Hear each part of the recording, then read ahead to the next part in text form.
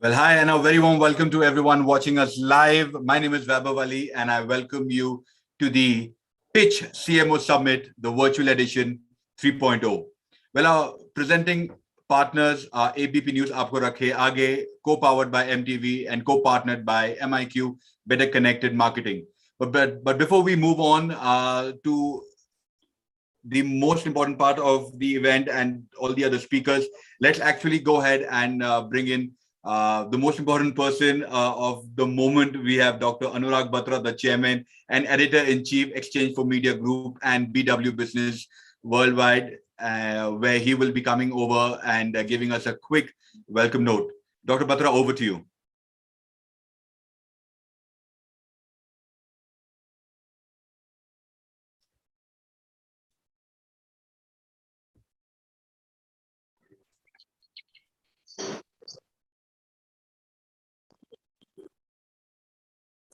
Good afternoon. Thank you so much, Weber. Thank you for this kind introduction. We're on 24th September, Friday. It's a bright sunny day in Delhi, but it also rains occasionally. I'm sure all of you are doing well from wherever you are, in whichever city you are, in your home or in your office. Today we have the Pitch CMO Summit. We are doing it virtually. The last 18 months have been defined by the three C's: contactless, compassion, and collaboration. Today at the Pitch CMO Summit, we are discussing what are businesses doing, brands doing to be able to build their brands in a post-pandemic environment. We are now living in a truly digital, contactless economy. Even categories like FMCG, who are not doing e-commerce, are evolving into e-commerce place. The consumer tech startups that have got listed in the last 4 months are seeing valuations that are bigger than their counterparts in the physical retailing space. So clearly, the e-commerce revolution, the D2C, digital to consumer revolution, to direct to consumer revolution is really, really happening. So today we will have leaders, CEOs, MDs, CMOs talking to us about how our consumers, marketeers, and technologies coming together to make sense of this new imperative. We'll start with Mr. Bhalla, who's the MD of the Hershey's in India, and Hershey's focus in India is growing. Again, chocolates are an in-home category. The word in-home, we used to have out of home, but in-home was not talked as we talk today. So the category of in-home also includes chocolates. So the in-home category is growing because homes have become our entertainment centers, they become schools, they become offices, they of course are homes, they become restaurants. So really the in-home category is seeing a revolution like it has never seen growth, and e-commerce is enabling that at-home revolution. So clearly today we'll hear from brand owners, from media professionals, from CMOs, from MDCOs on how they see the next few months, where are we headed, and how they've leveraged over the last 18 months. In the 21st year of Exchange for Media and in the 18th year of Pitch, the Pitch CMO Summit, which is in its 16th year, is now having a lineup which is global. And I'm sure when you spend your time today, you'll be able to learn new things and map the journey of these businesses and brands. So I wish you luck, and I'll request whoever to get in Mr. Bhalla, and I look forward to the session with him. Thank you. Thank you, Dr. Batra, for taking our time. We understand that you are personally tied up, and I really hope that everything goes out very well. Let's move on to the event. Very interesting day ahead for the guys who are just coming in. Well, hi, my name is Vaibhav Ali, and we also have Ruhail joining us. Hi, Ruhail. Let's talk about the event, which is the Pitch CMO Summit Virtual Edition 3.0. Our presenting partners are ABP News Aapko Rakhe Aage, co-powered by MTV and co-partnered by MIQ, Better Connected Marketing. The first edition that we had was on brand purpose. The game changer is the new normal. The second edition was the power of brand love. But before I go on further, I request everyone to use this hashtag, that is hashtag pitch with a capital P and CMO, capital again, that is pitch CMO on Twitter or on any other social media platform. Let people know that the event has begun, where we have many iconic figures from powerhouse of brands who will be talking about future-proofing the brand post-pandemic, or perhaps even during pandemic. The and also please put in your questions in the Q&A tab. We will make sure that we try and answer all the questions that you have, or at least let them know about your questions, because we want this session to be interactive. So go ahead, type in the questions. We will try and have them answered.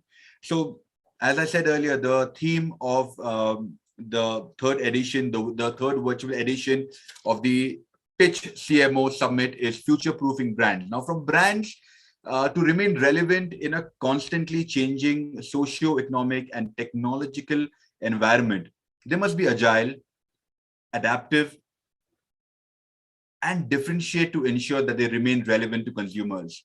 In the recent past, brands have remained consumer-centric and have reinvented themselves, seen success, while brands that were slow to catch up or have struggled to even retain relevance. At the Pitch CMO Summit, the virtual edition 3.0, today we have an action-packed afternoon and evening, as we have brand leaders from iconic brands and unicorns who have come together to decode the future of brands. Well, let's before we begin, let's have the AVs of our partners, and then I'm going to see you here.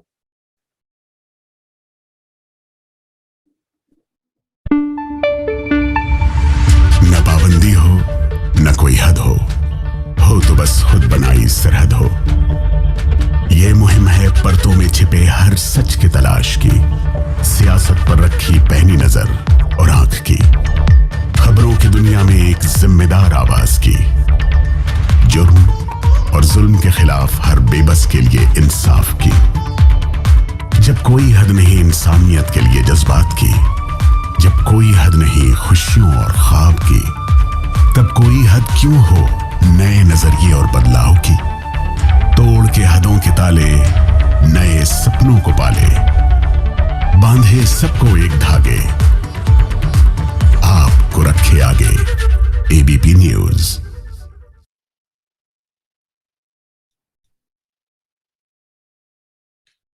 Thank you so much for the AV. Now, kicking off the summit with the keynote address. Growing up, Hershey's has been this very fantasized chocolate brand.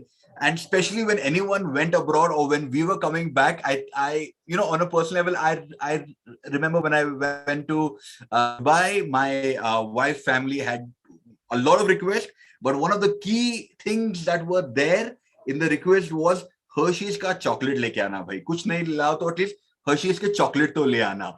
So Hershey's chocolates have been on every traveler's list or everyone's list whose friends are traveling abroad. But thanks to Mr. Harjit Bhalla, the game has changed since 2018 with their aggressive marketing strategies, and the brand has made its presence felt in India. The man behind it for Hershey's to be available in India. I was talking to Simran from BW Business World. She says that unke doodh wale ke paas bhi Hershey's ke kisses are available. So I think kudos to you and kudos to your team, Mr. Bhalla. He was the then MD for India and now has been elevated to a global leadership position. Let's welcome Harijit Bhalla, the Vice President, India and Asia Pacific, Europe, Middle East and Africa, the Hershey's company. Today, he will be telling us about future-proofing your brand post the pandemic. Bhalla sir, welcome. Thank you so much, Vaibhav, and that was indeed a very warm welcome. I just want to say that where we are today is the result of a fantastic team that I have at Hershey. So all kudos and all hats off to each one of them. But first thing, thanks to you that you have made it so comfortable to all of us. Ki now we don't now Hershey's is not on the list. Ki bhai Hershey's leke aao. Abhi it is available in India every nook and corner. So thank you for it. Thank you, Vaibhav. And in the next break, just ensure you run to the nearest shop and buy yourself some Hershey's Kisses. I'm going to do that. Super. See, this is called brand plugin. Kahin bhi ho, brand plugin is extremely important. And remember, everyone watching us, that you're learning from the pros, right? So pay attention to that. Smooth plugin, hamisha important hai. Mr. Bhala, over to you now. Thank you, Vaibhav. I'm just going to try and share my screen. Just let me know when it comes up.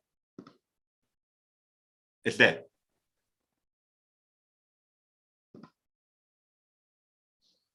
Okay.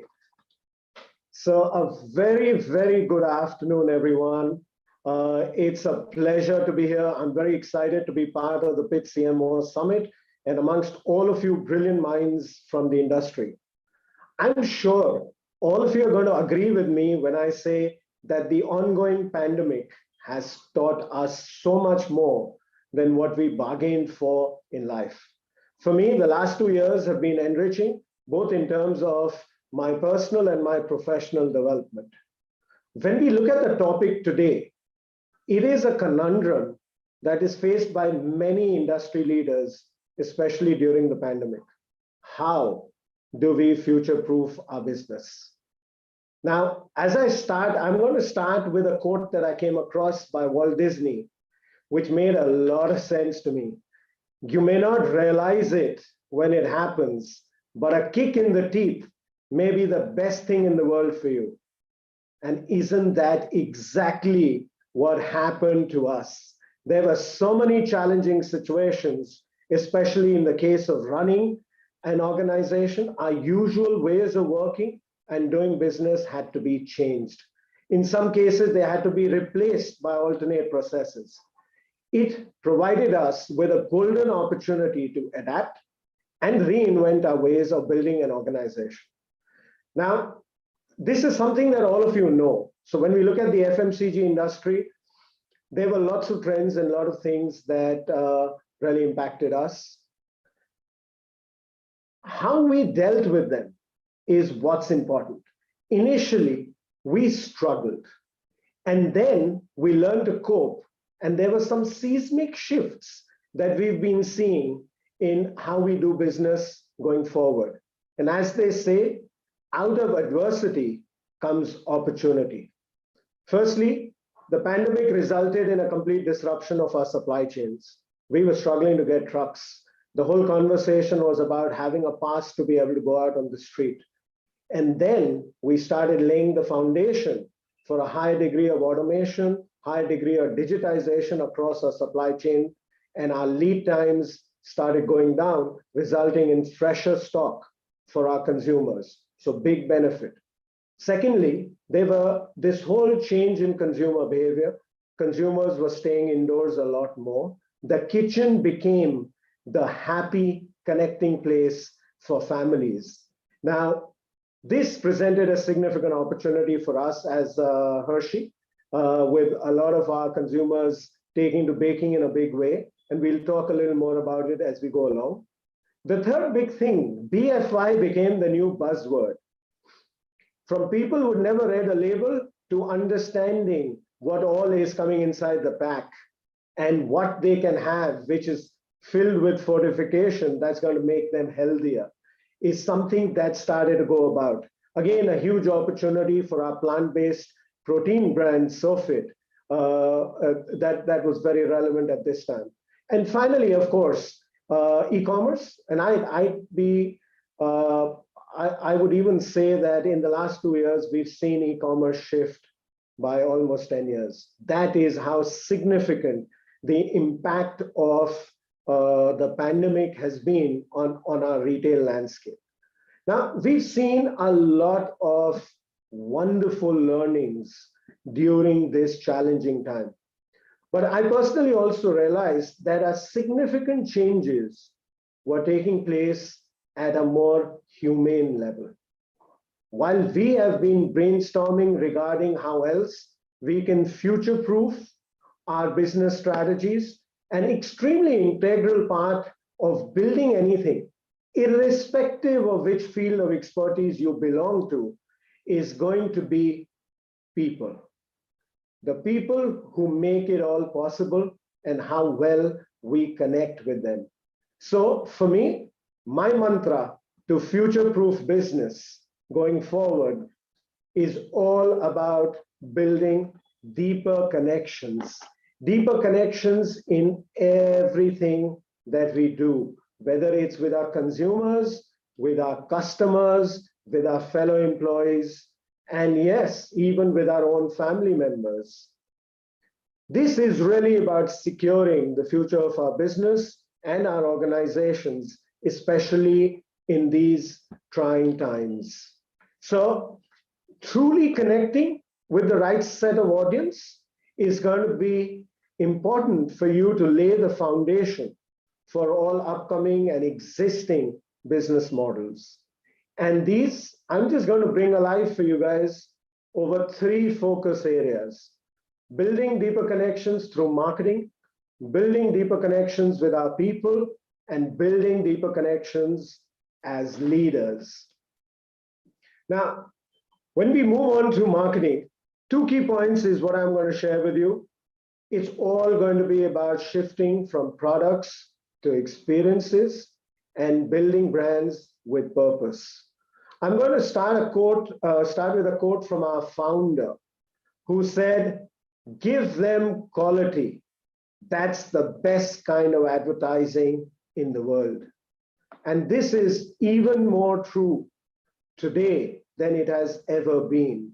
It is all going to be about delivering quality at every step of the way. It is not going to be anymore about convincing people to buy your brand. Instead, the priority has moved towards providing fantastic consumer and customer experiences that's going to get people to keep coming back for more. Now, I'm going to share with you an example from within. As you realize, during the pandemic, people were home. We launched an initiative called Happy at Home with Hershey's. The key focus being, how do you make it easy? How do you make things accessible? And how do you make it convenient? So there was this huge program that had celebrity chef curating, Ranveer, curating over 100 recipes. To make it convenient, we had QR codes on our syrup bottles. So all the consumer had to do was scan it, have access to these recipes, and there were a lot of enjoyable family moments that were created inside the home. Now, we even realized that there were different kinds of cooks, starter cooks and more advanced level chefs. And of course, we curated our recipes to cater to all their needs. So just one example, and there are many more out there, of how we can prioritize from product to better experiences. The next thing is really about building brands with purpose. And again, this is not something that you haven't heard, but this is something that's becoming even more relevant today as we speak. I'm going to share with you an example from my erstwhile organization, and one of probably, according to me, the best brands that bring alive the purpose within, and that's Lifebuoy. You know, this was probably the first brand that issued a public service message during the pandemic, urging consumers to wash hands with soaps or use sanitizers very, very clearly. It is so well linked to what the brand stands for and what they bring to the table. A brilliant example of how, during these challenging times, a brand created reliability like no other. So those were certain areas in the space of marketing that I wanted to highlight. The next key area is all about your people. And trust me, if your people are happy, your business is going to fire. And that happiness creates that infectious spirit that's going to bring alive and highly engage your entire organization. It's going to be important, and I know everyone's talking about this now, but it's going to be extremely important on how you work about creating a hybrid work model where people, your employees, are going to feel safe, they're going to feel secure, and they're going to feel well looked after. Another example from within Hershey is the best of both, where we are highlighting the fact that we know it's important for you to have personal flex time. We know it's important for you at work to have moments where you can collaborate and moments where you can focus. So the best of both is really, really aimed at ensuring specific days of the week are blocked for collaborative meetings at work and other days where you can focus in peace from the confines or comfort of your home. Extremely important. And I'm saying this because as things are improving, a lot of people are wanting to come back. But the reality is life has changed. What has gone by is never going to be the same again. So it's important that we are sensitive to this as we go along. The other thing that we really became important during the pandemic was how we upskill and repurpose our talent. Something that's going to be important and in ensuring that this talent is all set to embrace the future. Again, something that we've always heard, your business is only as good as the quality of employees that you have within. A lot of organizations are doing lots of great things in this space. We at Hershey have started something called Stronger and Growing Together. It's a 3-year program. You know, it's all about helping employees with feedback, coaching, career panels, development tips, e-learning modules, and whatnot.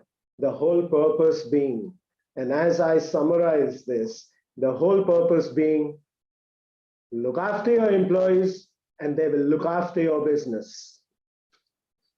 With that, I move to the third and my last pillar that I want to bring alive, which is how do we evolve as leaders? And if there is something that has had to exponentially change over the past 2 years, it is the quality and the kind of leadership. Agile leaders, resilient leaders who are in touch with their surroundings and have the ability and the willingness to adapt are the ones who will grow and are the ones who will survive. For me, this starts with on-the-go leadership. You know, resilient leadership or on-the-go leadership is like free-flowing water. It teaches us to move with the tide, to find pathways, to move despite odds, and to create ways where there are none. Now, let me tell you, this is easier said than done, because this is a very uncomfortable space of leadership.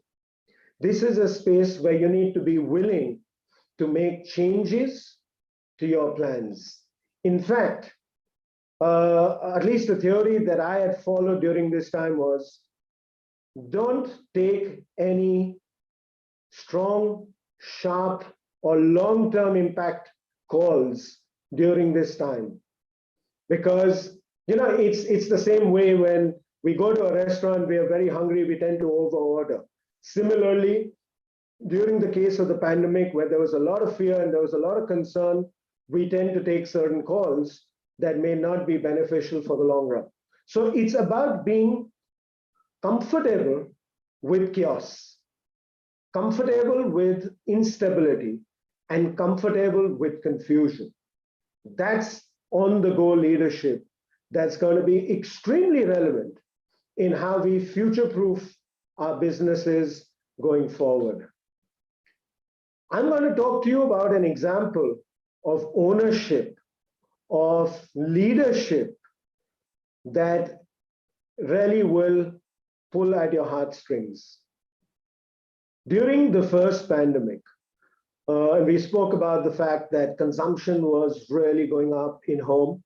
Our entire range of Hershey spreads, syrups, cocoa powder was flying through the roof. At this time, there was a lockdown that got imposed in Bhopal, and our factory is in Mandideep, which is in another district next door. Our employees live in Bhopal. And suddenly no one could go to the factory. And at a time where you're probably having the highest demand in history ever. Now, this is when 20 employees volunteered to shift into the factory for 2 weeks. Trust me, that is probably the most humbling thing for us. These employees put their lives and their families at risk. They put the company first. And when I had asked them, why do you want to do it? They said, we are if the company is. And that for me is the most classic example of leadership. These 20 leaders stayed 2 weeks, and we're not a factory that's equipped for accommodation. Everything was makeshift. And they ensured that we got stock as much as our consumers needed during this extremely difficult time. Now, isn't this a testament of ownership, resilience, and absolutely brilliant leadership at an individual level? So hats off to these guys. Moving on to my last point, which is really about leadership beyond business. And this is again something that's becoming extremely important. You know, we're reaching a stage where consumers are getting concerned about this. We need to inculcate an approach where businesses place equal emphasis on social and environmental implications as it does on financial ones. Businesses need to take a more empathetic and societal and sustainable approach towards their operations. You know, we need to start to believe that we can do well by doing good. So this is clearly something that's going to be extremely important. For us at Hershey, I think we take pride in the fact that our entire cocoa is completely certified sustainable. So globally, there's been a lot of focus on cocoa sustainability, and we're working really hard to be in this space, and we're happy and proud. This was a big milestone where 100% of our cocoa is certified sustainable. So I'm going to end with a quote from our founder, again, Milton Hershey, where he said that our value of our good is not measured by what it does, but by the amount of good it does to the one concerned. So bear that in mind. With that, I'm coming to an end of my keynote, and I'm wishing all of you all the very best as you go about future-proofing your businesses and future-proofing your brands. It was an absolute pleasure being here. Thank you so much. Thank you so much. What a fabulous stories you shared. I think something that really inspired me was your team working out from the Bhopal factory for 2+ weeks. I think that was fabulous. How I think that would have really stood as a testament to even your leadership, right? And to the entire leadership of the factory that they're choosing to stay out. When you first heard that, what really went into your mind? I'm really eager to know that. I'd say shock and disbelief, and gratitude and humility. You know, it is humbling that people are going out and doing that. And I think that's been the story for us at Hershey during the last 1.5 years, the way the people have come together. And that's why, you know, you heard me, the core of businesses is going to be people.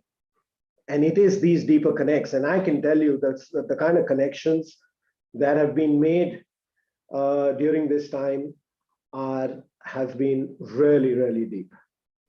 Absolutely.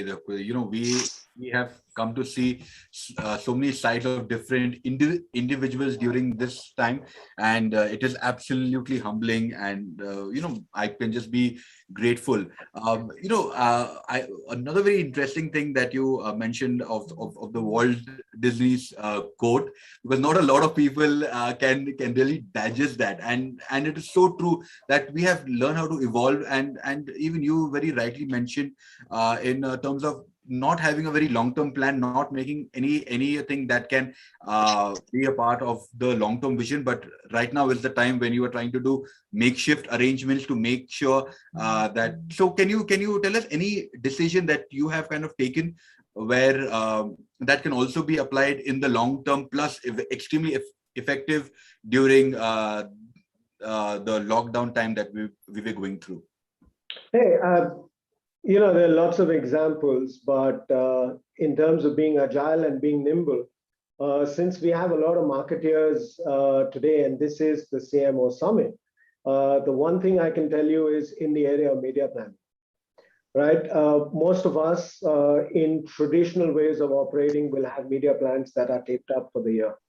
Now, we had to live with the idea of, really discussing media planning almost on a weekly basis, because you need to be, in terms of ensuring that you get the right bang for buck, your media has to correlate or be linked to your availability. Now, if people are not being able to go outside and people are not being able to even access a new launch that you've probably put in the marketplace, then you're going to be burning up cash if you're on air and there's no product. So, I'm just saying it's just about re-looking at a lot of this. And actually, there's another example. We, in the midst of the pandemic, realized that innovations usually take a long time. I come from an organization both at Unilever and at Hershey, where we spend a lot of time doing a lot of research and getting the product right. And now there was the need of coming up with innovations that are quick. And in fact, for the first time ever, I think we'd be happy to say that we launched hot chocolate last year in under 3 months. That's from an inception of an idea to be in the marketplace. That was what you would call a swift innovation. So yeah, clearly lots of such examples. Absolutely. Now, from because you mentioned media, let's get in a very dear friend of mine who actually is so busy that at times he doesn't even pick my call. But we have Suhail Ramin. Buddy, hi. How you doing? Ruhail, are you there? Hi, Vaibhav. Thanks. I was very absorbed in the question that you asked. Sorry, I was just checking my audio. Thank you so much. You did quite some pointed questions out there. And thank you, Mr. Bala. I was listening to the presentation. And quickly, since we have 5 to 7 minutes, I just want to have one question that you spoke about placing people in the center of the learning has put, the leadership back into thinking about how people are important and how marketing can ensure a deeper connect henceforth. At a personal level as well, if you could tell me, what all changes have happened, from a personal standpoint.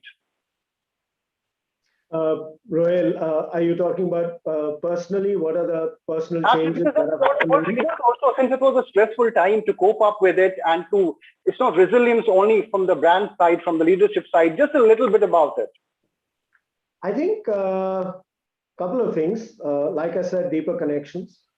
I'll give you an example. My leadership team and I used to connect for an hour every day, 5 days a week, which was never the case when in normal times. Of course, we would connect, but maybe once or twice a week.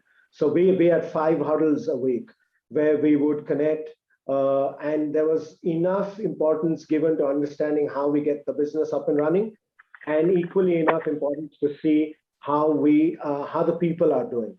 We did dipsticks with people to understand how they're doing. We were extremely conscious in our ways of working. So I'll just give you certain examples. And this was important, for me as well.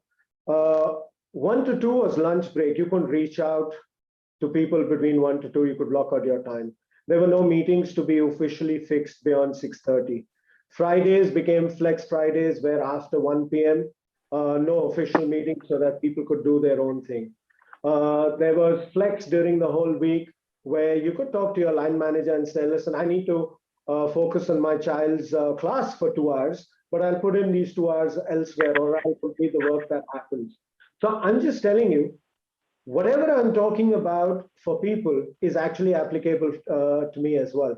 And it was extremely important because when you're working from home, the lines get blurred between when is family time and when is work time. And that's something that we as leaders need to drive. So at least at Hershey, I can tell you, no, weekends are yours, no communication. Saturdays, Fridays, second half, you take out time to do your own thing. Lunches are yours. After 6:30, it's yours.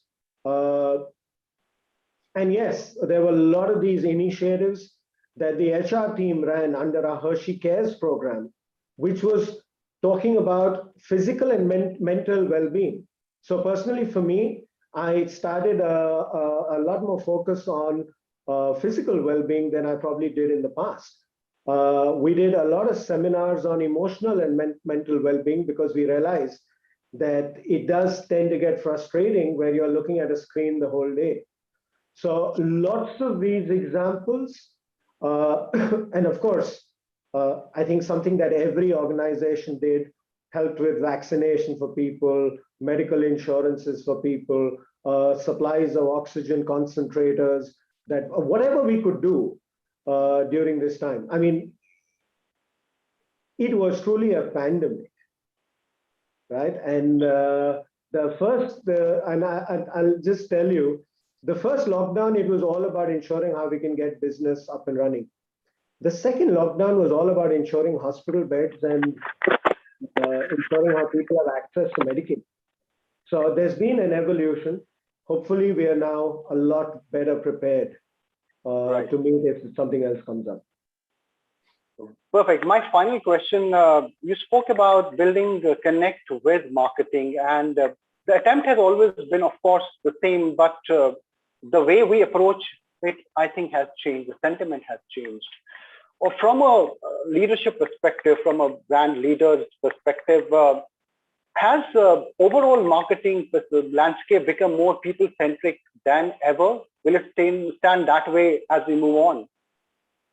Oh, absolutely. I think marketing has become more consumer-centric than it has ever been. And this is coming more from the demands of the consumer as well, and how the marketeers are also evolving. Let's see, digitization has played a huge, huge role. We're moving into an environment where the future of retail is largely omni-channel. Now, if you look at how this is all evolving, there is a need for a lot more personalization of the connection with the consumer. You know, in the earlier days, there used to be a saying, get the product on shelf, the consumer will buy it. It's not going to happen anymore. The product needs to talk to the consumer. It needs to mean something for the consumer, and it needs to be able to make that consumer's life a lot more meaningful and a lot more convenient for the consumer to reach out. So I clearly see an evolution. And we're seeing our retail landscape also evolving in line. I mean, e-commerce has suddenly become the center of it all. You know, in the last few years, I can speak about us at Hershey. E-com now, for the average contribution to businesses is roughly about 2%. For us at Hershey, it contributes to over 10%. Now, that is also allowing us to digitally connect, geo-target our consumers, and engage and also work, collaborate together to even create a lot of user-generated content. So it's the connection. Now they're talking as people. All right. I just got a cue that we are out of time, but wonderful listening to you, and thanks for joining us today, Mr. Bhalla. It was a great conversation and a great learning. Thank you once again. Thank you so much, Rohil, and a pleasure being there. Wish you all the very best for the rest of the summit. Thank you. Thank you. Thank you, Rohil, and thank you, Harjeet, for taking your time and giving us such insights. I still haven't gone to the store, but I'm going to go and get some kisses for myself. All the best. Thank you. Thank you so much. And now let's move on to the next special address. When we speak about fashion, retail, there's no chance that, especially for men, we don't talk about these few brands that, really excites us. Our next speaker represents brands that have redefined fashion in India, be it leading the formal wear segment to now tapping into smart casuals. He leads the iconic brand such as Louis Philippe, Van Heusen, Alan Solly, and Peter England. Welcoming Vishak Kumar, CEO, Mudra Fashion and Lifestyle, Aditya Birla. I'm sorry. Were you saying something, Mr. Kumar? No, go ahead. It's fine. Okay. So I was saying let's welcome Vishak Kumar, the CEO, Mudra Fashion and Lifestyle, Aditya Birla Fashion and Retail Limited. To make a retrospect, is your brand future-proof?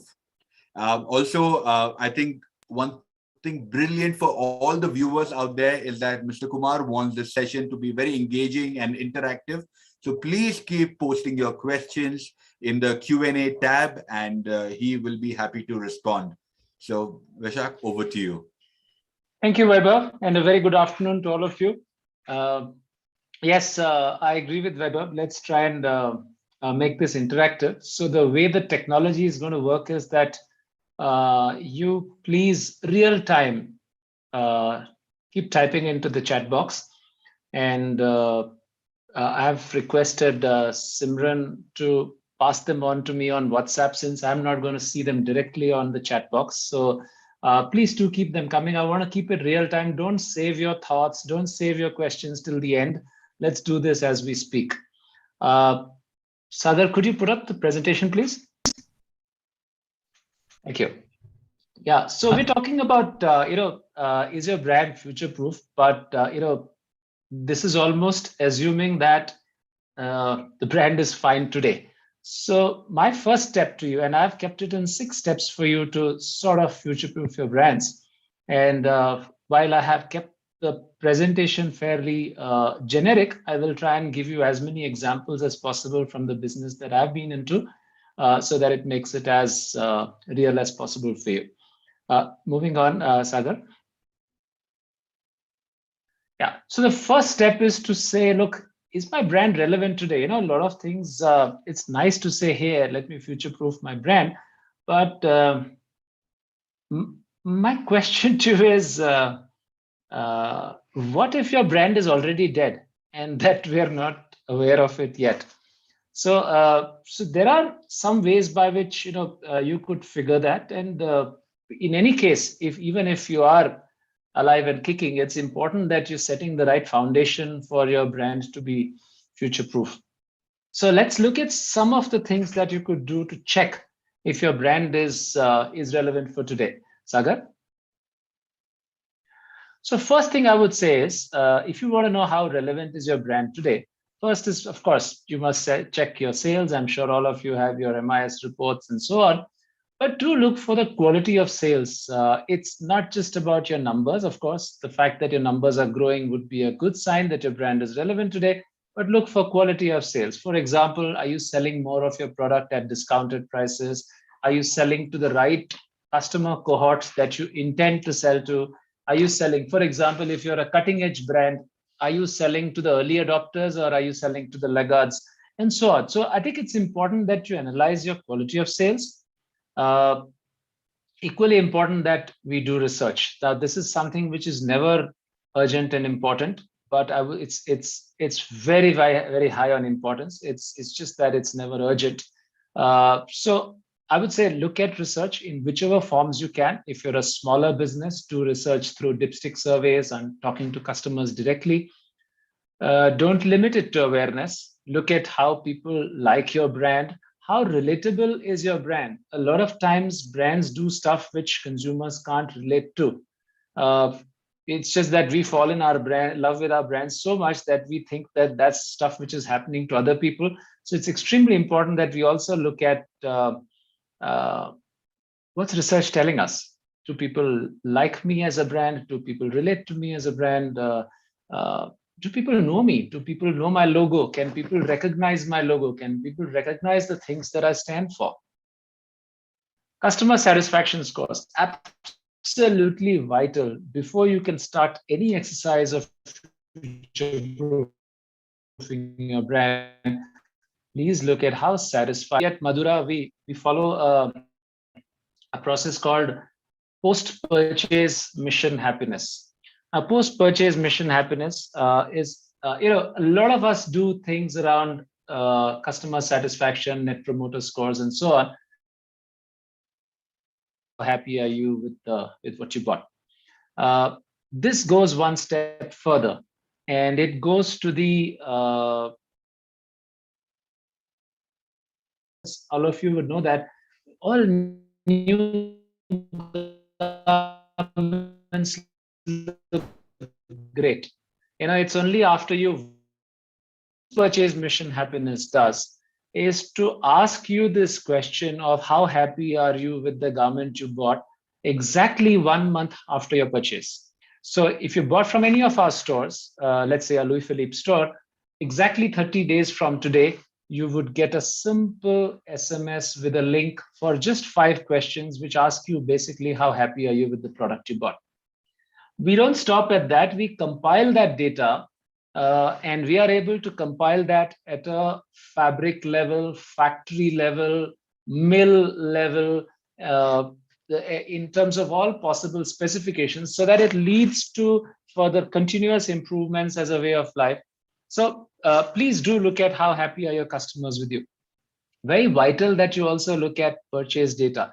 Are people that you're selling to, are they the same customers who are buying again, or are you required to sell to new customers every time? It's a vast country, so you will find a lot of first-time customers, but what makes a brand is when you have repeat consumers. So do look at your measures of business to see if you're getting enough of repeat sales. Of course, as a healthy business, you do need new customers. That's your engine for growth, but do keep looking at are the people who bought from you, are they buying from you again and again? Okay, Simran, do please send me whatever screenshots you get as and when you get them, so that I can weave that into the conversation as we speak. Yeah, go on, Sagar. As you look at future-proofing your business, it is important that you identify the things that might change your industry. That might change in your industry. There are things that all of us are familiar with as the shifts that might happen. Let's look at some which are most likely to happen. Sagar. So clearly, technology, and this is something which is likely to affect every business. There are, I had a friend in a leading watch business who told me 20 years back, कि यार हमारे business में तो technology कुछ ज़्यादा change नहीं होगा. We've been in this industry. The watch industry has been around for hundreds of years, and it's not going to change. And look at how people wear watches today, and how tectonic shifts have happened in the watch business. Almost every industry is going through changes like this. For example, in our own business, in apparel, technology has completely changed the way we sell, and increasing amount of business. The previous speaker spoke about 2% in his industry. We are already close to 20% now as business which is happening through e-commerce, and it is rapidly growing. Societal norms. Things change. Imagine if you were a business of selling neckties, and you were the market leader in selling neckties. If you didn't see the societal norms changing, when was the last time you saw somebody wearing a tie to work? Of course, when was the last time we saw a person in a physical office? But that apart, when was the last time we saw, even pre-COVID, anybody wearing a tie to work? So it's extremely important that we recognize even definitions of what is dressing up, what is various norms of society at different points of time. demographics, and this is something again where is the nation aging? Is the nation getting younger? Where is the large part of the consumer cohorts? Where are they? Is again something very, very important to recognize. Who's got the money? At different points of time, different consumer cohorts are very, very vital from purchasing power perspectives as well. So I think keep a close eye on the demographics, which are likely to change. Now, this is relatively easier to predict. Political landscape, economic progress. Look at, for example, small town India. Small town India is, I was a couple of weeks back in a town called Namakkal in Tamil Nadu. A year back, we had practically no business in Namakkal, and today it's such an amazing story of how well the Van Heusen store in Namakkal is doing. Some of these are happening as the country progresses and the business in these markets. Of course, now, can you just put up a store and forget it? No, it's extremely important that you understand the market, you understand the consumers in that market. Very, very different from the rest of the country and so on. So, but please do identify the things that are changing in your industry. Laws and regulations, entry barriers. How easy is it for international brands to come into your market? What will happen if more and more brands come into your market? How will you respond to that? All of these are things that one must prepare for as we prepare to future-proof our business. Needless to say, I think everybody's become very familiar with Black Swan events now. COVID is one such, and it's what people call a once in a century event. But watch out for the next Black Swan events as well, and how you would respond to them. Okay, I'm going to take a 10-second breather and look at some of the thoughts which have already come. Perfect. So there are nice questions. Thanks, Tarun. Thanks, Neha, on some of the stuff that you want addressed, and I will take that on as we speak. Yeah, go on, Sagar.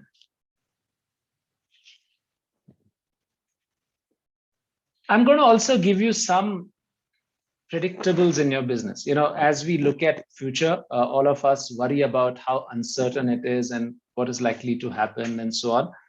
What I do want to do is to give you some most likely predictions, so which are almost foolproof.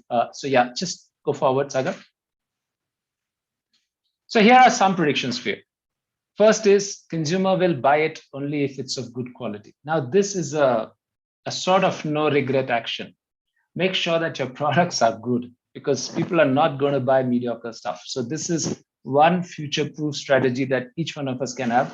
Easier said than done, but absolutely, good advertising, good marketing will only sink a bad product faster.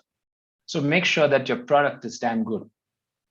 Remember that people prefer to buy stuff that is simple and easy to use. As you key in on WhatsApp, you know what I mean. The simplicity of a product, the ease of use is extremely vital. We see this even in the apparel business. For example, when we as we saw the pandemic and we saw more and more people working from home, we realized that a lot of people had lost their dhobi solution for ironing clothes, etc. And when we launched this line of wash and wear garments which didn't require ironing, which was easy maintenance, it just flew from the shelves. So it's clear that if you're able to give people simplicity, if you're able to give people very easy operational product solutions, they do like it. Trust me, technology will keep disrupting business. So keep watching for technology. It affects every industry at some point of time or the other. Please remember, all of us, we used to buy cassettes and CDs and see how that industry got disrupted. So industry after industry, the way we used to take photographs while on a holiday, across the business you will see, and it's not just for tech industries that technology will be a disruptor. Technology will be a disruptor in very, very basic ways in all of our businesses. Do look at how technology is likely to disrupt your business. Consumers will increasingly, as the stress on the planet increases, as the stress on sustainability increases, there will be increasingly pressure from consumers to give them products which are good for the planet. Now, a lot of brands today, a lot of companies today have done what is called greenwashing, which is basically tokenism in the name of sustainability. Remember that consumers will see through this very, very quickly. Good brands will be those which are able to tangibly, demonstrably show to consumers that they are good for the planet. Another very, very important, almost sure shot prediction, consumers are increasingly becoming aware of the health impact of products. So make sure that your products help consumers to stay healthier. So do look at, again, another example, in recent times with COVID, where people have become increasingly aware of how they have to improve their immunity, etc. Our athleisure lines, our lines of sportier merchandise, etc. They've just been flying from the shelves and online as well. So please remember this, that there are things which are going to stay stable, and you just need to make sure that you're really good at those. Move on. Now, here is where we come to the meat of it on how do we future-proof our business.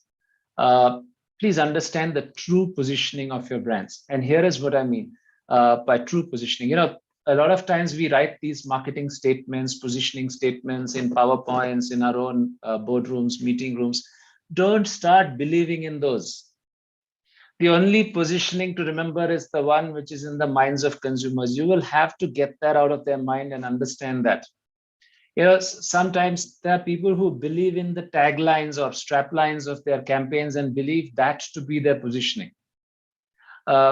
It's very, very important that you understand truly what consumers think of your brands.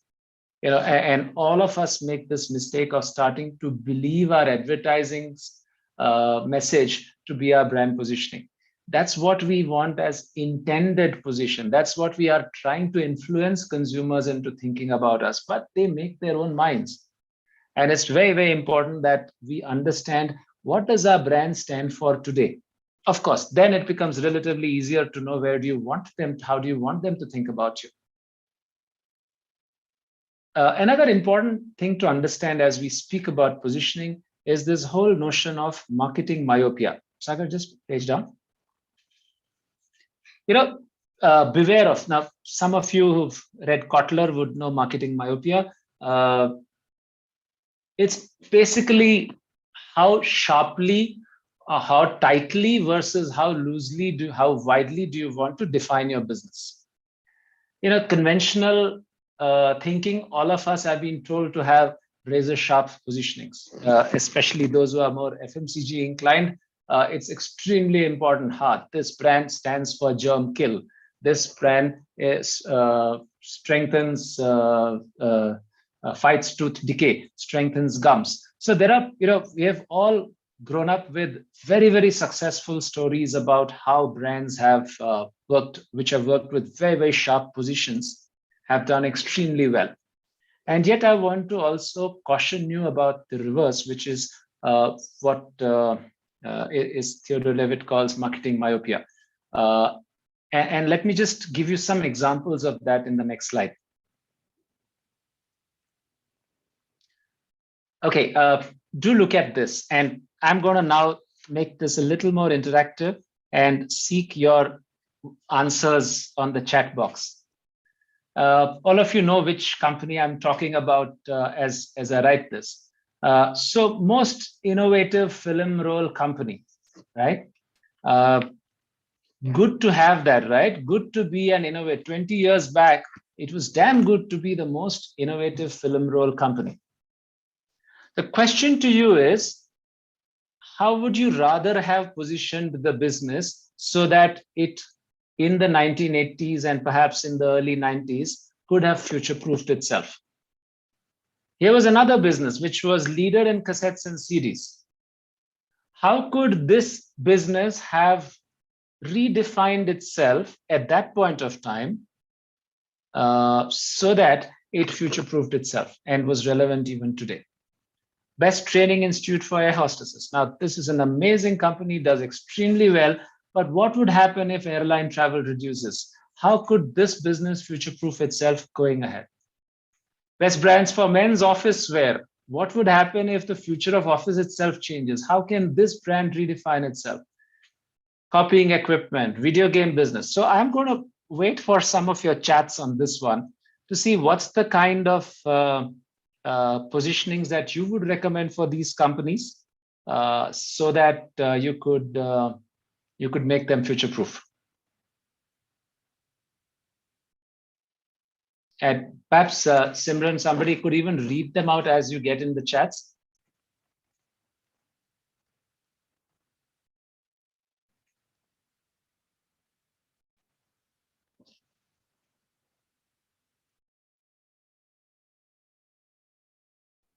We already have questions for you. If you could look at it, we have 10 minutes time left. We've already sent you questions. Yeah, I've got that, but I'm just trying to see if Simran, if people want to just respond to that. This yes, so we have a chat coming in. It says that the leader in cassettes and CDs could go to doing a podcast and could turn into a digital podcast company. Yeah. Bang on. So, but now that is what I would call in my next slide as a pivot, and we will come to that.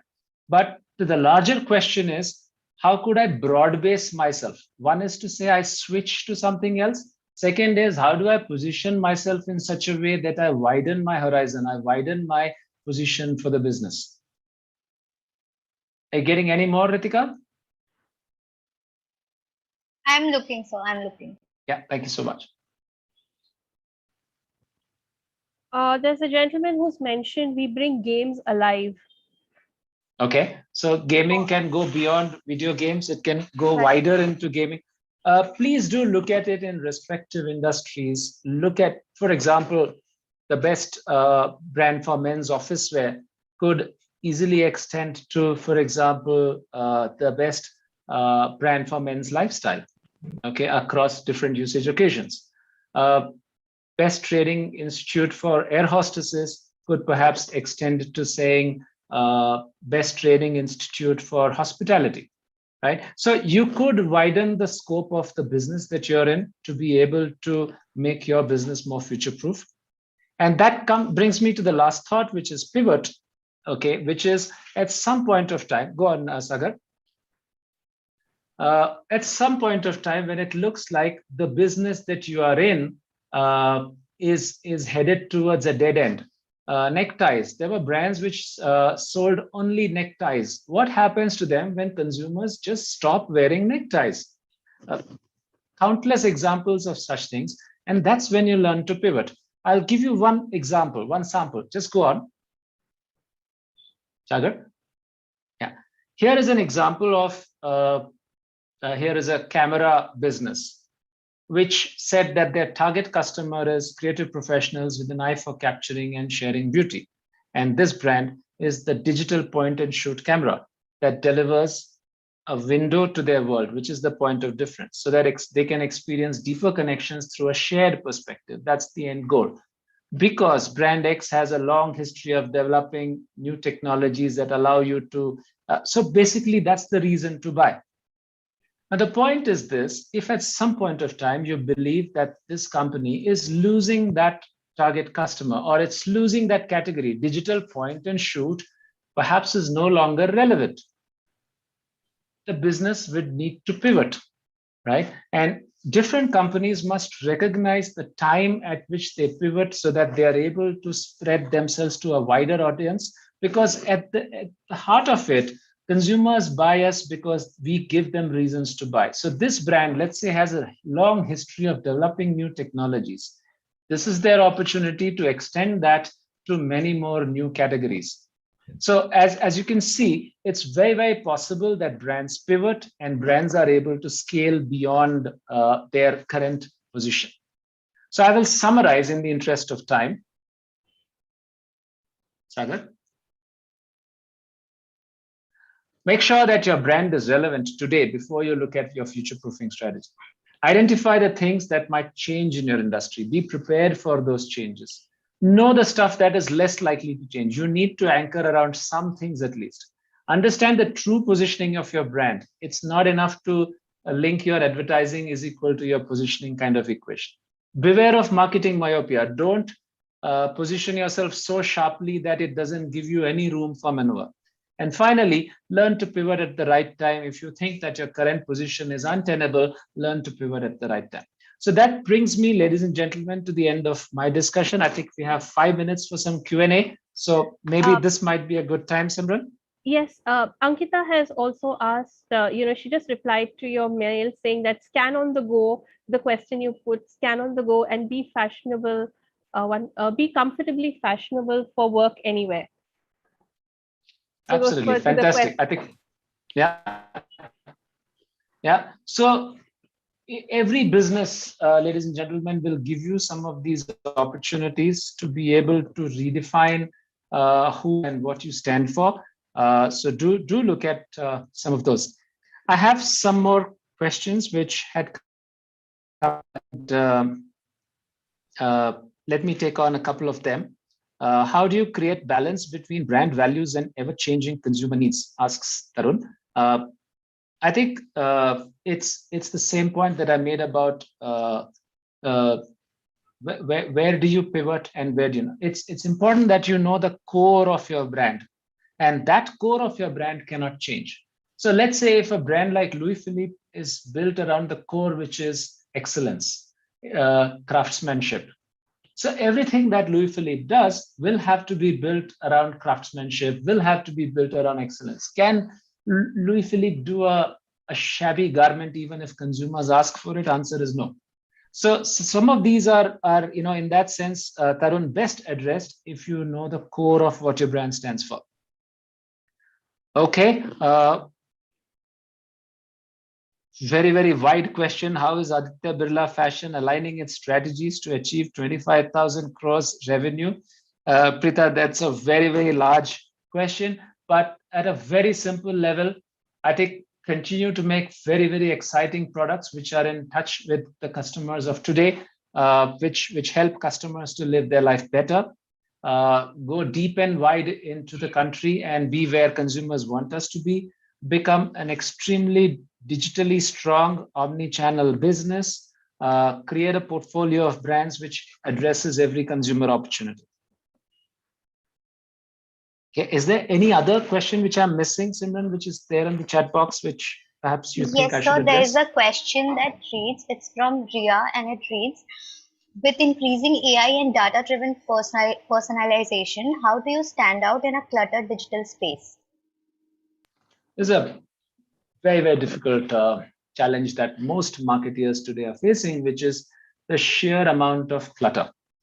And I think this is where brands have a bit of a head start, because brands do get a little extra attention from consumers. That's one.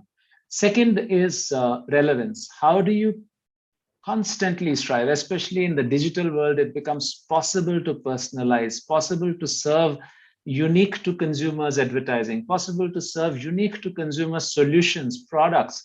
I think the critical challenge as you go forward is going to be, how do I work to a segment of one?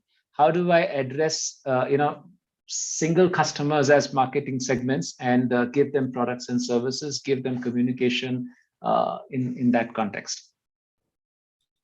Thank you so much, Mr. Kumar. I think the session was fantastic. I'm hoping that if Sagar can send me the presentation, I would be able to rejog it and and understand the nuances that you mentioned. So thank you so much for your time. Please do connect with him on Twitter or on any other platform. I know you are not available on Twitter, I think, but let's kind of get connected with him. If you guys have any questions, do connect. But thank you so much for your time, and hoping to learn a lot from you in the future. Thank you, Weber. Thank you, Weber, and thank you all. Have a wonderful rest of the session. Thank you very much for having me. You're most welcome, and thanks a lot once again. So now let's quickly move on to the next very interesting panel discussion that we are having. as they say, while smartphones and gadgets rely heavily on what two websites, Amazon and Flipkart, to push sales on the e-commerce sites, and they are usually multi-branded, and they can't really favor one particular brand over the other. I don't really know if that is happening. If that is happening, we'll just keep that for later. However, let's talk about how brands can ensure that they are leading the e-commerce market and also making themselves, what's the keyword of the day? Future-proof. To discuss more on the topic, acing the online shopping research experience to boost brand silence, we have a fantastic panel with us today. First up, let's welcome our session chair, Nitin Mathur, co-founder and CEO of 91 Mobiles. Hi, Nitin. How are you doing? Hi, very well. Thanks for having me. Glad that you are here. And a panel of experts. We have Prashant Jain, Director, HP India Marketing. Hi, Prashant. How are you doing? Hi, very well. How are you? I'm good. Thank you. We have Roshni Das, Marketing Director, Intel India. Hi, Roshni. I think I'm seeing you after a very, very long time. I've done a lot of mall events for you in Bangalore and in India. Good to see you, Vaibhav, and good to be here. I'm glad. Thank you so much. We have Suraj Balakrishnan, Head Marketing India and Bangladesh, Acer, and Utsav, CMO of Noise. Hello, everyone. Maestro. Yes, I hope everyone is here. So I'm just going to leave this to Nitin. Over to you. And please remember, anybody who's watching this, the hashtag is PitchCMO. Please go ahead, share your thoughts, and put up all your questions on the Q&A tab. Over to Nitin. Thank you so much.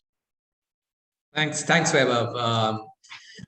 So let me just start by setting a bit of context. So I obviously lead 91 Mobiles, which is a gadget site. We help people who are looking to buy any consumer electronic product and researching, finding the right choice across categories like mobiles, laptops, wearable, audio, even appliances. So next to Flipkart and Amazon, we probably have the most data on in-market buyers and what they actually do in their research journey. Now, across categories, our user surveys show us that, where do people, what source do people use to make their, which as their primary source of decision making when they're shopping. I think about 25% of the people use the e-commerce sites as their primary source, not just to buy, but even to, decide what they're going to buy. 15 to 20% use sites like ours, 91 Mobiles, as well as other gadget sites, review sites. 15 to 20% use YouTube, and a similar number prefer to go offline. A similar number just talk to references to make up their minds of what they're going to buy. Now, in most categories, survey after survey tells us that people take 2 to 3 weeks on an average to make their purchase decision, to decide what to buy. So the question here is, what can a brand do in this period to build salience for their products? In a context where so much of eventual purchases have now moved to the large e-commerce sites and are not happening in the brand's own stores, whether online or offline, particularly offline as it used to be, right? So in this context, let's delve into the strategies of some of the top consumer electronics brands in India. Today, I'll start with Prashant Jain, who's Director Marketing for HP in India. Prashant, just pulling you in here. So laptops are obviously a very highly considered purchase. People take a few weeks to decide before they land up on an online store. What is your strategy during this research phase? Please give us an overview and kick off the discussion. Sure. So a couple of things, I think a few things which have changed. First of all, over say the last 14 odd months, we are definitely seeing a shrinking of the entire shopping life cycle. So it used to be 3 weeks, 3.5 weeks. Given that the PCs become so essential to your working from home or learning from home or playing from home, people are actually closing, their research within less than 10 days, right? So that's one change, and therefore the challenge which you kind of mentioned has probably become even, more acute, that you've got to influence that purchase in a very, very short kind of time frame, right? And that's therefore, made us pivot a bit, right? So instead of really trying to influence that person in those 10-12 days, what we've realized is that the primary job of the brand is to be in consideration when the shopper comes into the market, not after she's entered the market and has already started her research, right? And therefore, the mainstay of our content strategy really is to start with the content which the customer wants, not only the content which we want to put out about our products, right? So, for example, when it comes to gaming, we do a lot of content which is basically about how to be better at gaming, right? And not necessarily about what's the best gaming laptop to buy. So through the Omen Squad, we just have tried to become relevant with a lot more mainstream gamers, gaming enthusiasts, even gaming pros, and make sure we serve that content so that the brand is in consideration. And obviously, then the customer comes in and starts, doing her specific product-led purchase, where e-commerce sites, platforms like yours become a lot more relevant, right? So I think that's one. The other thing which we've kind of focused on is to really answer specific questions which customers are asking. So we've built capability over the past 8 months now to know what our customers are asking about our products or about our categories. So whether it's platforms like Quora or just e-commerce, where a lot of Q&A is today happening, where customers are asking you very specific questions about very specific products, right? And you just need to be there, have digital capability to read that question, and then to answer it in real time. It solves it not only for that customer, but for a lot of customers who are just relying on these platforms for their research. Yeah. Yeah, thanks. I think that makes a lot of sense, being where the customer is rather than trying to drive them to somewhere that they aren't, right? So that does make a lot of sense. I'd like to bring in Suraj here. Suraj, how similar, dissimilar is this? Anything you do differently? What's your take on the overall strategy that you go? Well, I echo a lot of things what Prashant has said. I agree with a lot of things which he has touched upon. I think what I would like to add is the offline piece to this whole journey, because customer wants to even go to a store, experience a product, see what it looks, touch and feel, experience of that. I think that's also something which also influences the online sale and vice versa. So the whole journey, like Prashant said, is shortened because of the pandemic. So it's more of a quicker decision and they want it immediately. And this also influences the delivery also influences their purchase timelines, right? So for example, if you get delivered in the next day, then you have a better chance of converting a user, especially from an online site. So I think we are looking at options, even like endless aisle models, where customer can go to a store, experience a product, but get it delivered to his home through the online platform the next day itself. So it's all about omnichannel experience, and that's how we would like to see customer. Customer can buy from anywhere, but he would like to get a unified brand experience. I think that's what we are all moving into. And traditional brands like us, who have been in the industry for 22 years here in India, I think the D2C is something which is something which really exploded in the past 14 months.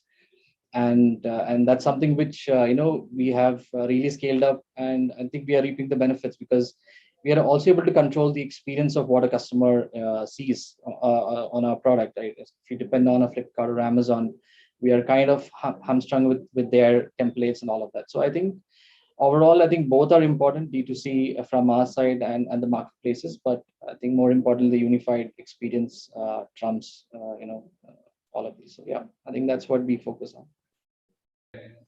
Right. Thanks. I think definitely. I think getting more deeper into content marketing, omni-channel, as well as the role that own brand store plays in all of this. I'll come to that in subsequent questions so that we can do a deeper dive. But bringing in Roshni over here, Roshni, your perspective to this is different, right? So Intel powers laptops, doesn't sell directly to customers, yet is a massive brand. So as an ingredient brand, what's your goal in terms of driving consideration, not just for your own brand, but possibly for the category as well? What is your approach there? Yeah, I think that for us, we, like you said, we're an ingredient brand, and our role primarily is to kind of uplift the category relevance, expand the PC goodness, propagate why PC technology is important in people's lives. Similar to Prashant, but what we do is, of course, we do it cross ecosystem and cross partners. The interesting piece is, I think both Prashant and Suraj talked about it, right? It's decades in weeks.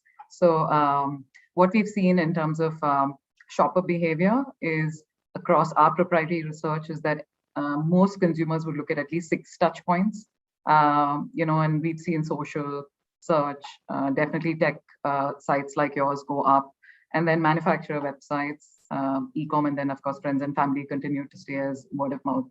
So these are pieces, and therefore I think it's begun to define how we are addressing these customers. I think both Prashant and Suraj talked about being where the customers are. One of the pegs that we add additionally is that we also go to social platforms that are emerging. For instance, we do work, say, with ShareChat, right? Tier 2, Tier 3. Interestingly, 3 out of 5 customers today buying PCs are coming out of smaller towns.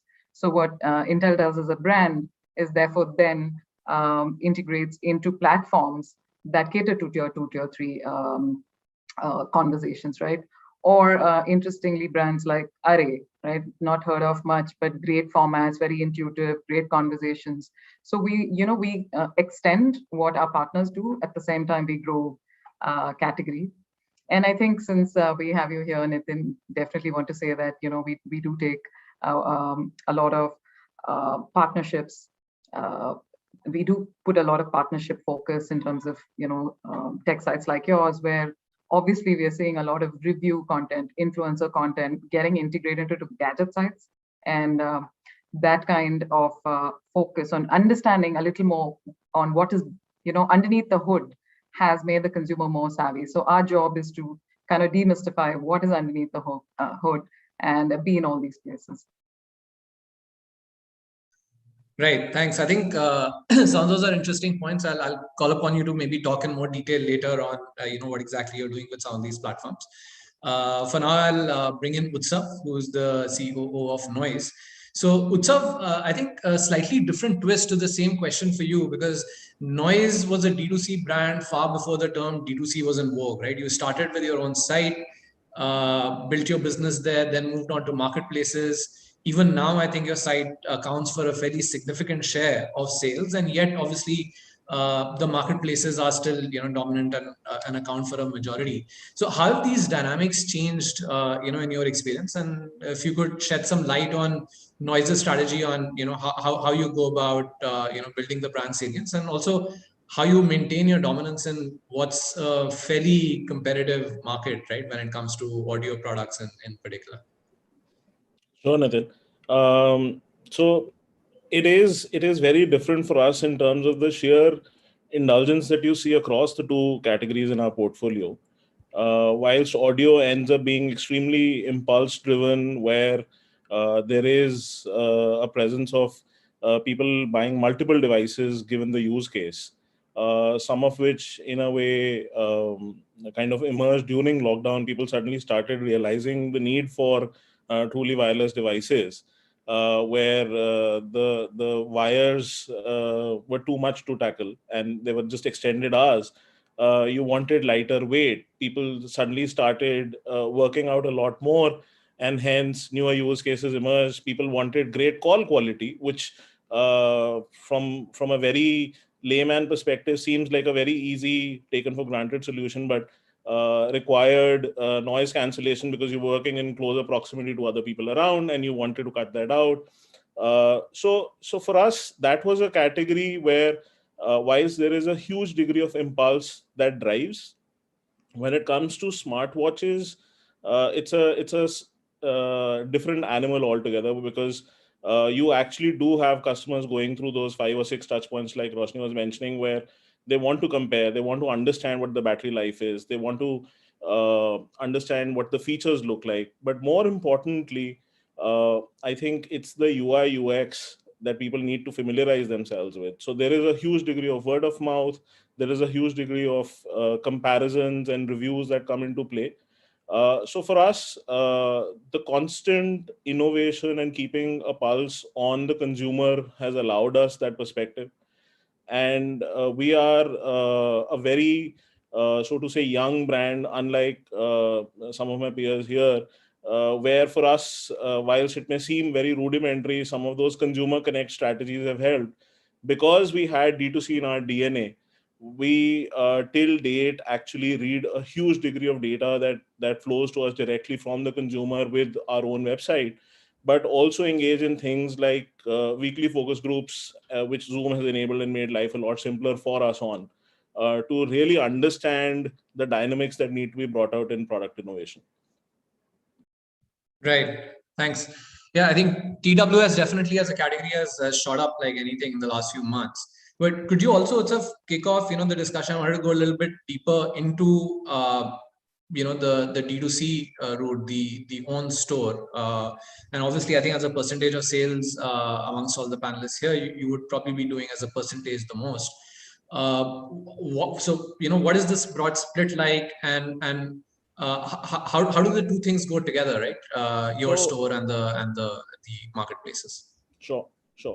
Nitin, I think for us, our own store started from 100% kind of share of voice, and till date contributes to almost a fraction of our total business. And that's a number that we control because you could kind of amp it up over time. But the reality is that there is a very clear challenge that D2C brands need to overcome, which is essentially the marrying of the where and the who. And in our case, especially when you talk about customers who are shopping, and you were right in mentioning that they're beginning to use the marketplaces as search engines trying to figure out the product. For us, I think that clear divide of who we are speaking to, whether it's a tier 3 customer, and in our case, that's almost a 35% contributor today, or you're speaking to somebody who's well aware, well researched, knows exactly what they want to do, the divide becomes clearer. There is a second lens that we end up using, which is essentially the lens of whether it's a category buyer or a brand buyer. And I think that becomes essential for us to be able to distinguish our efforts on whether it's a consumer who's likely to buy the brand and hence transact over our own platform, or it's a buyer who was looking at features at a certain price and ends up drawing comparisons with other products, end up seeing reviews, and then transacts over a marketplace. Right. Makes sense. I think, we see that division as well, where people who started their purchase journey, like either fit into, and it depends from category to category. A certain percentage would be the category shoppers, where they'd be searching either by price or by feature, and there would be certain who would be leading by brand. Certain percentage obviously would be your own, and then other competitor brands, and obviously there are different marketing strategies you can have to for the different cohorts. But I'd like to bring in first Suraj and then Prashant's experience as well here. Specifically, Suraj, in terms of the brand store, just to understand what role does it play? Is sales on brand store or on your own online store a big goal? Is it going to increase, or does it play more of a role in terms of salience building, where eventual sales happen elsewhere? How do you look at that in your strategy, Suraj? Yeah, sure. See, if you look at the overall sales, the percentage, it's compared to other channels, the brand store won't be big, right? But what we measure is just not on sales. We measure also on the customer engagement, what we get out of our brand store.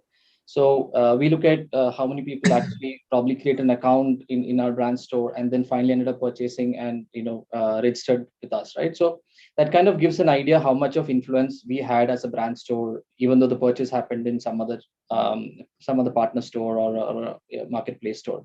So yes, you're right. It's not only about sales. It's about building salience. It's about building an experience. It's about getting products first to market. So when you have your own brand store, you don't need to depend on a marketplace to have a product listed on their site. We can get first to market many of our products. So it's about being first, but more about building salience. So overall, it's a mix of both, but sales is not the only objective. Right. Yeah, I think makes sense. I think closing the loop in terms of getting people back to register their warranty, etc., probably an important source of getting some at least interface and knowing who your customers are. Prashant, what's your take on this? The brand store, what role it plays in the overall? Yeah. No, so see, two things. We along with PCs are also in the printers category, right? So printers, supplies, and then obviously services. I think, see, when we look at our data, and that was really the genesis of having an own store. There are several customers who are looking for an additional source of trust, right? And especially when it comes to consumables, for example, customers want to shop from the brand store, right? So I think this incremental trust and servicing that need of trust, servicing that need of knowing that I'm dealing directly with the brand without an intermediary, is it's a need with a section of the customers which you have to fulfill. I think that's one. The other thing is what Suraj said. I mean, beyond a point, you have to control experience, right? And eventually, wherever the customer buys from, you have to ensure that she's getting a great customer experience, right? In our store, we are able to do that a lot more. Not to say that, see, for example, the Amazon and Flipkart experience is something which is inspiring today, right? In terms of, time of delivery, accuracy of delivery, post purchase service, they are doing an outstanding job. And we probably have, something to learn from there as well. However, in many other terms, in terms of, say, providing, value-added services, we can provide a much larger gamut, being specialists when it comes to, PCs and printers, which probably multi-brand sites and multi-category sites will take some time to reach, right? And therefore, from that perspective of providing post-sale experience plus, value-added services, and obviously a brand control experience, a direct relationship with the customer, the store has its own, kind of pride of place. Right. Yeah, I think value-added services definitely something that grows the interface of the buyer with the brand. Quite essential. I'll at this point try to go to Roshni, and I think obviously for Intel the brand side would be a lot more about content, I'm guessing. So let's go a little bit deeper into what all the brands on the panel here today do on content marketing.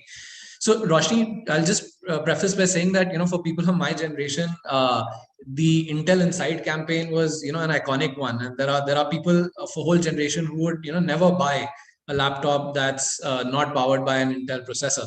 Now today, fast forward to today, the content strategy would be a lot more evolved even since then, with the new platforms, gadget sites, but also the newer platforms. So could you talk us through what are some of the things you're doing, not just on sites like 91 Mobiles and others, but also on the newer age platforms?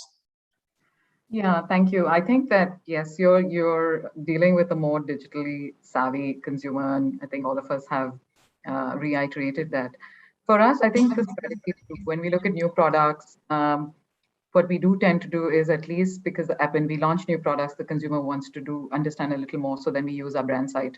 But otherwise, our position is that we don't want to interrupt, and we want to hasten the consumer's journey as quick as possible, right? So most of the time, our campaigns land on e-com, because if the person is already in the active shopping stage, then you'd rather serve him or her what they're looking for, right? So that is really the principle that we operate on as an ecosystem player in the category of PCs. But having said that, there is a whole category of people, 40% of people that are researching before they land on e-com, right? I mean, I'll give you a few statistics. We have a really strong social listening hub out of Singapore, and we've noticed a couple of things, right? Even if you look at your own research, Nitin, 91 Mobile said that the number of YouTube reviewers or just reviewers have grown 5x, right? Some 500 reviewers to 2,500, correct the number if I'm wrong. And if you look at our social listening, we've noticed that the number of authors that are writing about tech have gone up 4 times, right? And therefore the engagement also has gone up. So a lot of our work, therefore, is to intersperse with these tech reviewers, with these unboxers, with these influencers, to tell our story and demystify. We do see processors as one of the critical components because PC performance has become so critical, right? Work from home, little bit of lag, frustrations, both for us, our children, etc. So PC performance is something that we do focus on. So one part of it is, like I said, being there where people want to understand and demystify this category. I already talked about some of the newer pieces we're doing. The other thing that we are also exploring and we see is that while Prashant talked streaming, we did partner with one of the newer streaming TOs, tournament organizers, Irony, on Valorant. 30 hours of streaming. Now, why are brands doing streaming, right? I mean, yes, of course, this engagement, this conversation on YouTube. But if you look at the China model, about 10% of people streaming then buy, right? So they get like 9 to 10% of their commerce out of live streaming, and that's where we're headed. So this the engagement prefaces eventually, hopefully, a choice of the brand. And then I already talked about shoppable I mean, I didn't talk about it, but I wanted to bring up things like shoppable formats as well, right? We are very big on visual imagery, but also shoppable ads. So then once we do work on, say, Instagram, using latest formats, we ensure that there is clickability, like I said, so that shoppable commerce is happening through visual mediums, as well as bringing us the consumer to the point of choices. So a ton of things. I think even Utsav talked about it. And then if we have a little time, we can talk about some of the strategies that we have, addressing the lower tier markets a little later. But yeah, exciting times, and digitally savvy customers keep us on our toes. So we have to ensure that we're giving them what they want to know to make better choices. Yeah, thanks. I think you were referring to the laptop buyer insight survey we did a few months back. It's quite interesting that I think when one of the questions was, what is the reason you would buy a laptop, or what purpose would you buy a laptop for? And I think the vast majority was for work or for study, and only I think 5-7% of the people said for gaming. But when we asked what is the most important attribute about the laptop, how do you decide which one to buy, performance is by far the number one attribute. And you could argue that it's more important for gamers, which is a smaller subset, at least in terms of numbers, but it seems to be what sells the laptops. And a couple of other questions I think was people said that on an average, between the time they start researching, they'd read on an average 2 to 4 reviews, whether videos or text or whatever, and in that process. And I think it's a good example of both the art and the science of marketing, where you're obviously exploring the newer platforms, and the science which is where we align with brands, is also to help people reach the people who are in the buying journey 3 to 4 times during when the time they're consuming that content. Like to go to Prashant. Taking a deeper dive into content marketing, I think there are a couple of very interesting things that HP is doing for the gamer and the creator communities. Could you talk us through exactly what that is and how that fits into your strategy? Oh, sure. I would love to. I'd love to talk about, first of all, the creators community. Absolutely exciting times to be working with creators. We recently started our journey of creating a community for creators. We call it the HP Creators Garage. So what we've really done is that we've been researching what do creators actually need. Coming back to that first point of content always being customer centric, what we really learned was that a lot of casual creators are coming into the market, right? And what they are really on is a journey to become creative pros, and they are looking for allies in that journey, where a lot of them are looking for mentorship. They are looking for how to including how to say edit my videos, how to get more followers on YouTube, and so on, right? So we've tried to be an ally in that journey. With the Creators Garage, we've brought together 17 of the say the top creators, podcasters, graphic designers, YouTubers of the country. and almost put together 500 hours of content, which is organized into playlists. So it helps you, or say a casual creator, to really fast track his learning curve and just become better at his what is his side hustle today, right? So that's one, and we really believe that these are the ways brands can partners with customers. It's honestly not so much about engagement, but again being fiercely customer centric and delivering the content what she needs. I believe that if you deliver that content, she will remember you at the right time. She will see you as a brand, which can be a partner in her journey. I would also want to talk about another, initiative which is, doing very well for us, which is centered around learners. So again, the big insight was that if you look at early years learners, right, kids from ages 3 to 7, they are the ones who struggled the most when it comes to learning, right? Because it's very difficult for them to engage with audiovisual media alone. They are designed, or they are used to learning from all the five senses.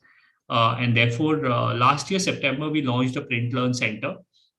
Basically, what we've done is that we've worked with top educators, early years educators of the country, to put together content which helps early years learners, acquire the top 5, top 6 skills which they need, which are age appropriate, through worksheets, right? Which therefore do not involve staring at the screen, but rather involve taking up a pen and paper and learning through them, right? And so I believe this is, for example, say an example of a content marketing initiative, you might call it that, which is so closely connected to the printers category, right? Because it enables the use of the printer, makes the printer more relevant, but at the same time solves for a really core customer need. Now, we've honestly not cared about the fact whether she has a HP printer or not, right? And probably that's the first consideration you have to throw out of the window. We've just today made it open for anybody and everybody. If she has a competition printer, I'm fine, right? As long as it meets her needs today and helps the child continue her learning journey even when the school is closed. So yeah, I mean, those are the two initiatives which have really kind of given us a lot of satisfaction. 500,000 people are already now they have subscribed to the Print Learn Center. That number is increasing so fast that we really believe that it's probably giving us a lot of bang for our buck. Yeah. So yeah. Thanks.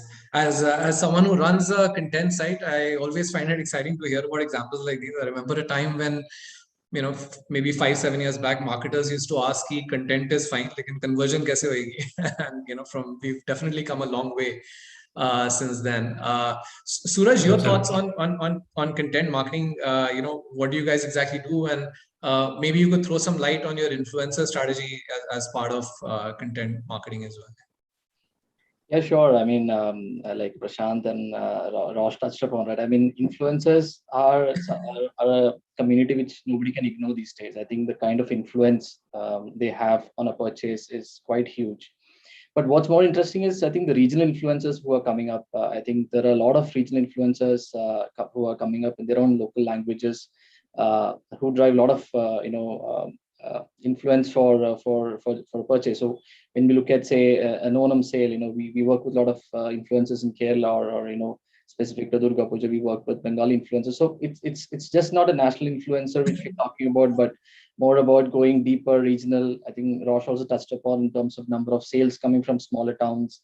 And these are influencers who are on not just on YouTube. I mean, they are on channels like Taka and new platforms which are coming up. Instagram Reels is really huge. Instagram is pushing out a lot of these video content organically. So I think it's just not on YouTube. I think the platforms what they are present are huge, and this is a community which we work very closely both at the national and at the regional level. So in terms of content, that's quite huge. We also have a platform called Planet 9, which is probably one of the leading gaming platform where you have coaches on the platform who coaches people who want to take gaming as a career, they can host gaming tournaments on that platform. You can be a teacher and earn money on that. So we have also built up a kind of an influencer platform for gamers called Planet 9. So it's all about bringing the community together. I mean, as a brand which has been here for so many years, I mean, the awareness is not probably the issue. It's about how do we work along the community and ensure that we are part of their journey, like Prashant mentioned. And that's where we really get long-term association with our customers, and that's what we aim to. So all of this plays a huge part. I think the traditional way of marketing is not the success these days. I think these are the kind of initiatives like which Prashant touched upon also, which HP does a lot of great work as well. I think that's the kind of way we look at in terms of especially the new age communities like creators, right? I mean, they're not transactional. They want to stick to a brand, and they would like to associate with a brand which stands for their journey and how we can develop them to grow. So yeah, I think some new exciting stuff which we do, and it's all a learning when all this new digital age which we are living in. Yeah. Thanks. I think regional influencers is interesting. You mentioned that it's definitely a big trend. We did this talent hunt contest recently to surface and promote, budding influencers in the tech space. I think 30 to 40% of the entries were in languages other than Hindi and English. And I think Roshni mentioned the statistics about, I think, influencers rising from 500 to 2,500. If you count micro influencers, including people in regional languages, I think it's impossible to keep track of. There's just so many new people coming on a month-on-month basis. We'll pull in quickly. I think we just have 5-7 minutes before we'll have to take questions. So I'll quickly pull in Utsav here. And Utsav, tell us your take on content marketing. And I think a small twist from your perspective is that your products are, I think, tech and lifestyle in equal measure. So how do you sort of define them? How do you straddle this positioning when it comes to your marketing strategy? Sure. So Nitin, actually, you bring about a very interesting perspective here, which is that when you talk about accessories that aid connected lifestyle, people are now using TWS devices for as long as about 10 to 12 hours. Smartwatches are on people's wrists for as long as 24 hours. I mean, they are just taking it off to charge once every 10 days. But when you talk about the take on influencers here, for us, the bucket is divided.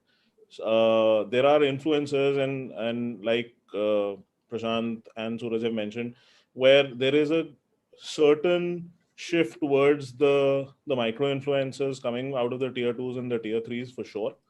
For us, a lot of influencers do active work in terms of the post purchase, because we are a product category where the purchase doesn't end with just the hardware. 50% of the experience or more is the experience on the app in terms of when somebody's using the smartwatch. So we get a lot of these content creators who are actively sharing content on the app in terms of workouts, guided workouts, helping you into fitness regimens, giving you yoga and wellness sessions. So that becomes a huge volume for us in terms of keeping our consumer engaged. And when you look at that, that's a large part of the brand experience that gets delivered that otherwise on the surface doesn't seem to exist. So for us, that's a very, very interesting space. And when you talk about the lifestyle aspect of it, I think the most interesting bit is that compared to most typical tech influencers who are drawing comparisons and talking about features, you end up seeing a lot of content with regards to product placements that end up happening, because there are content creators who inadvertently, as a part of their lifestyle, end up using the device all day long. So that keeps giving about a huge use case perspective to our users, and I think that helps further the brand message to a large extent. Right. Thanks. So I think we just have time for one question and maybe a minute to each of the panelists. There are 2-3 themes that are still left to explore. So I'll sort of combine them into one question and maybe give a minute to everybody. And I'll phrase it as asking, what are the some of the trends that you see coming up in the next few years? One of the themes we had to explore was, is there, a disruption in the market coming by virtue of, Chinese brands launching in each of your categories, like we've seen in smartphones, and some of those brands now expanding into other categories. Another possible future trend is, how omni-channel and your offline is going to be more tightly integrated with, with the overall experience. So this or any other trends, maybe, just a quick minute from everybody. Roshni, would you like to kick this one off? Yeah, I think a couple of trends, right? One is marketing, one is just ecosystem collaboration. I think definitely you already touched upon omni-channel. What I would say is that definitely the interoperability is what we're going to see more, right? And since this topic was about e-com, we're going to see, or just, digital journeys, we're definitely seeing a lot of digitization, and then store creation, and then obviously, wallet integration. So what really this gets to over time is that you're going to see between e-com and fintech, richer profiles of people, right? So, and therefore also better credit worthiness over time. I mean, look at how big the debit card industry today is, 850 million. Look at how much digital payments is today, 300 million. So you've seen like a whole class of digital buyers come in, and you've seen a whole class of shoppers come in. So what that means is obviously between fintech and e-com, you're going to get richer profiles, to target. I think the second piece is just the fact that if a consumer can look at 6 touch points and has therefore 6 areas to also go explore, I feel the democracy of choice will widen. So it's great, right? Dispersion of choice happens, so they may want to buy on .com, they may want to buy on a physical store, they may buy on e-com. So I think it's great for the consumer. And I think the third piece is really more from skilling, right? I think at least from us, and I think Prashant talked about it a little bit, is future readiness, for people that are coming in. Yes, we have influencers, creators, but there are a lot of new skills because of digitization that a lot of our consumers have acquired. For instance, AI, crypto, data sciences, so much out there. So I think that as a technology category, we have to be ready to enable some of those. So, for instance, we launched something called Future Bana Wonderful, which is giving away 80 hours of a data sciences course free, which is on AI, completely free. And we are cross collaborating with our partners here, as well as with the e-com people also of the world, that if you register, you'll get courses free. So a lot of interesting pieces, right? Omni-channel, future skilling. Of course, you already have some of the marketing areas, which is, like I said, skilling on AI or just voice and vernacular as part of our campaign. So right. Looking forward to watching this and doing more. Thanks. Suraj, your thoughts on top trends? Quick minute. Yeah, I'll keep it short. See, I think I'll touch upon the omnichannel piece of it. See, what we as a brand we do is that we don't want our own brand store competing with our own retail store, right? I think that's where we need to be sure about how do we ensure that the brand store actually helps also the retail store as well, and not compete against each other. So we work on models where if you even if the order comes on the store on the online store, the fulfillment can happen at the retail store if the pin code is nearest to one of our exclusive partner stores, or the vice versa. If the partner store is not carrying a particular stock, they can still get it built through the online store and delivered to the customer the very next day. So the fact is that omnichannel also should help the customer as well as a large partner community, and that's what we as a brand look forward to, and that's what we have built a system as well. So I think omnichannel experience is something which will grow, and that's a trend which we will keep seeing more and more brands ensuring that they invest a lot of money and resources to ensure that that infrastructure is built up to serve the next generation of customers. Right. Yeah, truly omnichannel experience would definitely be very, very interesting to see. Utsav, a quick minute from you, and then I think Prashant can conclude for us. Utsav. So, Nitin, I think in addition to what Roshni and Suraj have mentioned, I think one large trend that will come about is with regards to hyper personalization, because whether we like it or not, there is enough and more data, at least data that we've managed to get out of our own research, where over 50% consumers are expecting a personalized offer in the 24 hours of them engaging with you. But I'm just saying that there is such degree of heterogeneity that you are now seeing, where for brands to provide a congruent, homogeneous, unified brand experience will become the key to success going forward. And I feel hyper personalization is going to be the next big thing. Very interesting. Yeah, with multiple platforms providing a homogeneous experience. Thanks, Prashant. Concluding thoughts. Yeah. No, so probably the only thing I would add is that Nitin, you touched upon this entire linkage, from content to commerce. We've probably seen the beginning already of how these two streams are coming together, right? See, one thing which we often talk about the increase in clutter and the fragmentation, right? Honestly, what is also happening in this fragmentation is that there's a lot of democratization happening of what content I choose to consume, right? So there's no longer this, oh yeah, while there are properties like the IPL where, everybody or a lot of people are watching them because there is still, unification of interest when it comes and attention when it comes to, say, cricket or Bollywood in our country. There is now a lot of democratization on what content I want to consume. So I think one big trend which I see is brands, now being, more customer centric in terms of what content they enable, what content they produce, and not just say steal information or say steal attention when the customer was watching content of her choice, right? Through and just come in with an ad and say, hey, why don't you see my ad? Because I paid Star TV some money to show you my ad, right? So I think that's the big trend for me, and I kind of look forward to that becoming mainstream when it comes to how brands interact with customers. Right. Very interesting. Thanks a lot. I think we are just about out of time. Vaibhav, I think over to you. I'm not sure we have, I think some of the panelists might have to leave. I'm not sure we have any time for questions, but thanks everyone. Great session.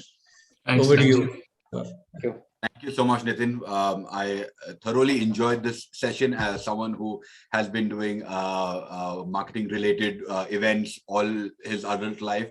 And also now I've been doing and focusing a lot on my YouTube channel. I got to learn a lot, how you guys are perceiving influencers and creators. So thanks a lot. I know that somebody has to leave, so please go ahead and feel free. But I have a few questions on creator economy and in terms of the play to earn games that are happening around. And I think I'm just going to ask you all one question. The social media now is moving on to a different realm. Right now, people are talking about decentralized social media. People are talking about platforms like BitCloud, platforms like Twitter is coming out with a platform called Blue Sky. I am associated with them in various ways. I'm working with them there on a different level. I would really like to take your take. Nitin, quickly, we'll start from you. What is your take on decentralized social media and how is it going to impact the brands? I know it's great for the creators, but what about the brands? You're wanting me to start? Yeah, please. Yes, I think somebody already said the biggest takeaway, right? Like for the brand to control the message that they are putting out in the context of decentralized social media, I think it's, on the one hand, the brand has to be where the conversation is, and you got to have your message there. On the other hand, it's so fragmented with you're talking influencers in the dozens today. You're going to be talking influencers in the thousands, right? Especially when you go to tier 2, tier 3. It's an enormous challenge in terms of being able to not just, both maintain a standardized communication, but also personalize to the innumerable sort of segments and categories of customers that will be there. But yeah, I think the brands themselves should probably opine on this a little more. Let's talk to Roshni about this. What's your take on the decentralized social media and how is it going to affect brands? Look, I always say the more places that the consumers can interact with you and buy from you, the better. Like I said, he talked about democratization of content. I would say democratization of choice. And to give you some stats, obviously social commerce today is about 1.5 billion, and then it's probably go to 16 billion to 20 billion. And this is all coming through smaller entrepreneurs. So great, a lot of women entrepreneurs out there selling through social commerce. And second is also, look at some of the boutiques that have begun to start on Instagram and then obviously connected to payment gateways and been able to derive a lot of economical value out of it. So I think good for brands to intercept with them where they are, and good for people who have the ability to therefore then craft micro enterprises and the entrepreneurship journey.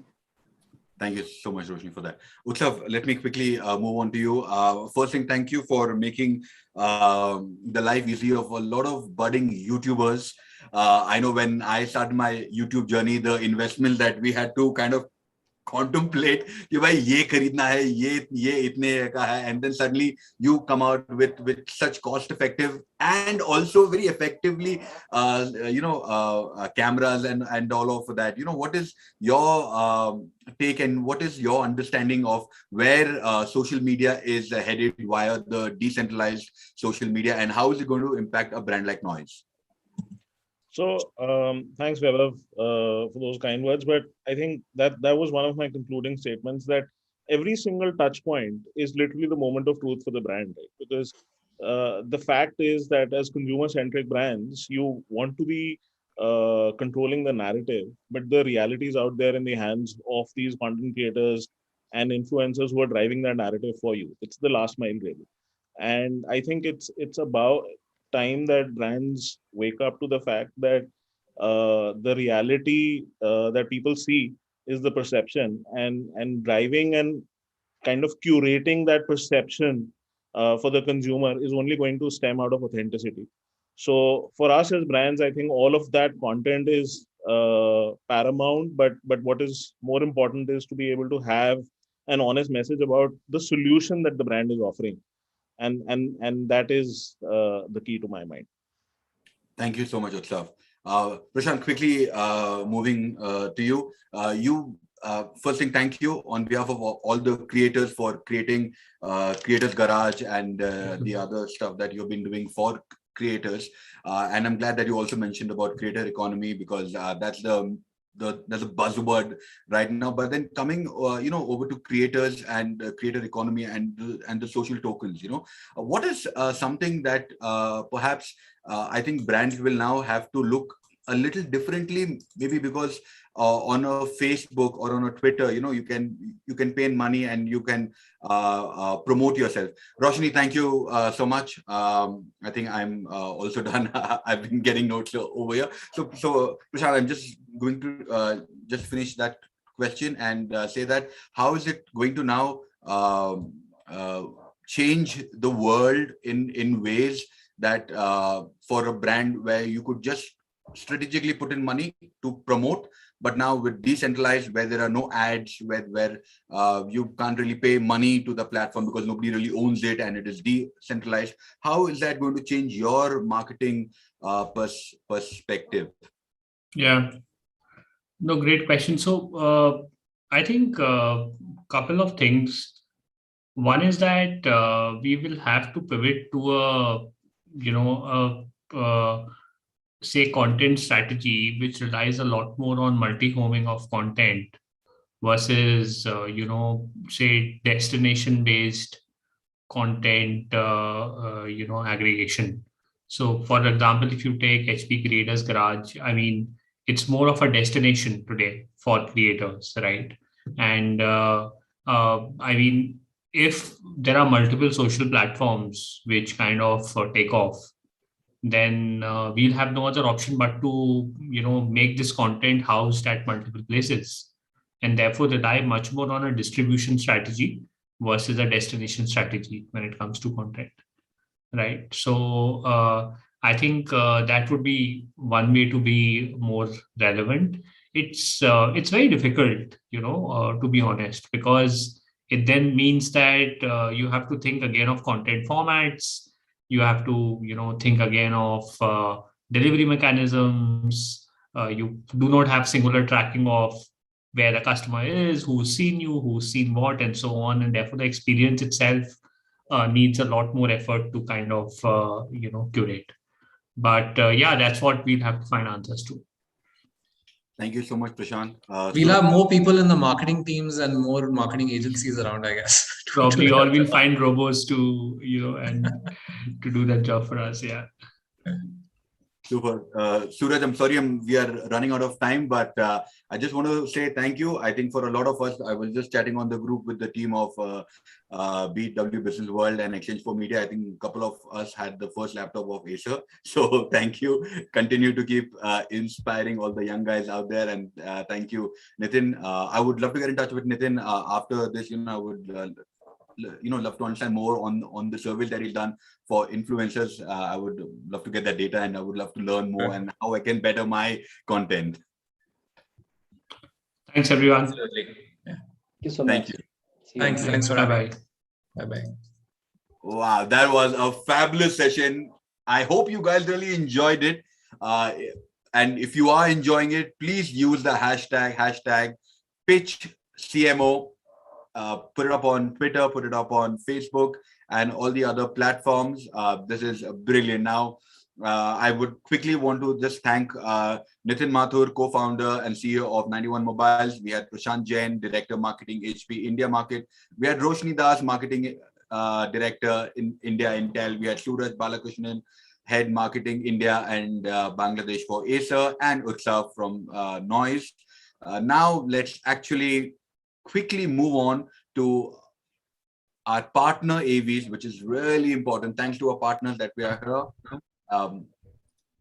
Let's begin the AV and then I'll introduce our partners to you once again. न पाबंदी हो न कोई हद हो तो बस खुद बनाई सरहद हो। ये मुहिम है परतों में छिपे हर सच की तलाश की, सियासत पर रखी पैनी नजर और आंख की, खबरों की दुनिया में एक जिम्मेदार आवाज की, जुर्म और जुल्म के खिलाफ हर बेबस के लिए इंसाफ की। जब कोई हद नहीं इंसानियत के लिए जज्बात की, जब कोई हद नहीं खुशियों और ख्वाब की, तब कोई हद क्यों हो नए नजरिए और बदलाव की। तोड़ के हदों के ताले नए सपनों को पाले, बांधे सबको एक धागे, आपको रखे आगे। ABP news. Mission control come in mission control. I can hear you. हमें आगे से लेफ्ट जाना है, राइट जाना है। आपका राइट, हमारा right. Hello mission control. Bro lost contact with mission. What's up my fam. तो आज हमारी स्पेसशिप अटक चुकी है, हमें यहाँ से लेफ्ट जाना चाहिए, right? Please put it down in the comments. And वो वाईफाई डेटा तू खा रहा है? पर्सनल काम के लिए ऑफिस का connection? Oh bro I have to ना, सोशल मीडिया पे थोड़ी सी स्पॉन्सर कमिटमेंट्स है। अच्छा तो तू फ्रीलांस करता है? ऑफ कोर्स ब्रो, इस एस्ट्रोनॉट की सैलरी में मेरा कुछ होगा? अच्छा ब्रो, तो ये लाइव स्ट्रीम कैसे करते हैं, मुझे भी सिखा दे। वाईफाई का पासवर्ड चेंज करना बंद कर दे। तेरे पैसे नहीं, वो टैक्स पेयर्स के पैसे हैं।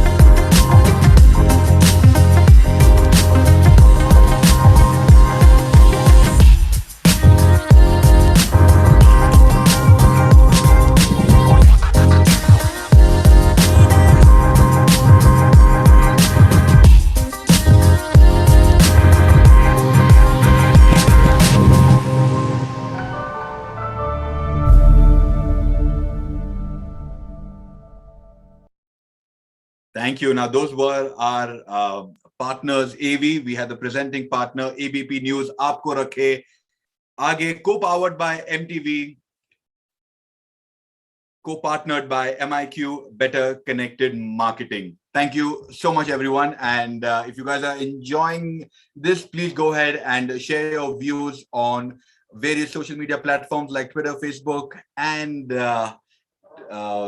Instagram. The hashtag is Pitch CMO. And the next session is very interesting. Okay. And I'm not just saying it because I have to say it. I'm saying it because we will be talking about something that has been and kind of like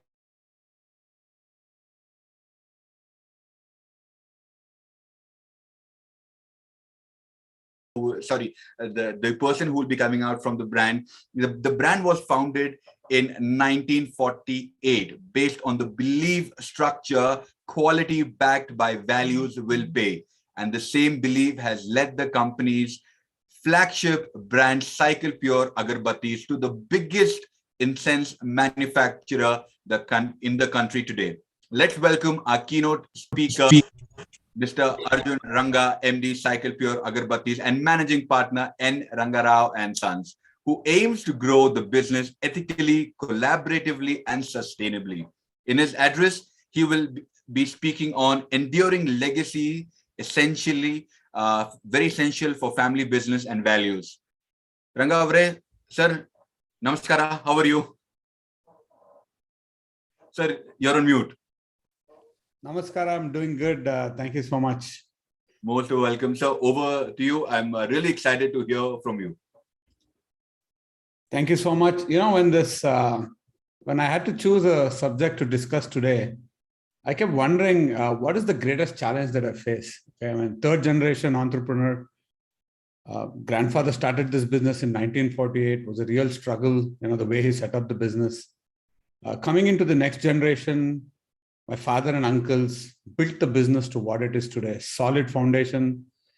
And then I've been in the business now for 20 years. The biggest challenge and fear for me is whether I will be able to hand over to the next generation something better and something more than I received, okay, in terms of business value as well as legacy. So I kept thinking, how do I communicate what we are, how we've grown to what we've become?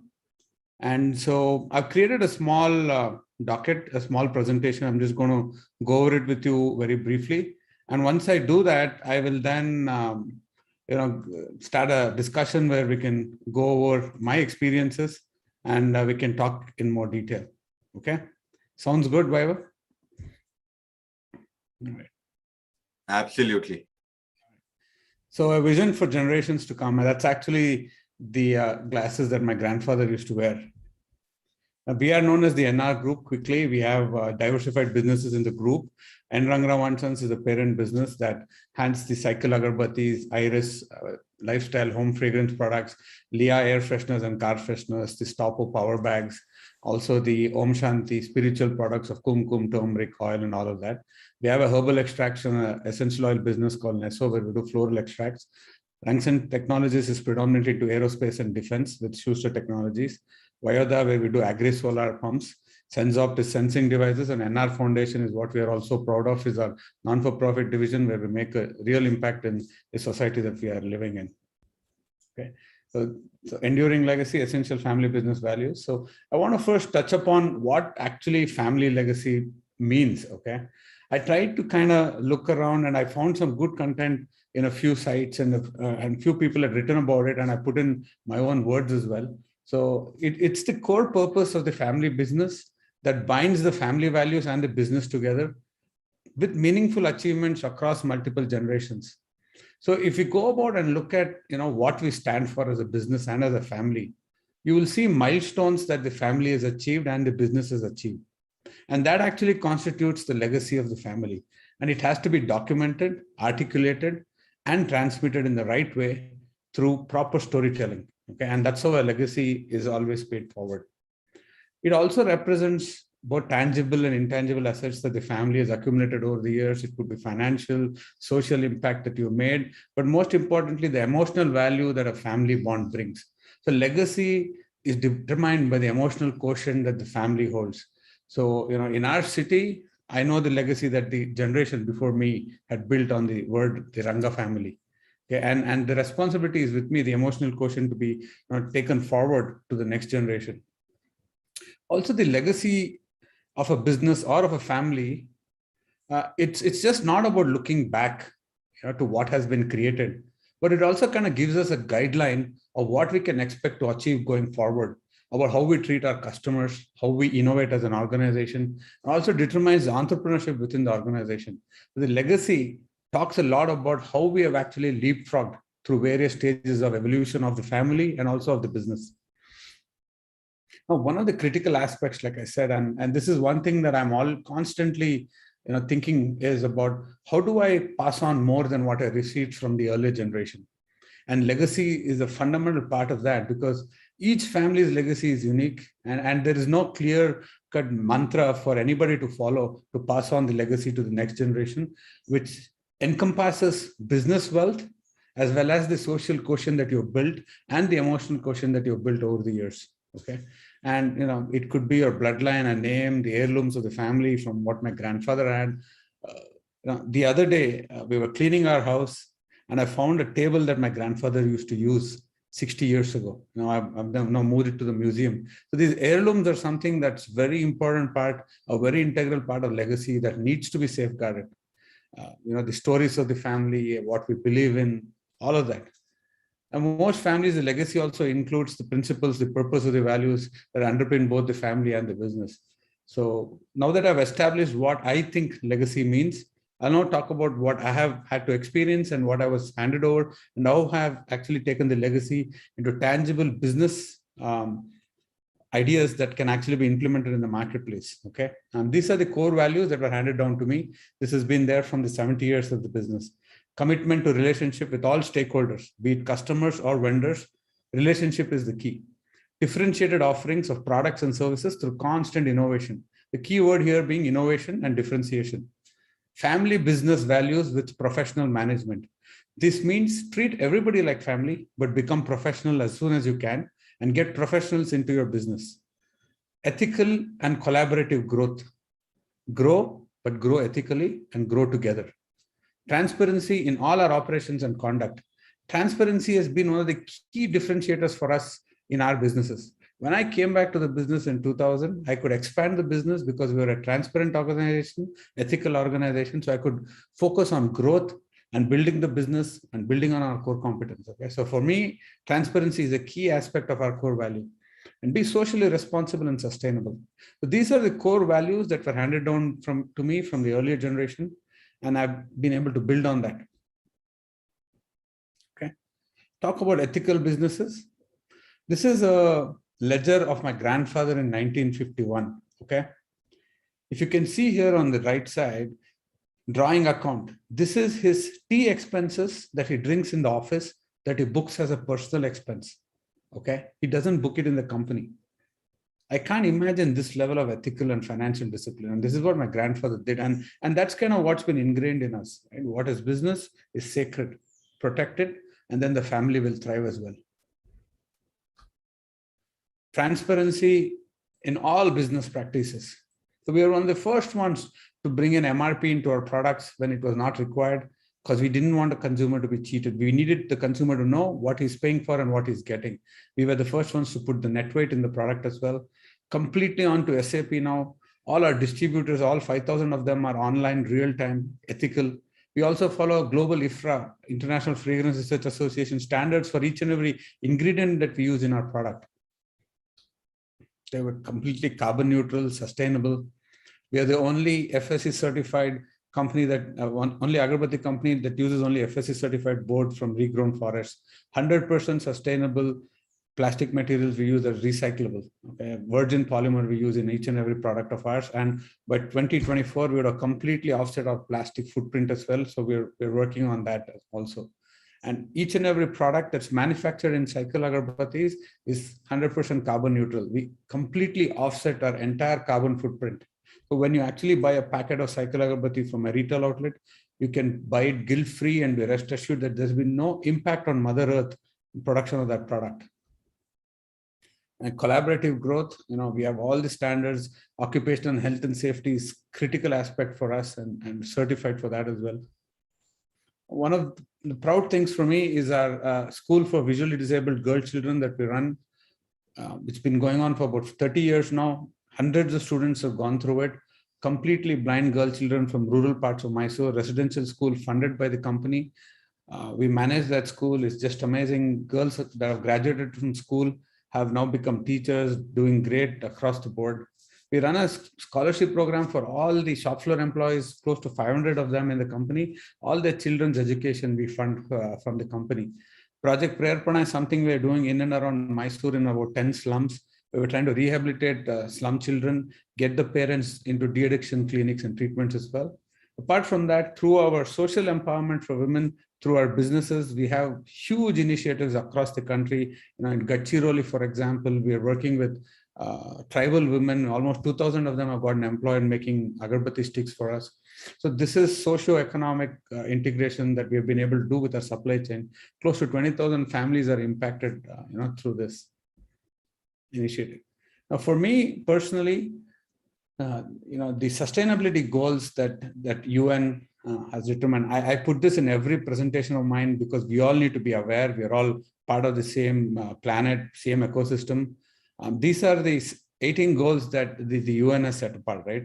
Try to eradicate poverty, zero hunger, good health and well-being, quality education, gender equality, clean water and sanitation, affordable and clean energy, decent work and economic growth, industry innovation and infrastructure, reduce inequality, sustainable cities and communities, responsible consumption and production, climate action, life below water, life on land, peace, justice, and strong institutions, partnership for goals. So I strongly believe in the sustainability goals, and I try to inculcate this in any activity that I do within the organization as well. Right? Ultimately, this is our purpose. This is what we believe we stand for, doing the right thing since 1948, every single time from generation to generation. Right. So this is broadly, a high-level presentation of what the group stands for. And, Simon Sinek talks about the why of the business. And for us, right, why cycle? These are few of the things that I strongly believe in. And this is the purpose that we are all driven by as an organization. We export to about 65 countries. We have a legacy of almost 3 generations of fragrance creation. We follow all global standards. We plant trees that heal the earth for future generations. We're carbon neutral. We follow all ethical trade practices. We're in the process of getting our fair trade certification as well. We follow GRAS standards, which is generally recognized as safe materials.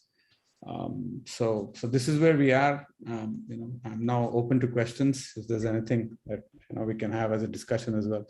Thank you so much.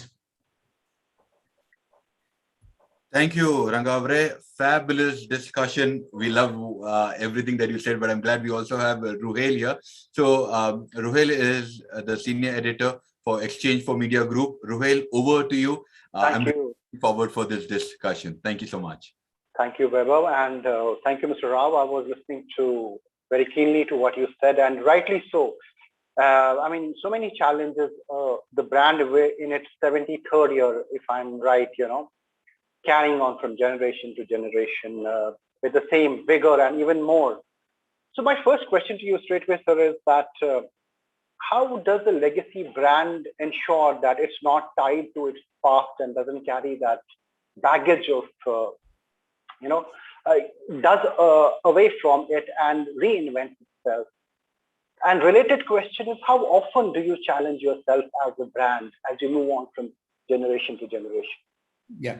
So what happens is legacy leads to the values that define your brand and your company, right?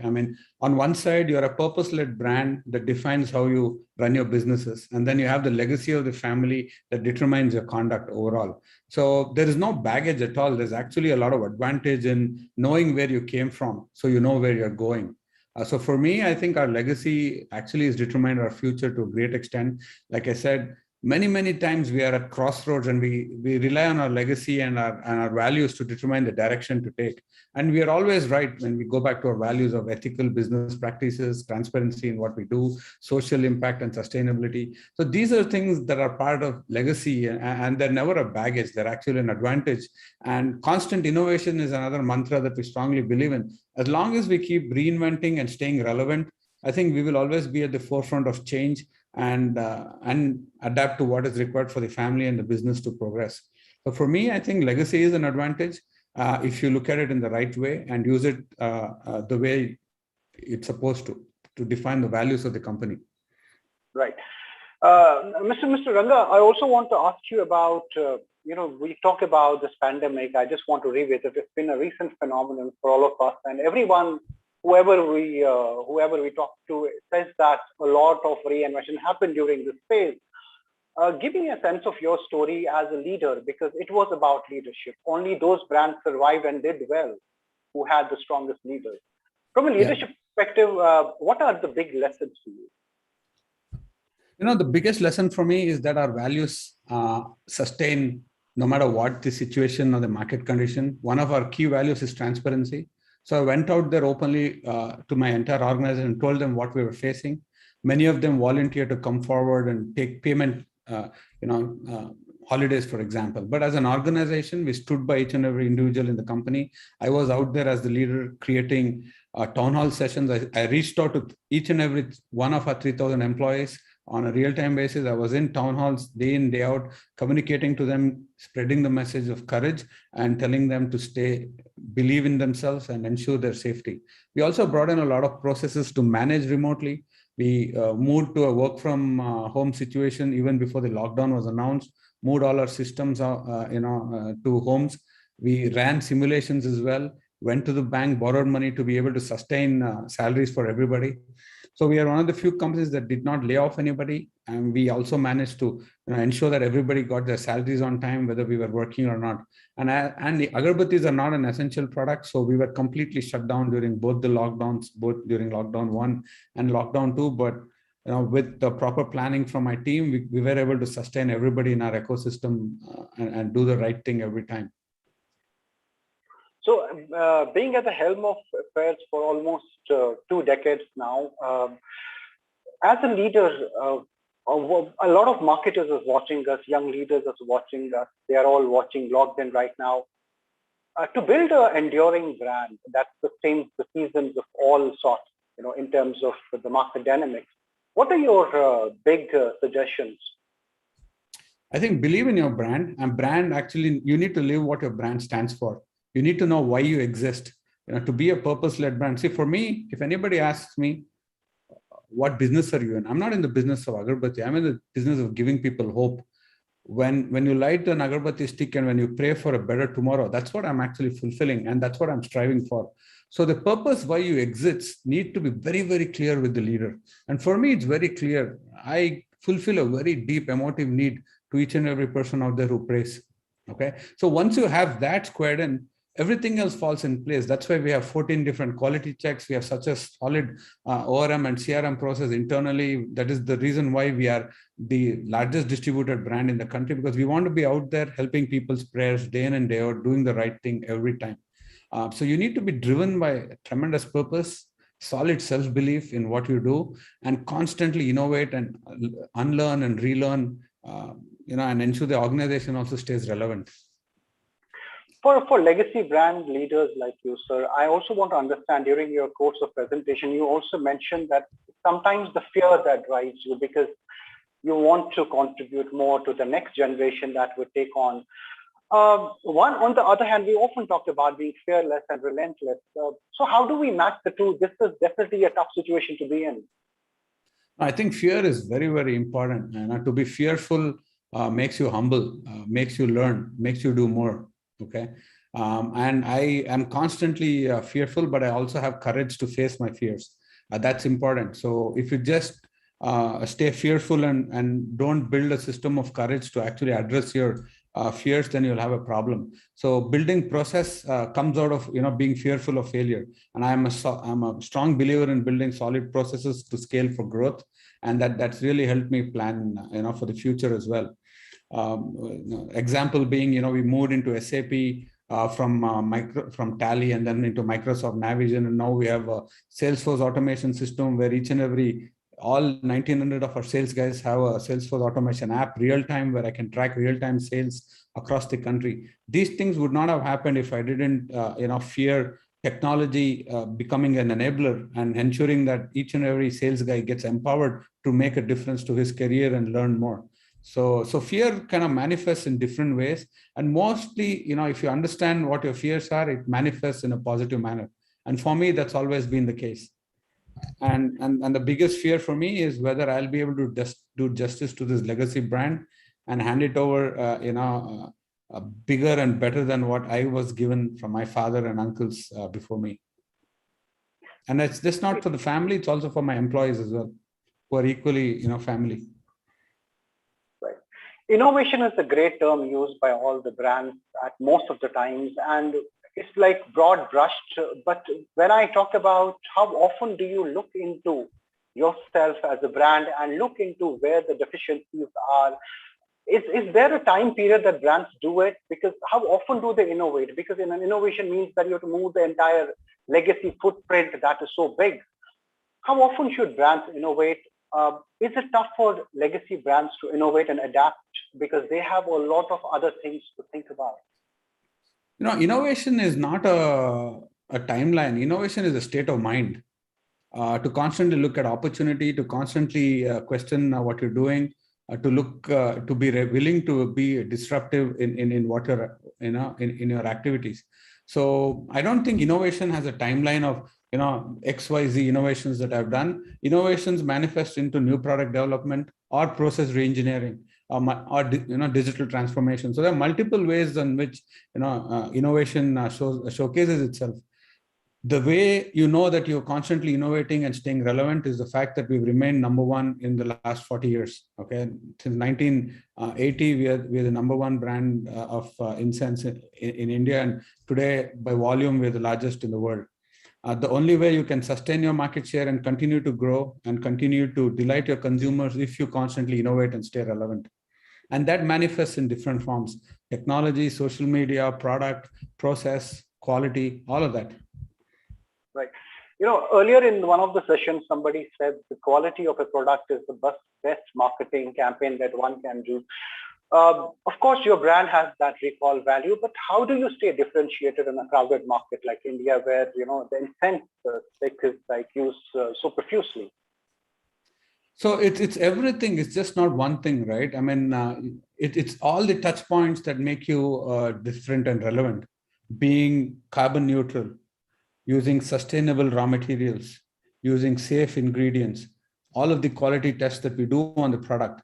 All of this then transform into just not a product company, but as a brand. And the brand then kind of encompasses what we all stand for. And that's what a consumer actually buys into. It's not a transaction, but it's a relationship for a long term.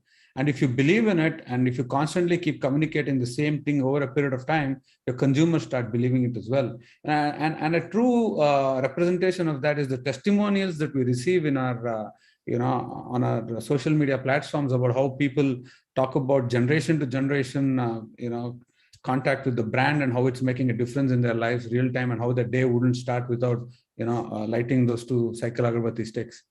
And so that actually talks about, what you're doing real time. Right. So since we're on a marketing forum, and also want to talk about over the last couple of decades that you've helmed this brand, broad changes have happened in the marketing domain. Where have we arrived now? What are the best ways to touch a consumer who is constantly switching from one screen to another? Yeah. For me, simple basics that I learned when I joined the business still remain. Something like, in a retail outlet, jo dikhta hai, wo bikta hai. Merchandising. That's something basic that you learn. So ensuring that your product is visible, whether it be on the digital space or in the offline space. It's perpetual. How do you become visible? How do you stay relevant is the challenge.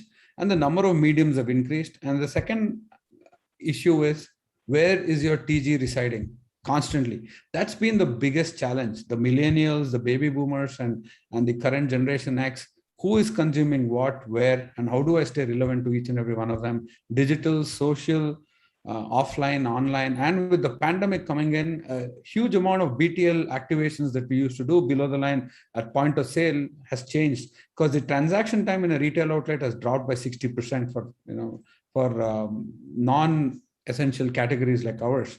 So when a consumer is spending 60% lesser time in a retail outlet, the stories that you can tell him reduces. So how do you then get in touch with him, and how do you then tell him what you stand for and what you believe in? So these challenges are real time, and we are addressing it through, of course, social and digital. And even till today, ATL still remains the biggest opportunity of communication for us. The other way of addressing the concept of innovation is the disruption that we use. We call it disruption.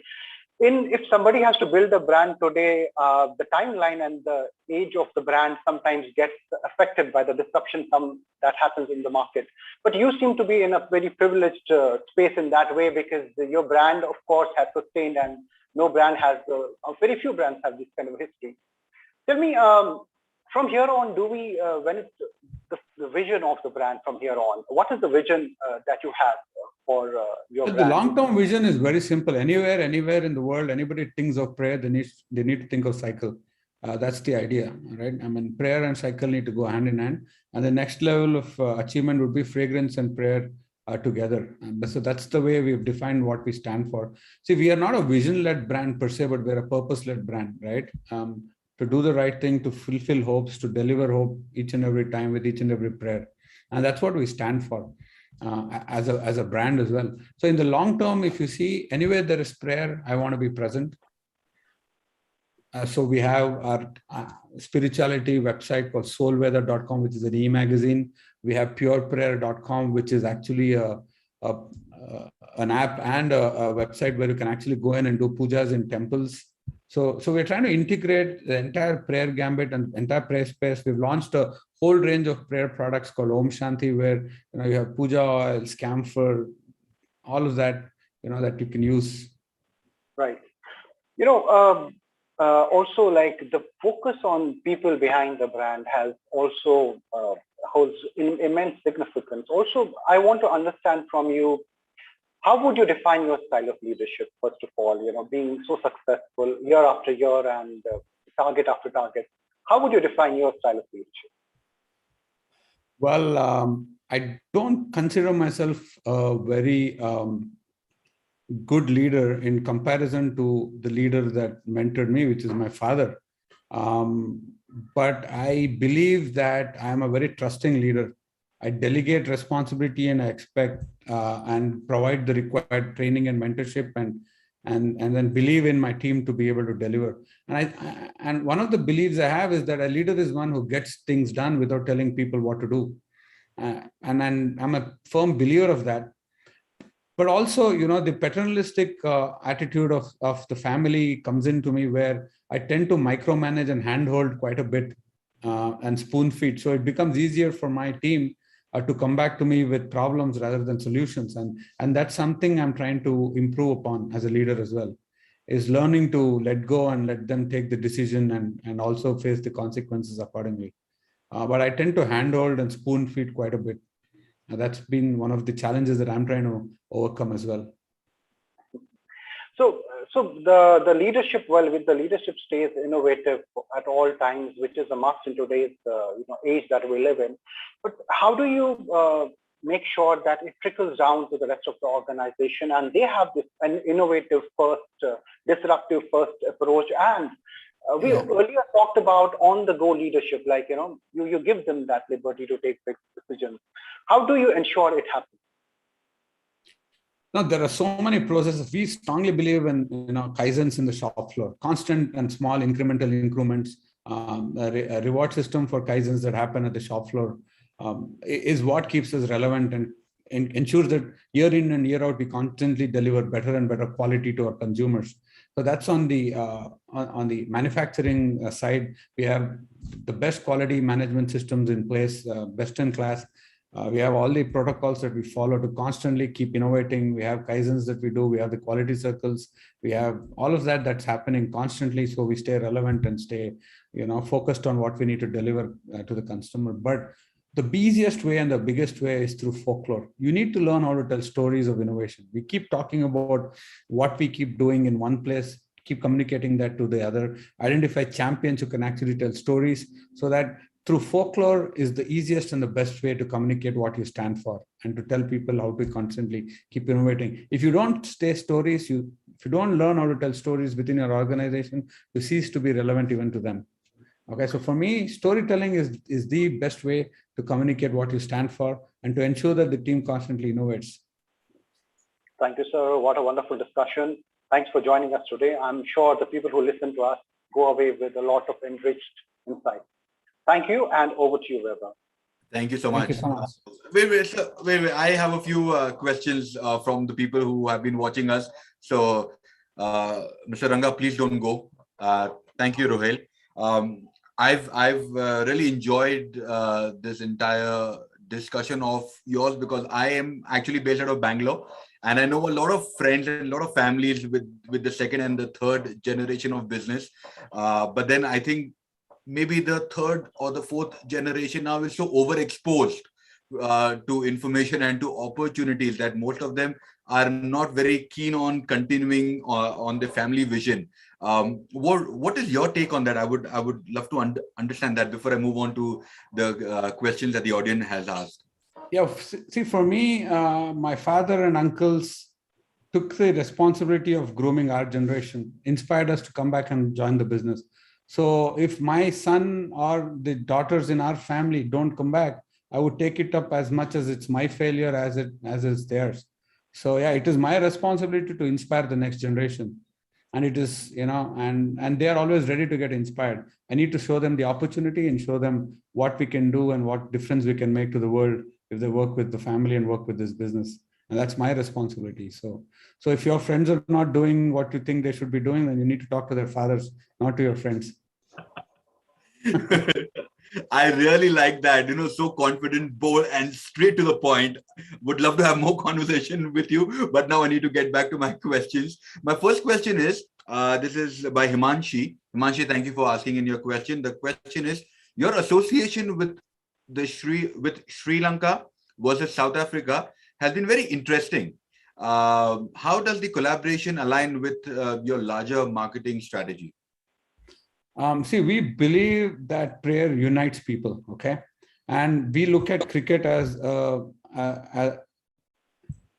activity that unites the nation. And we have just entered Sri Lanka as a market, and we felt that we should partner with Sri Lankan cricket, and that's the reason why we sponsored the recent Sri Lanka-South Africa cricket series. So we have been in India cricket from 2005, and we will continue to be part of India cricket for years to follow. And for us, cricket has given us tremendous brand visibility across the board, predominantly in our trade and motivation for our sales teams as well. Absolutely, and the kind of prayers that happen during Indian cricket match. It's crazy. Absolutely, and we'll all be praying today for RCB as well. So. Yes, we are Karnataka boys, and we hope that RCB does something better this time. My next question to you is, how do you manage to keep your positioning intact intact while diversifying into newer portfolios? See, as long as the core philosophy of the brand stays relevant, the positioning in the consumer's mind will not get diluted. See, one of the principles that the earlier generation told us that stood the test of time, right? What my father told us is that don't put your brand on a product if you're not sure of what positioning it's going to take in the consumer's mind. Once you're sure that the positioning is in tune with what the brand stands for, only then you attach the cycle logo onto that brand. And so we still follow that principle. So we don't easily put our logo on every corner of the product so you can see it. So that's something that we're following. And that's one of the biggest, easiest ways of how we've ensured that the positioning stays intact, because the brand doesn't get diluted. Brilliant. Thank you so much for your time. It was fabulous having you here. I'm sure a lot of us got to learn a lot. I'm not supposed to ask you any more questions, but I'm just going to slide in one quickly. Did your grandfather write down something for the family values and that continued down like a book? Because, you know, what is said and what is seen, it is lost in a Chinese whisper game. Oh yeah, no, my grandfather definitely had his memoirs. He's written a book. He's written from 1935 onwards, and he's mentioned everywhere that I am writing this for my grandchildren, so that they can read this one day. And there's almost a 300-page book that he's written for us to follow as guidelines of how to sell, what to do, how to behave, what's important in life, what's not, the importance of humility, and everything. It's just amazing. It's inspiring, actually. Public access? No, it's not public. Snippets of it has been made public, but there's a lot of personal information about himself that he shares as well in that for us to learn from. So whatever we could make public, we made public. It's a Kannada book called Sugandavarti Rangarayaru. So, you know, we will get it translated into English and publish it as well soon. Thank you so much. I'm really looking forward to read that book and having more conversations with you if we meet offline, considering we stay very close to each other, Bangalore and Mysore. Pleasure. Absolutely. Thank you, and Jai Hind. Thank you. And thank you so much. Brilliant conversation with Arjun Ranga, the Managing Director of Cycle Pure Agarbattis and Managing Partner of N. Ranga Rao Sons. Thank you so much. Now moving on from family business legacy, but first let's actually go ahead and have our partner AV. You guys are watching Pitch CMO Summit, the virtual edition 3.0. A huge thank you to our presenting partner ABP News Aapko Rakhe Aage and co-powered by MTV. Let's have the partner AV, please.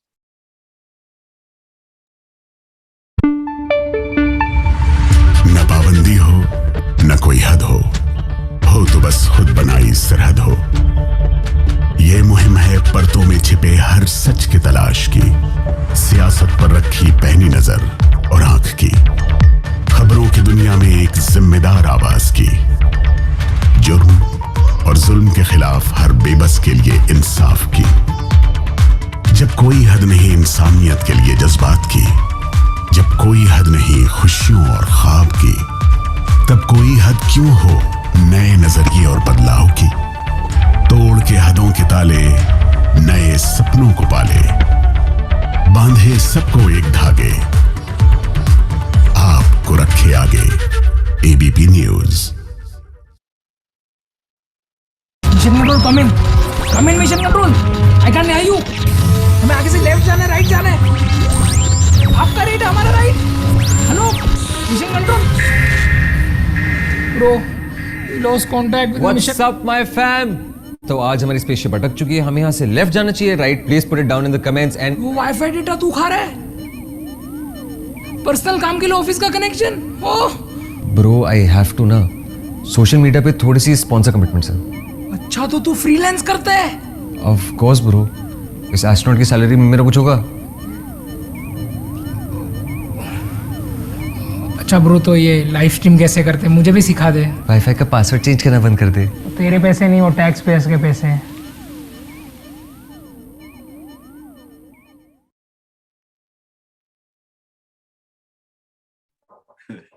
I really like that ad. Now this session is pretty interesting because, you know, as an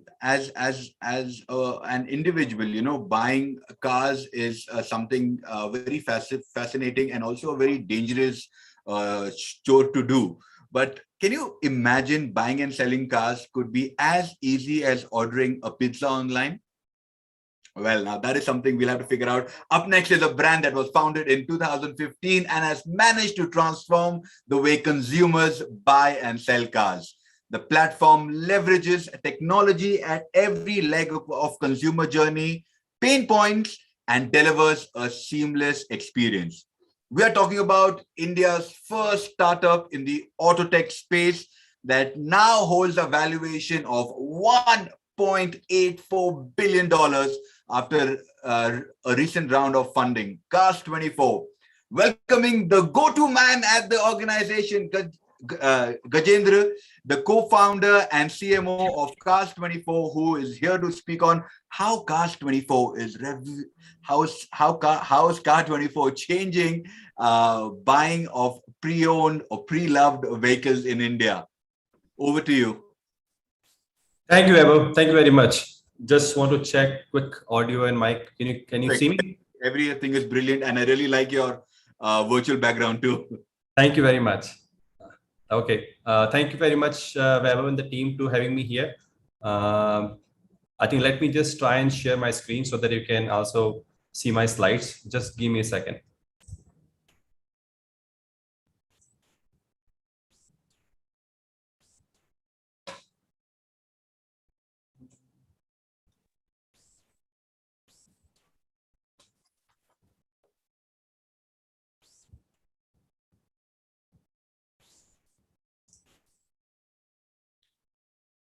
Also, in the meanwhile, please make sure to use the hashtag #PitchCMO.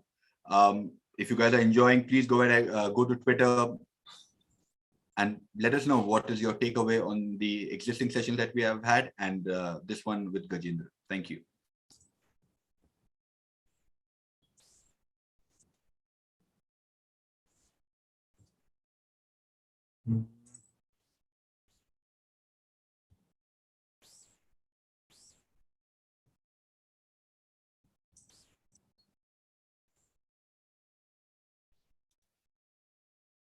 Also, let me once again remind you that our presenting partners are ABP News, Aapko Rakhe Aage, co-powered by MTV and co-powered by MTV and co-partnered by MIQ, Better Connected Marketing. This is the third virtual edition. The first edition was called Brand Purpose, the game changer in the new normal. The second edition was the power of brand love. And okay, so let's see what are the other interesting questions that we have coming up on the panel. Please do tell us what were your favorite sessions and your favorite takeaways from these sessions. We have had a fabulous line of speakers, someone who I'm really happy and I'm very lucky to be a part of, getting to know the thoughts on a one-on-one level. And I'm sure even you guys out there have been experiencing the same kind of intimacy with these guys. I think that is brilliant. Yes, Sagar, go ahead with the AV till we have Gajendra back. Until then, don't forget to use the hashtag #PitchCMO. Capital P and then capital CMO. Use karna mat bhuliega. Exchange for Media, a name synonymous with the latest news about the advertising industry in India. The Exchange for Media Group, set up in 2000, has the most credible media platforms covering the entire advertising, media and marketing domain with its highly acclaimed digital, print and on-ground assets. The group's flagship news portal, exchangeformedia.com, reaches over 6 lakh subscribers who are the first to receive breaking news in the industry. The buzzing website not only covers the news but goes beyond the obvious to bring in a fresh point of view. Impact, the weekly news magazine from the group, is the most widely read business magazine in the advertising trade, with in-depth analysis and news-based features providing perspective to key happenings in the industry. The monthly Pitch magazine provides a ringside view of events unfolding in the marketing landscape, along with media and advertising. Another monthly magazine, Realty Plus, is a market leader in reportage on the real estate industry. Today, Exchange for Media is not only a leading publisher in the domain, but owns the IP of more than 50 events spread across Mumbai, Delhi and Bangalore, making it a powerhouse of information and knowledge sharing.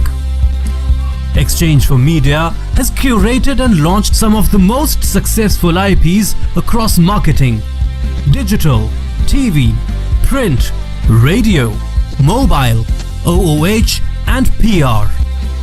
The Impact Person of the Year, Exchange for Media Conclave, Indian Digital Marketing Awards, Tech Munch, Pitch CMO Summit, India Marketing Awards, Primetime Awards, Indian Content Marketing Awards, Golden Mics, NBAR are some of the group's top-notch events, in addition to niche, bespoke events and roundtables curated especially for discerning clients. Exchange for Media events attract stalwarts as speakers, along with a loyal audience comprising of leaders, trendsetters and opinion makers. They are the perfect networking platform for the entire media and advertising industry. No wonder Exchange for Media Group publications and events have high credibility and reach and are the destination of choice for agency, brand and media professionals across the industry. Exchange for Media.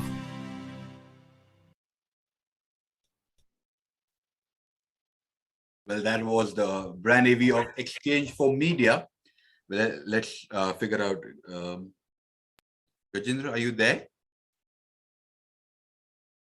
Let's see. Yeah, I'm here. I'm just not able to share the screen somehow. It's not letting me share the screen to present. You don't have the admin permissions. Sagar, can we give him the admin permissions? Maybe that would work. He has all our admin permissions. Okay. Maybe we'll just begin with your session and then figure out.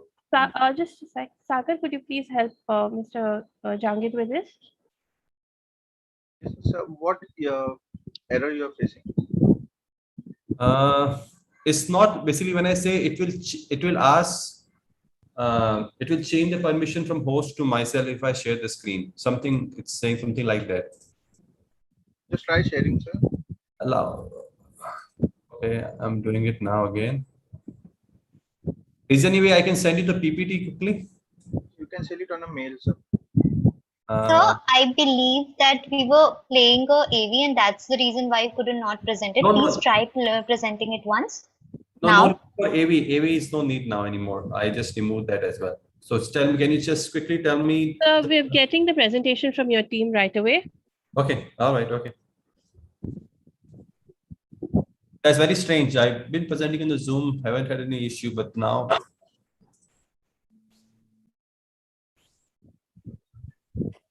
Today seems to be a lucky day where we are facing challenges with basic. We all have to live through in these kind of days. Working virtually is not easy for everyone. Absolutely. Jab tak your presentation goes through, let's have a quick conversation and let's okay, first thing, congratulations on the recent round of funding. Yes, thank you very much. Thank you very much. How is it to be a unicorn? Unicorn, we have been already a year old since we became unicorn. But to be honest, there is no sudden shift of feelings or anything in our head, at least, about being unicorn.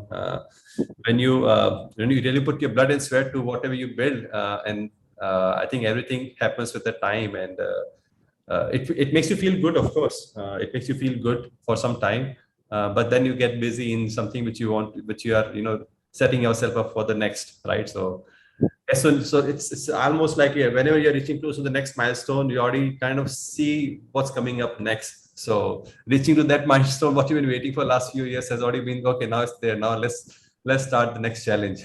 Yes. Now can you start, see if you can share, and also during the sharing, please answer another question of mine. Now I'm trying to recollect your sawal tha.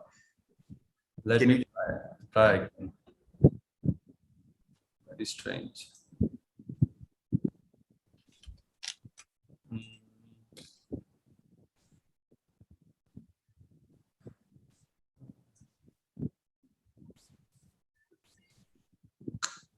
Okay, so let me just ask you the question by the time you are trying that out, and in the meantime, you can tell us whether that's happening or not. You are called the go-to guy in the organization. Are you Are you the one who's jack of all trades? Because when I was young, I was told by many people, don't be jack of all trades. Kuch nahi hoga tera. Like everything, I think like when you become a leader, right? Jack of all trades is very, let's say, master of one is very important when you're really pursuing to become a, excellent in one field, one function. It's about the life what you choose, and I think whatever been taught has been taught right. And when you become master of something, nobody can beat you at what you are really best at it, right? That's the plus of it.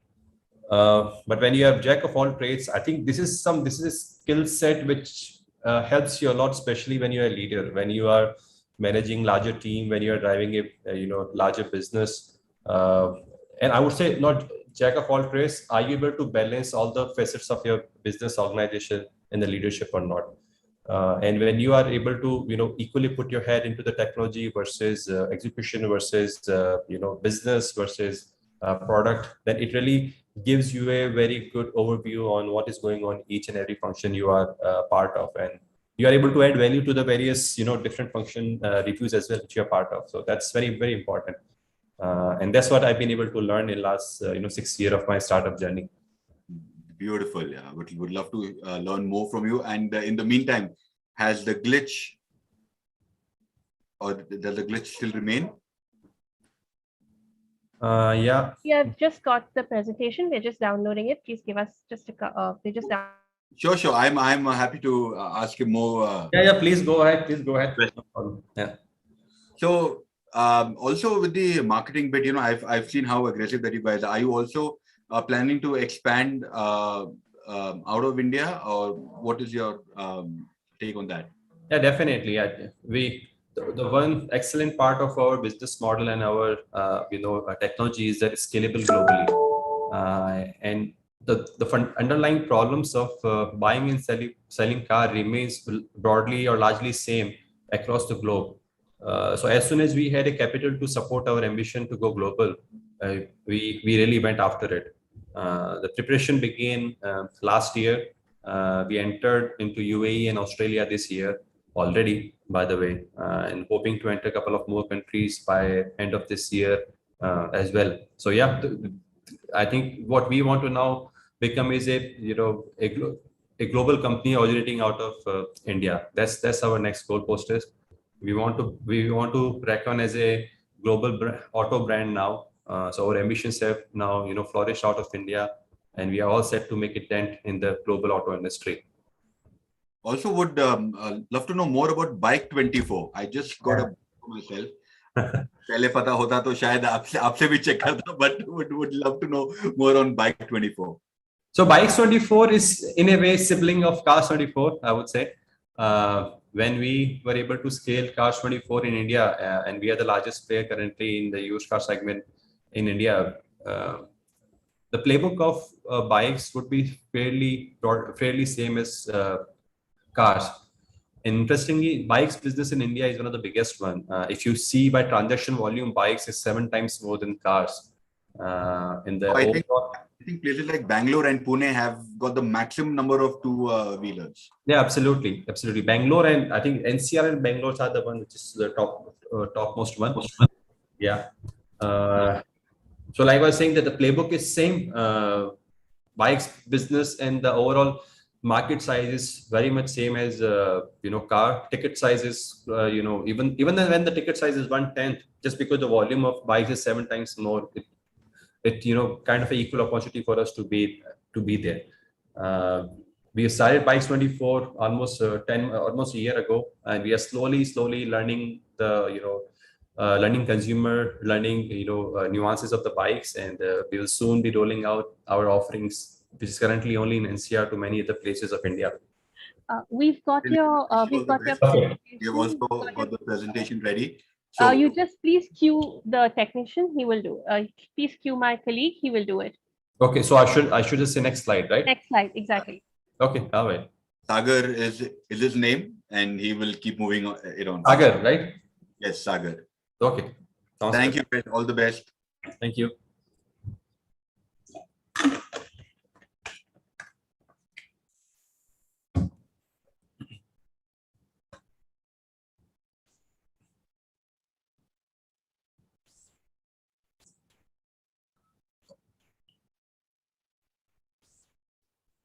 Gajendra, over to you. Okay, all right.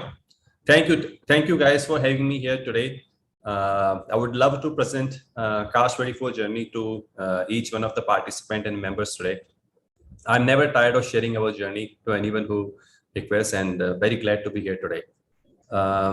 Given the agenda of this discussion, I would want to share the story on how, in particular, we are changing the game of car buying in India.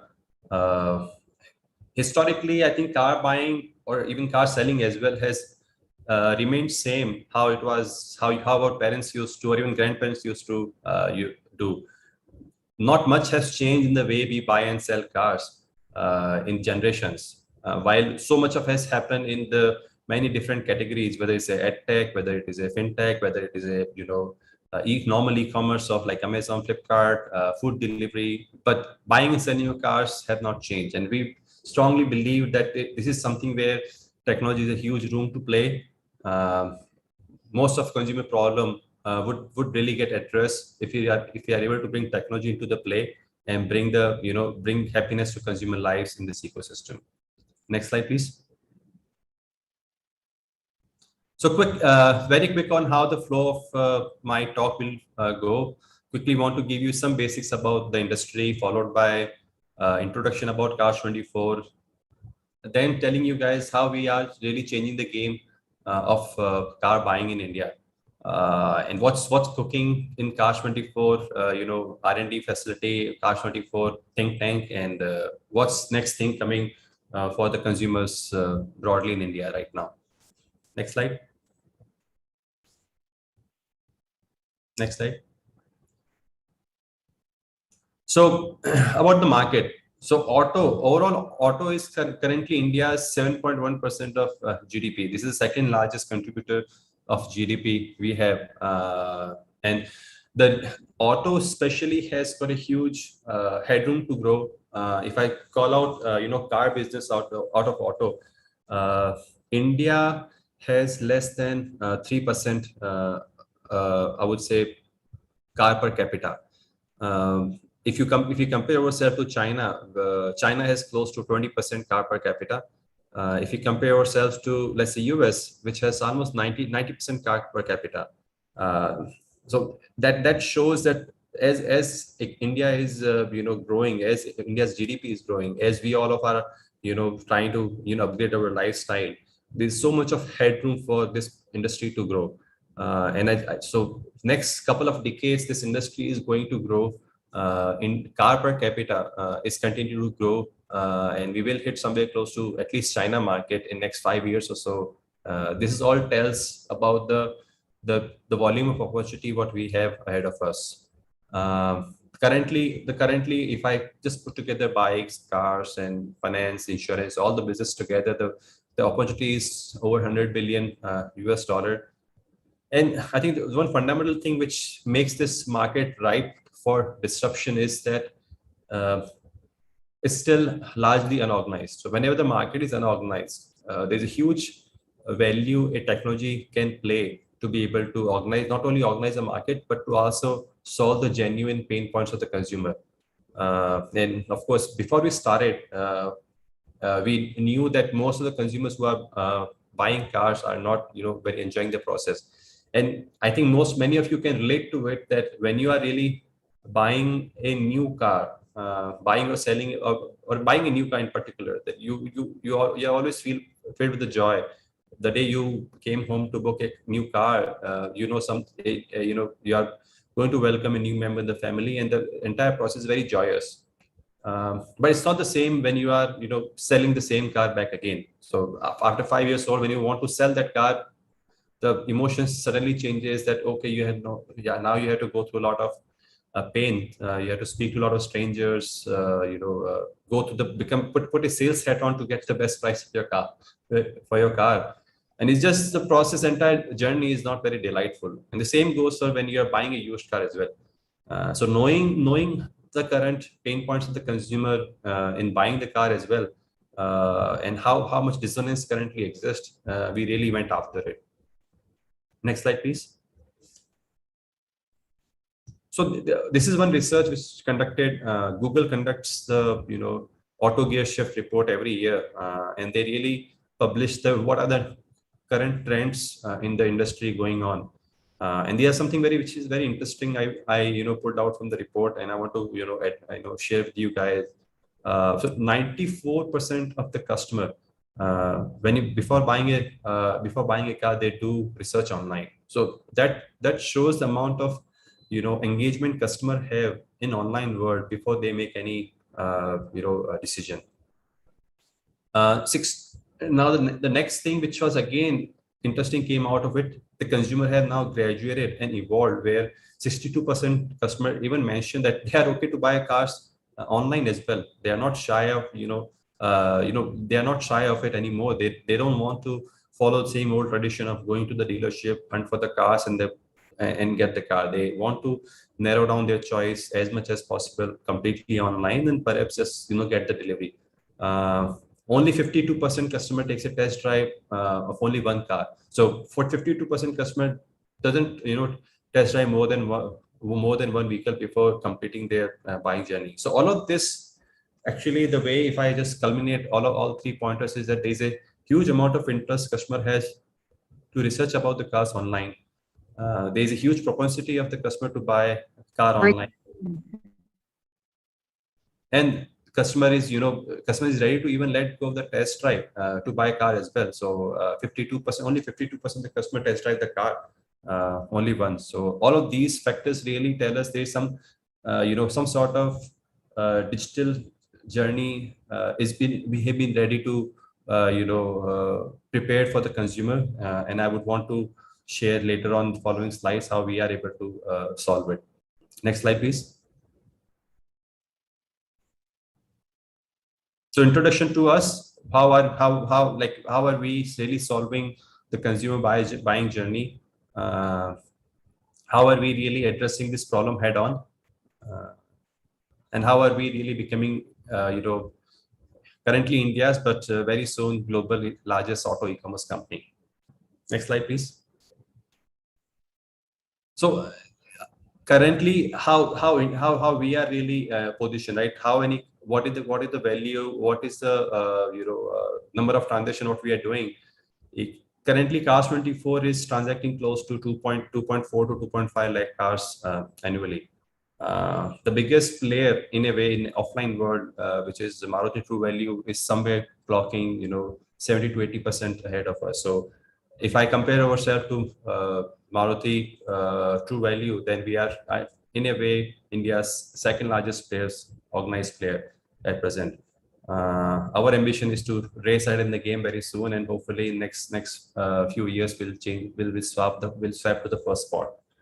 Like I said earlier, 100 billion is a market size, huge TAM to go after, ready for disruption, largely unorganized, and so much of to do with the technology to really solve consumer pain points. And just a small data about the monthly traffic, how much is monthly traffic, that shows that more and more users are now coming online to really discover of the car what they want and what they discover, and they are really ready to complete most of their digital touch points prior to buying the car online only. And why I said Amazon of used car in India, and I think what we are trying to do fundamentally is bringing the entire journey online. So we want to make sure customer can literally shop for cars 100% online, just how you are doing any shopping on various e-commerce website. It is never something which has been done before in India. You are literally buying cars at the click of a button based on the thousands of cars what is available on our platform, and you can really request for the car to come at your home, or you can really visit nearby Cars24 site to be able to pick up the car of your dreams. Next slide, please. So how are we able to scale so fast? What is really working for us in a very broad business scenario? So the flywheel has to move and support each other to be able for us to move really faster. I'll start with the better pricing model. So when you are able to give a better price, you are able to bring more sellers, which in turn, when you bring more sellers on board, you are able to step up and really provide the largest assortment possible for the buyers. And when there are more buyers which are buying car from you at the price at which you are selling, you are able to feed that data back into the pricing model, which in turn really attracts sellers to sell car at the price, which again really feeds into our better selection. So this flywheel starts moving in, and once this flywheel starts moving in, you're really able to you are really able to get the compound benefit of each and every building block what you have, and you are able to match demand and supply faster, and it helps you also quickly gain the volume of transaction as soon as as fast as possible. Next one, please. So, like I said, we are really being an Amazon of used cars. So, historically, or still, most of the market in the used car is hyper local. What I mean by hyper local is that if I'm based out of Mumbai, mostly the places from where I will buy the car would be surrounding Mumbai only. I would not go to Nagpur, Kolhapur, Nasik, anywhere to really buy the car. It's mostly remains hyper local. And what happens when the business remains hyper local? You are not able to really get the benefit of a arbitrage which exists in the traditional used car supply and demand ecosystem. And second, what we felt is that why does it have to be hyper local business? You don't follow the same principle when you're buying or selling anything online and on Amazon. Why can't cars can really travel from one district to another district? And what it really helps, and I'll go back, I'll just take an example of how I said better pricing leads to more sellers, leads to more assortment, leads to more buyers. So on the right side, what you are seeing is that it's a map of the Maharashtra where we show that how cars are moving at different districts, where some cars are being supplied from district A to district B, and some cars are moving from different directions. So what it really does is that we are able to match the supply and demand universally at at any given point of time, which brings in not only pricing efficiency, but also a buyer is able to get the car of their dream at the price what it wants, at the quality what he desires. And it also brings not only a larger selection. So to give an example, if I really be present in a traditional model, hyperlocal model, I have to really build an inventory of thousands of cars to be able to serve lakhs of customers. And I have to keep on adding that inventory in each and every city I operate in.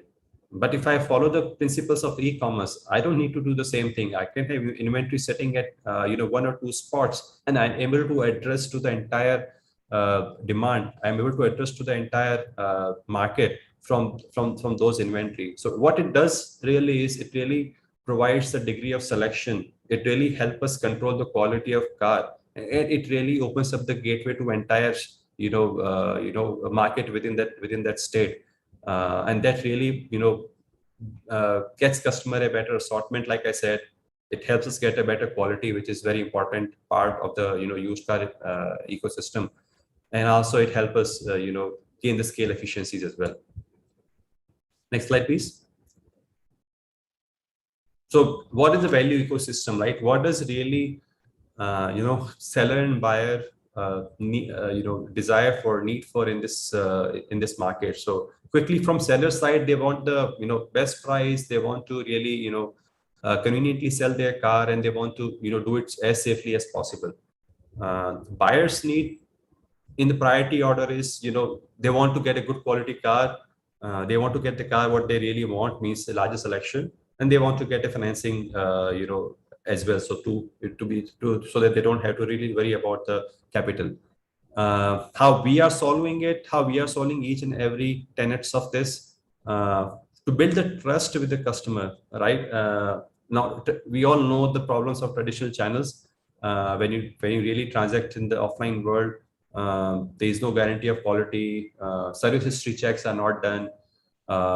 There's a large amount of information asymmetry exists about what pricing this car should be bought and sold at, and you're always confused, and you're never too sure about whether you are buying the car at the right price or not. And always financing has been very limited in the used car. And I want to call out here financing especially, and you'll be surprised to know In new cars, financing penetration is more than 70%. Vis-a-vis in used car, the penetration of financing is less than 18%. So you can see the amount of, the difference exists currently in new car versus used car, and how can really, again, there is a, disruption what we can make as well. So the way we, in a very nutshell, the way we are building trust to, in buying process is each and every car get tested, professionally inspected, so that that car really runs as good as new car. This builds a trust on the consumer's mind when the customer is able to see all the details of the car, condition of the car very transparently, and it also builds a confidence in the consumer mind as well, that he feels safe. He doesn't need to worry too much about buying the car. Pricing is something which help us, again, balance seller and buyer side both, and our technology at the back end, which primarily auction-based price discovery model, which really help us balance supply and demand, and able to also get the car at the good price for the buyers. Financing, again, what we are doing, the financing, I'm not sure many of you would know about it or not. Cars24 is the only NBFC in the auto category. And what we have done is completely digitize the financing on our platform. So you can literally, while you're buying a car, you can literally, ask opt for financing, upload the required KYC docs and other paperwork, and really get the approval instantaneously 100% online, which has again never been done before as well. So this is how we are adding value in consumers' lives across their consumer journey of buying process. Next slide, please. Next slide. So how are we really, how this magic is happening at the back end? So just want to take a few minutes of you on letting you guys know what are all the pillars which kind of works in tandem to be able to really help us stay competitive, stay ahead of the game, and to, in the end, serve our customers. For supply, Cars24, you are able to get 100% car from the customers. We have, we are the largest player in the used car industry, and all of the cars listed on our platforms are clean cars sold by individuals. Our brand has gained a trust in last 6 years. Has been also currently Cars24 enjoys the highest top of mind recall in the used car category. We recently did a survey led by Ipsos, where we discovered, and Cars24 now has been able to really not only has been pushed back all other players in the category, and currently stands at the top. Our financing is proprietary. Our financing is something which, like I said earlier, we have our own NBFC. We have developed algorithms at the back end and entire modules at the back end to be able to really stitch the entire end-to-end financing journey online, and which you would not see anywhere else, where you can literally get approval of the car loan in matter of few minutes. Like I said, the journey is entirely online. Just like when you are sitting at home, ordering food at home, or maybe ordering anything online for the day, you can do the same thing with the cars as well. Completely end-to-end online e-commerce experience. Cars, now to deliver that e-commerce experience end-to-end online, we have to really also support this heavily with logistics and warehousing. So currently we have set up our warehousing all across India, trucks all across India, to be able to match the demand what we've been getting from consumers. Last but not least, which is a pillar of reconditioning. So reconditioning is a very important element to give quality cars to the consumers. We are creating right now mega factories to refurbish the car, which in turn will help us really meet the quality standards what customer really expect from us. Next slide, please.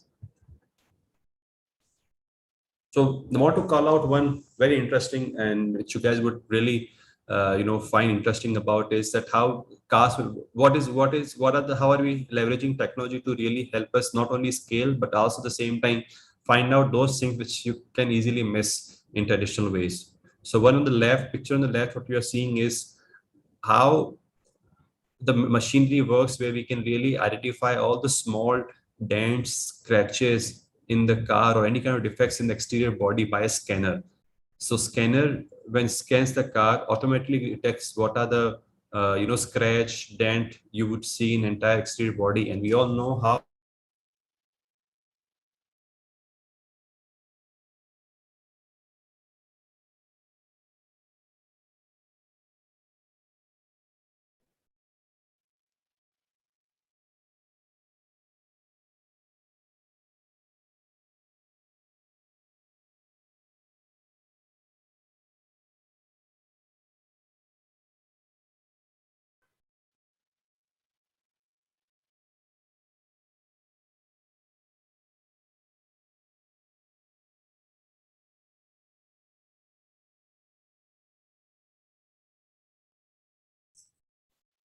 Yeah, am I audible? Yeah, should be now. Yeah, so I'm back now. So I was stating that how exterior of the body can be scanned by this automated scanner, which can really tell us what are the defects in each and every car without any manual intervention. So we don't need to rely on identifying what are the damages exist externally to the car on any manual effort, and we can really figure it out by using this scanner. And all of this information gets feed into our system when we recondition the cars, and that's how we are able to really ensure that each and every car is really perfect when we are repairing it. The one picture on the right is about the engine sound. A lot of things what you can say about just hearing the car out, and also throttling the car at the very different RPMs. So this sound processing which happens at the back end can really tell us any abnormalities or any kind of changes or any kind of damages that engine has had over the course of the lifespan, and can really help us take a preventive measure before that car really goes out and get listed to be sold to the customers. So these two technology which are really in a way replacing human or manual effort, which is again is always easy to get fooled at, or easy to get missed at, which in turn really compromise the quality. And very soon we will be able to replace completely and able to use this AI model to be able to really test the car and able to fix it before it really goes out to list on our website to be sold to the customer. Next slide, please.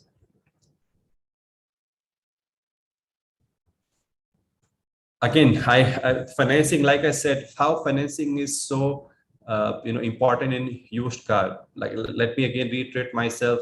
In India currently, in India currently, we are very highly underpenetrated when it comes to financing. Only 15% of used car get financed, while in the new cars, it is the financing penetration is more than 75%. Cars 24, when we sell a car and when the entire financing journey get digitized, we have only achieved 50% of financing on all the cars what we sold. So just see the swing what we've been able to make, the dent what we've been able to make, where industry average stands at 18%, and we are able to move to really 50% of financing in the used cars. And having journey entirely online and providing cars to the customer, which is really personalized to what they really want. And when you combine both of these things, the journey becomes entirely frictionless. Next slide, please.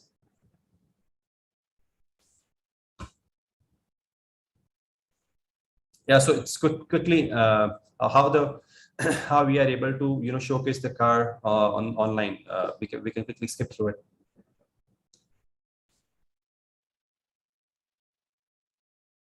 Next slide, please.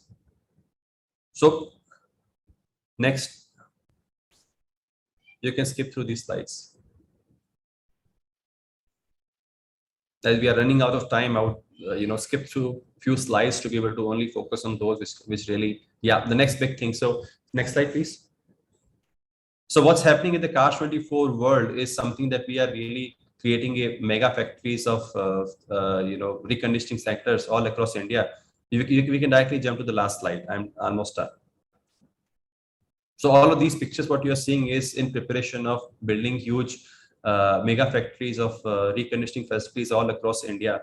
And all of this is being done keeping in mind the customer really get the car, which as good as new car, without any defects, without any imperfections, and which kind of helps you make the journey, as joyful as possible. So that's about it. Sorry for taking too long time, Trevor. Thank you so much. Now this brings in more confidence in at least me and a lot of others watching this to go ahead and pick up a car from Cars 24. And also I'm sure Bikes 24 also follows the similar. So thank you, Gajendra. Thank you so much for explaining us the process. Super. Thank you very much. Thanks for having me here. Bye-bye. Bye-bye. Most welcome. Let's quickly move on to our next session, which I am pretty excited about. It's that now is the time that we move forward. That's the second panel that we're talking about. What does it take today to keep a company and its brand at the top? Everybody wants to be at the top. What does it really take? A digital industrial revolution is unfolding all around us. What it takes to establish a leading brand is being transformed as well. Years of success could hinge on your company's ability to embrace the new paradigm. But is your brand future-proof?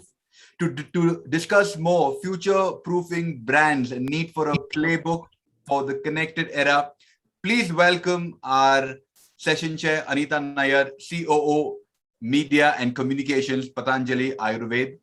And our esteemed panelists, we have Akash Tapse, Senior Vice President, Digital Marketing, AU Small Finance Bank. We have Chanpreet Arora, Business Head of Woot Viacom ET Digital Ventures. We have Charu Malhotra Bhatia, Vice President, Marketing, Brilak Limited, the home of the iconic brand Hindware. That's Briloka.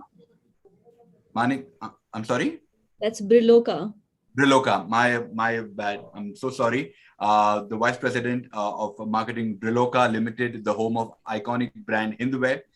We have Manika Sharma, Head of Marketing, Firefox Bike, and Siddharth Dabade, Managing Director, India and the SARS region of MIQ. Over to you, Ms. Nair.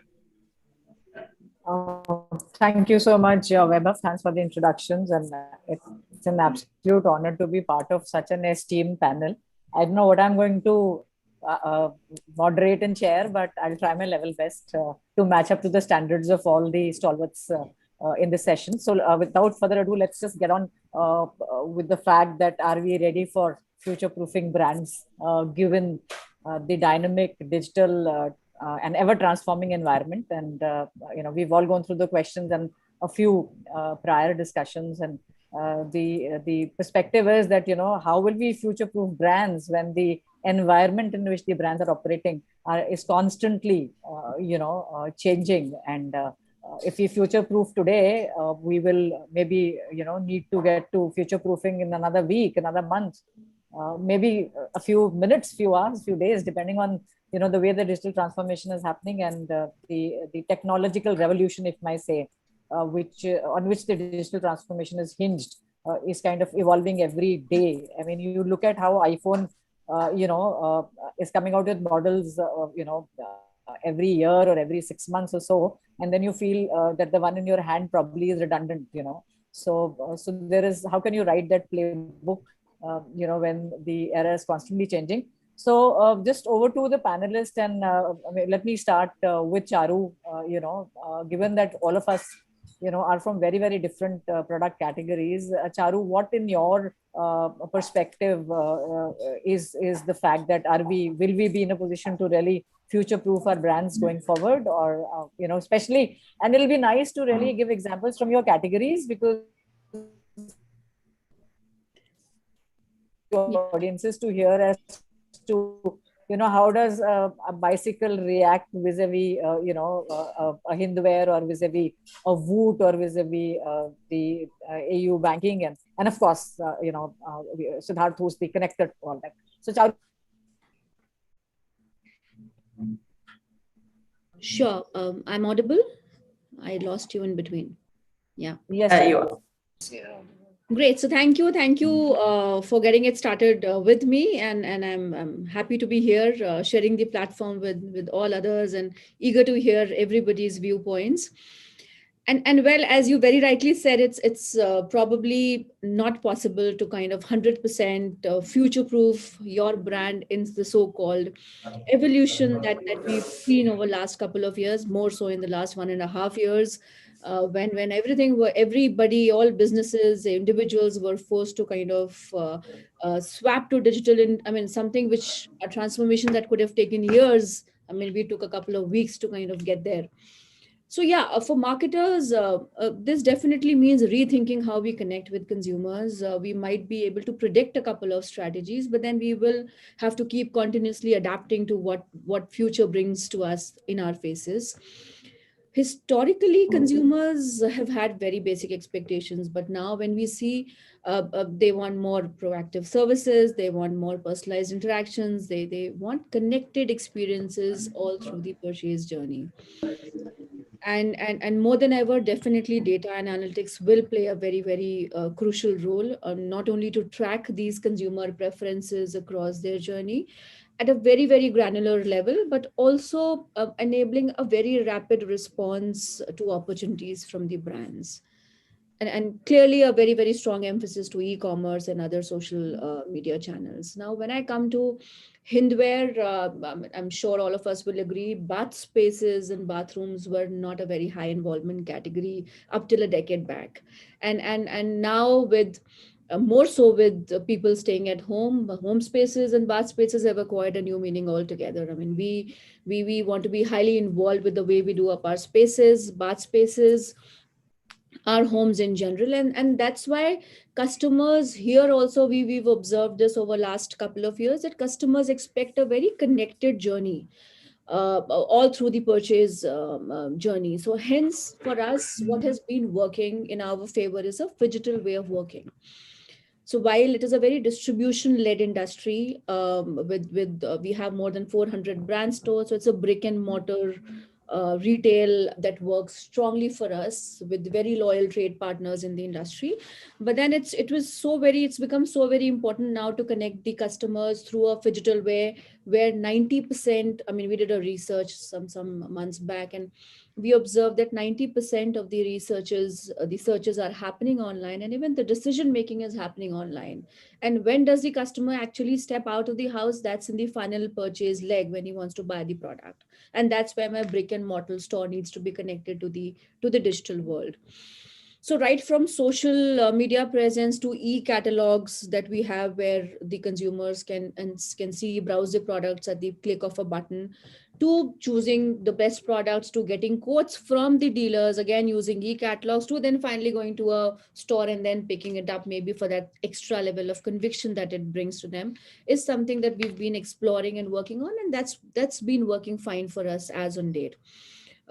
Another example could be that so this industry really boasts of good after sales service that the consumer would seek for from the brand.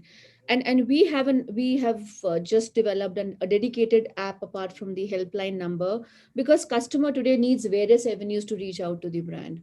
So that's another thing that's probably working fine. And going forward, all these services, marketing, all these platforms will have to be interconnected for an integrated platform. So that's what we are also exploring. We're working.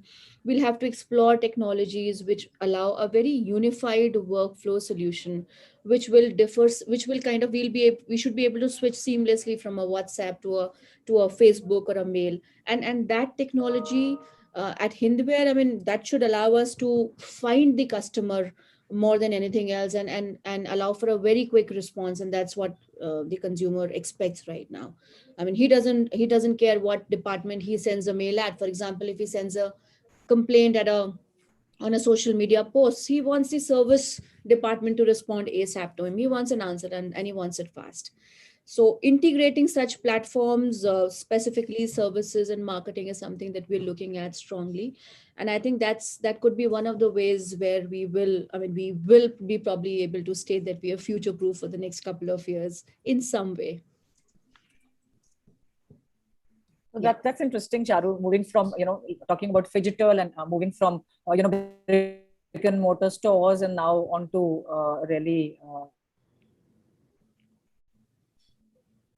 journey that you are taking through. I don't remember visiting a bank in years now, Akshay. So what are we? And I saw your latest ads with Kiara Advani and Amir Khan to be telling us more about you are whatever offerings are there as far as your bank is concerned. So what is banking? I think as an industry needs a lot of security and confidentiality. So what are your views on future proofing the banking and investment industry, so to say? Thanks, Anita. I think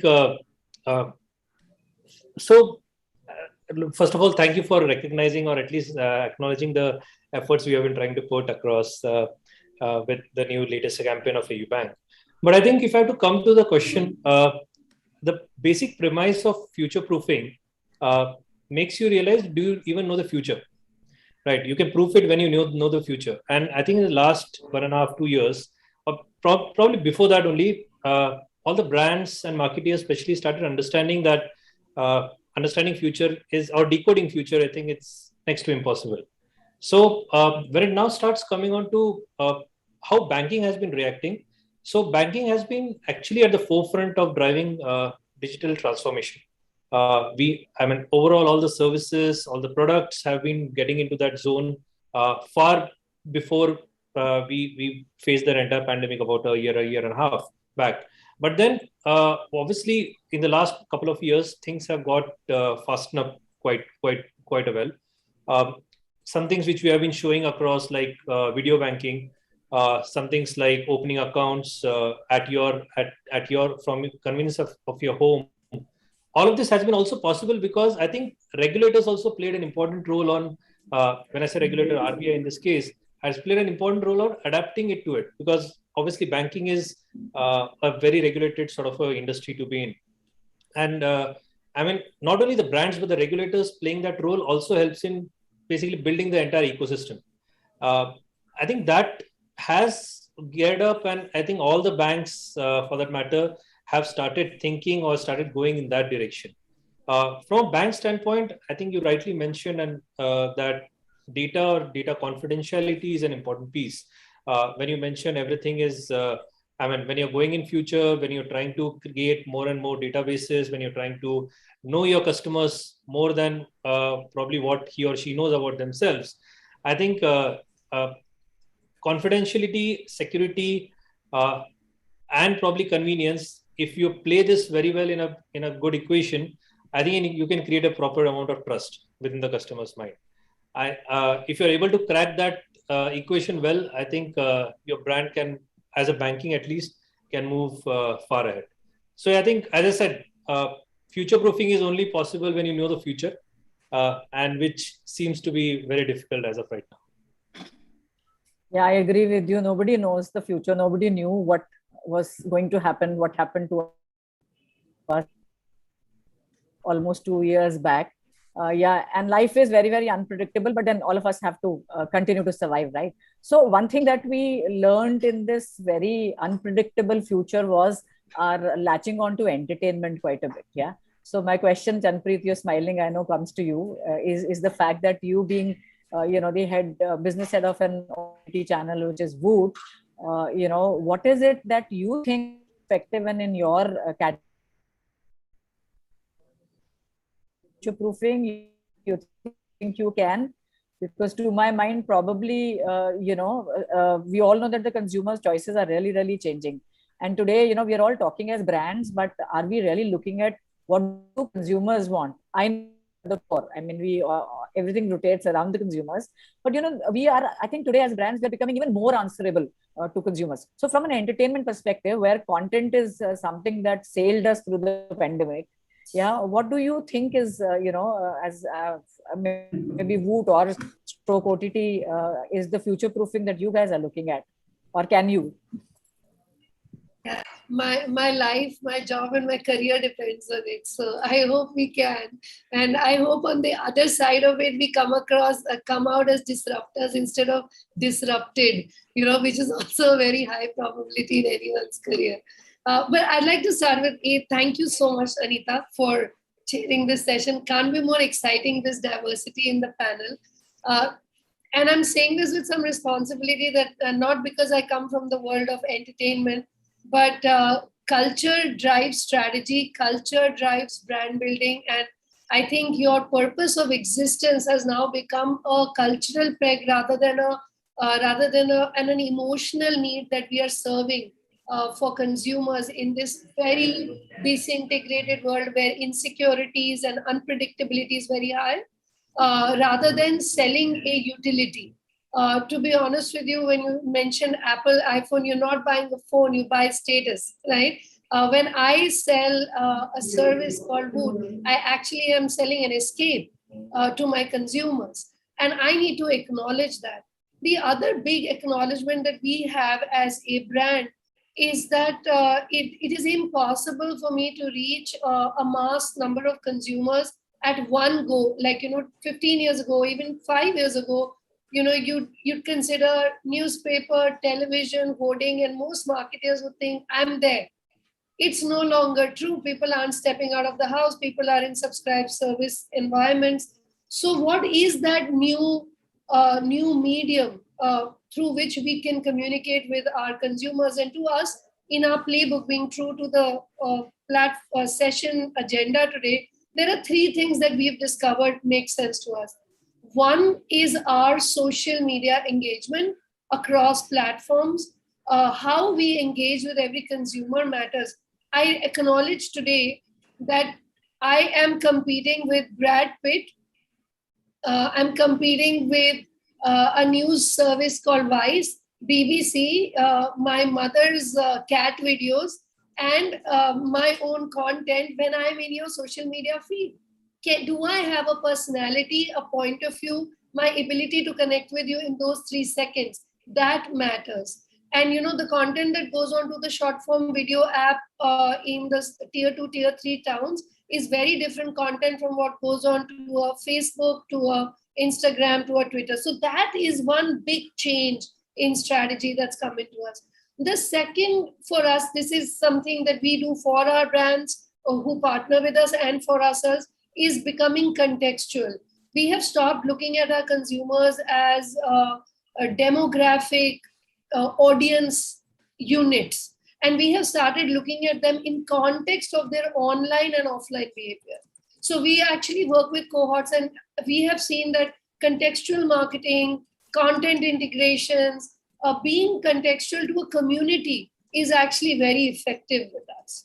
At least in our business, being contextual. Like if I'm talking to a lady called Ria, and I know that she's an LGBTQ activist, I need to acknowledge that not just in my social media, but the content that I serve to her and how my brand engages with her sensitively through the content. And the third is personalization. We are a premium platform. We have first party logged in data. We, like Akshay said, we have to be very conscious of the data that we take, from a security point of view, but we also need to use it to make it a more stress-free experience. 80% of consumers in India, whether they are radio listeners or TV watchers, they just want passive programming. Whether we like it or not, even in VOD, they want passive programming. And so it is our duty to become more relevant and personalized in that. I think these are the three big things that matter to us. So I hope that sums it up. Yeah, so interesting. I'm with you on the fact that, we need to be contextual, and, if a brand ceases to be relevant to its audiences, there is no point.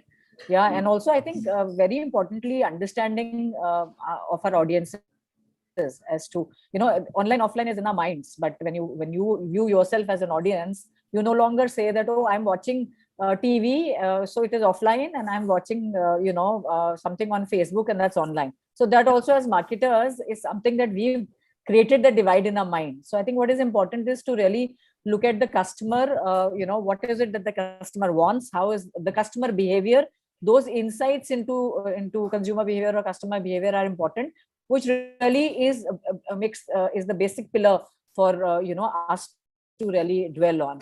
So Siddharth, I'm sorry, I'll come to you last because you are the connector in the whole process. So over to you, Manika. Very interesting category of Firefox. And just before the pandemic, or not really before, but just before the second wave hit, my daughter wanted to desperately buy a Firefox, so I went and bought her one.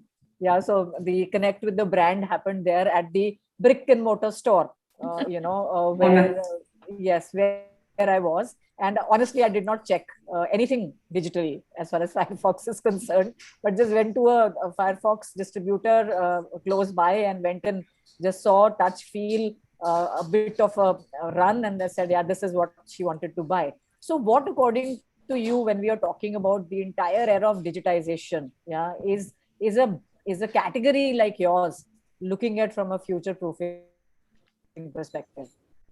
Yeah, thanks, Anita. Thanks. I'm glad you picked up a Firefox. First of all, really happy to be part of this panel and get to hear diverse views on such an interesting topic. Honestly, a very relevant topic for these times. You spoke about the distinction we always made with offline and online. So I think in order to be future-proof, if at all we can attempt at being future-proof, is to actually break the mental models that worked for centuries. So the traditional IDA and funnel approach doesn't work anymore. Consumers, Chanpreet spoke about consumers being, always connected and always consuming content. So how do you really break that clutter? How do you become relevant for consumers? I think that's the challenge that brands face. Obviously last few years, digitization has revolutionized consumer journeys. But now the pandemic has been another inflection point where, the pace at which consumer expectations have transformed during the pandemic, it's bound to have long-term impact. So for us as a brand, definitely, we've invested in a complete digital transformation where we are not looking at media, or we're not looking at consumer interaction in silos. We're trying to map the consumer's journey with the brand, end to end. I think that is the key. So not looking at different touch points in isolation. So let's say for a social media handle, to a physical retail store, to the events that we do. Normally, traditionally, everything was approached in a very disintegrated manner, and there's a media KPI that you assign to a particular touch point. I think that doesn't work anymore. So you need to, and in order for us to become relevant for the consumers, it's important to understand where exactly is the customer with the interaction with the brand. So I think that would be the key to future-proof yourself, so to say. So for us, for example, even post-purchase, it is important to create those interactions to encourage and enable product use. For Firefox, we want to create a culture of cycling in India. And therefore, it has to go beyond product purchase, because a lot of consumers, especially during pandemic, picked up a bicycle, but never actually got to ride it. It's been lying there. So as a brand, the onus to not only sell the product, but also ensure that and engage customers for usage of the product is important. And therefore, we do a lot of events. We started a virtual events, anything which enables a customer to use the product more and more, facilitates that consumption. So I think that is how, and that's the relevance that you create. So you become part of the brand's life. It's not about, you sell a particular product and then you're out. You become a part of consumers' lives so that they keep coming back to you. And that's how the brand advocacy also builds. And, one thing that I would like to say is that while a lot has changed, but one thing that I think will always remain is the purpose, that Chanpreet spoke about. Every brand needs to have a purpose, and whatever you do, you remain true to that purpose. As long as you have that as the goalpost, everything else, of course, is extremely volatile and ever changing. Sure, completely with you, Manika. So what I'm hearing is a lot of personalization, customization, relevance, being contextual, obviously consumer journey, various data points, security, and of course, purpose or benefit, the brand benefit which comes to a person. So we have got so many dots, Siddharth. How do you think in your, scheme of things, because you are, from not really a brand category, so to say, but a connector of brand and audiences. So what in your perspective is this attempt to future-proof leading to? Over to you. Yeah. I think so. I agree with all the points, and first priority for a brand is to kind of establish itself, and that's where a good connect with consumer, good understanding of the consumer really matters. And then from there, how do you kind of track the changes in the consumer behavior, consumer expectations, and how do you probably keep ahead of it as well? Those things really matter. And I think there are three more points I will just add. And, I'm also coming from tech, data, and platform perspective. So one is definitely how can a brand create a ecosystem where there are a lot of dots getting connected in terms of, you have a lot of collaborators in your industry with you, basically, right? And that, for example, if I just take tech platform, which is like Amazon, right? So the way tech platforms have always been successful is by creating an ecosystem where there are a lot of developers, there are a lot of partners, and they are developing a lot of stuff on top of that. And hence there's an entire ecosystem which is getting generated. And so to speak, you're not only created a brand, but you are also kind of creating a disruption. Instead of being disrupted, you are the disruption, basically. And that's where not only you are being with the future, but you are actually able to define the future. So that is point number one, right? The second point is that diversification is very, very critical. It's not always possible to create a platform like that, but then if you are well diversified, and I will give a simple example here again. We will have in a couple of years time cookieless paradigm coming in. So are you as a brand dependent on your digital channels with cookies, and how much are you dependent on? And then what are the other like device IDs and other channels which you are developing, which will help you when cookieless paradigm actually comes in? You can rely on other channels to still have a good consumer understanding, and your business is almost not affected because of this change in paradigm, right? So that is the second point. Diversification definitely helps. And again, we have a data lake which has 700 million consumers data in India, both online and offline.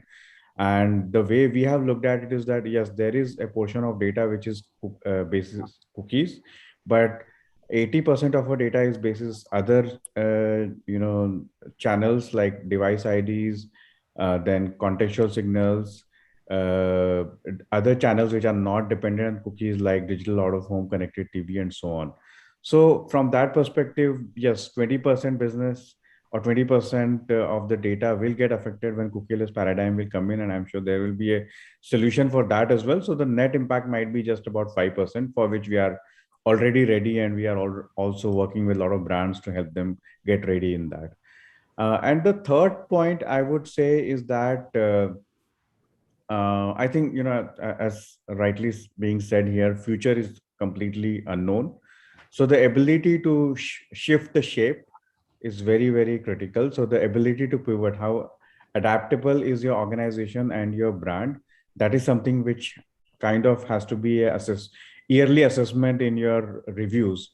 And then, and possibly how can you keep building muscles for adaptability is something which is very, very critical. So yeah, that would be the shape shifting ability would be the third point, which is very, very critical in my mind.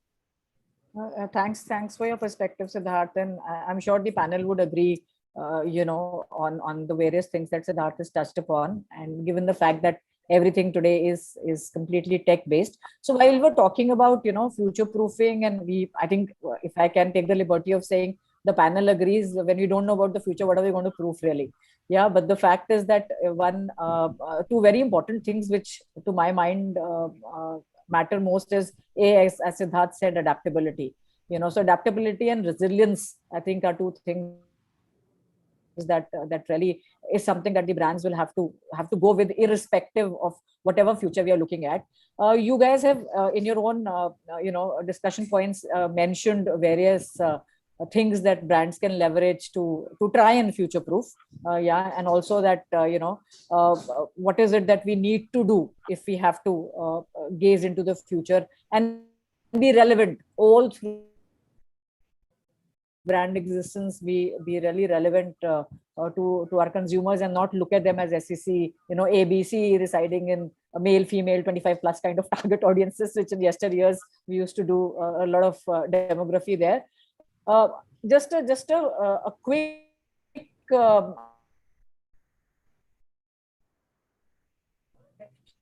you think there is a sacred playbook that brands really need to play by? I would fathom no, because you can only do a playbook if you are very sure about whatever. But will be very interesting to get your perspective. Brands can leverage if you were to future proof.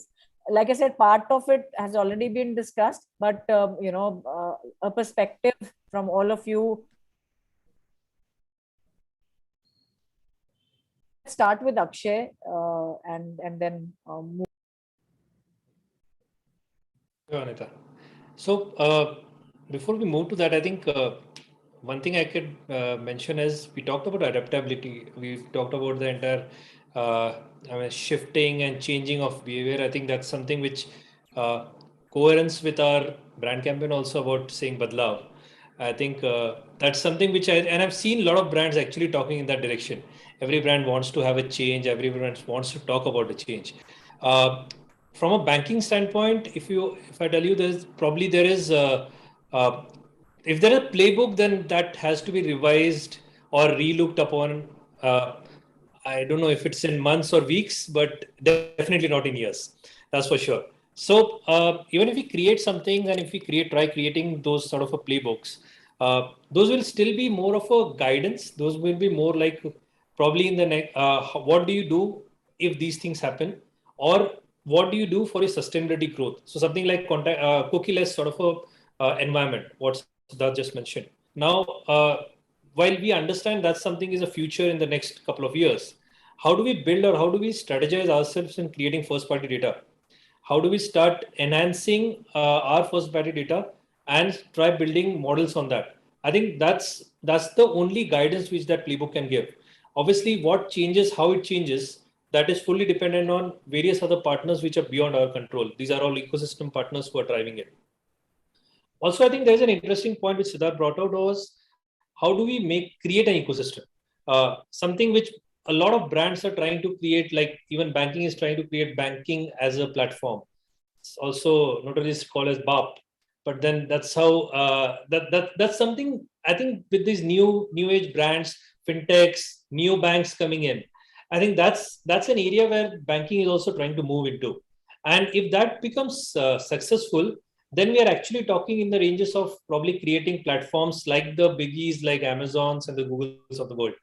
Obviously, it will sooner or less, it will start consolidating into some piece, which will be a issue probably in a longer run. But I think that's where we could be heading to if we are trying to go in that direction of creating platforms. One more piece which I think I would like to mention out here is I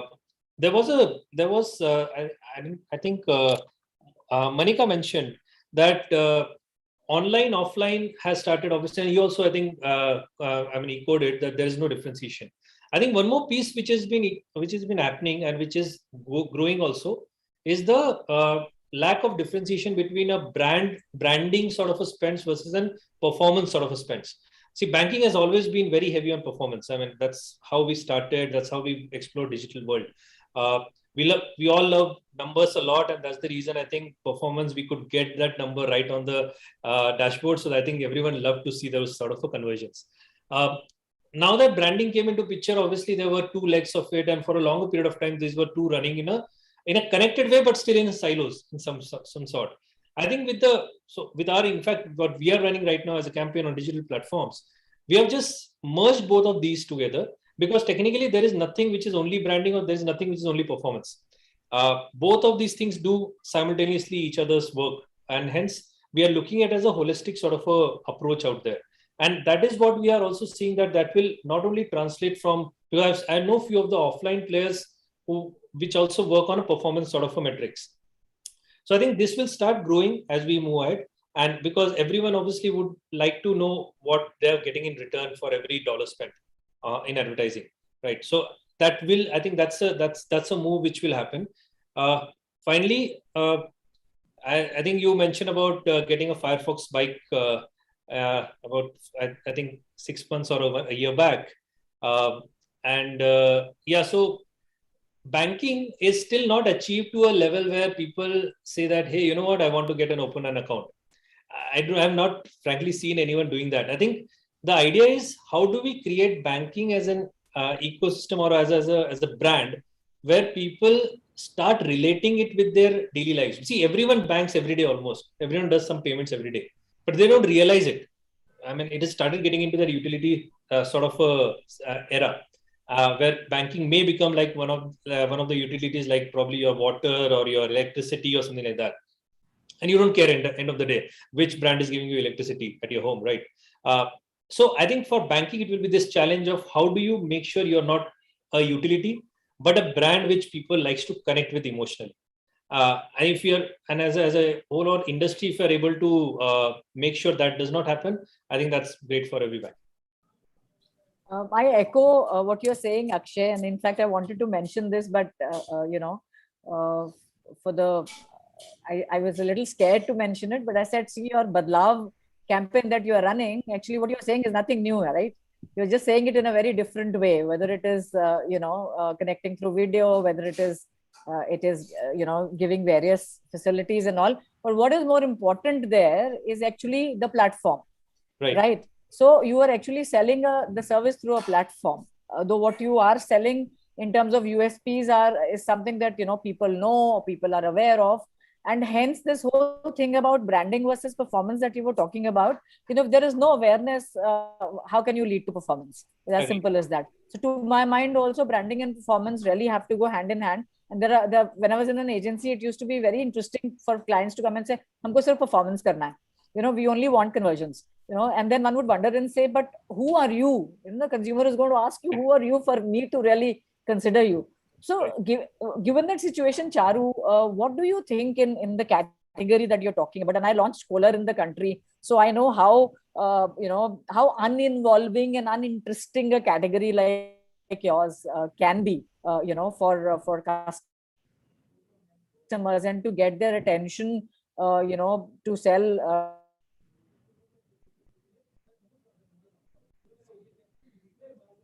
Becoming extremely expensive in today's day and age. I mean, doing up a bathroom costs you lakhs today. Yeah, it's no longer a thing about a pot and a bathtub and some faucets. Yeah? So that's interesting, because yours is a very drab category, dry category. Sorry for sorry. I feel it's not there anymore. I mean, people are really doing up their bath spaces, tastefully. Yes. They're personifying their bath spaces. So yeah, it's yes. I'm saying from a category where it was used to be, very uninteresting and not so involving, and you would leave it to your, the contractor or the architect or whoever was doing it, to making this category so interesting today, where people are spending, and I've seen some amazingly expensive bathrooms that all the Nourish are creating today. So what, according to you, is if at all, the need for creating a playbook in this era, and what are certain things that you can leverage and certain tools that you can use? You did touch upon that in your earlier comment, but it will be nice to consolidate and hear them now. Yeah, so taking on from there only, so I've covered some bit of it, but taking on from there, yes, the category's seen a major revolution and transformation. And what we've been seeing now is that there is an explosion of on the number of mediums or channels that the consumer is now seeking to reach out to the brand. And it's not just that as a brand, I want to reach out to the consumers. For them also, they're using various number of channels, and the mediums have just proliferated over last years. So hence, as I mentioned, a very uniform integrated platform or a data warehouse is something that we need. And as you rightly mentioned, consumers are spending a lot on bathrooms, but more than that, it is also important for us. I mean, we've also done a lot of work, I mean, the industry to kind of create that kind of an aspiration for the bath space, and hence a lot of advertising spends, whether it is on mass media, digital. So this, I would want to take one case here, one project that we've currently started with, and not just reaching out to the right audience at the right time. This is also helping me optimize my ad spends, and that probably is the way forward. So so we're trying this on our website. So customers, when I talk about Hindware, they come through various sources, offline, online, all my brand stores. There are about 10,000 touch points that I have. Then there is social media presence, website, app, and lot more. So what is important is, right now what we are doing is we are combining, we are storing, we are processing this database, this first party customer database, as Akshay also rightly pointed out. And this is then being used to calculate the customer life cycle value. So bathrooms, it's not that it's like once you've done your bathroom and you're done, you're sorted for like 10 years, 20 years. Now people are changing it every couple of years, 3 years, 4 years. And plus there is also a lot of focus that has come on upgrading.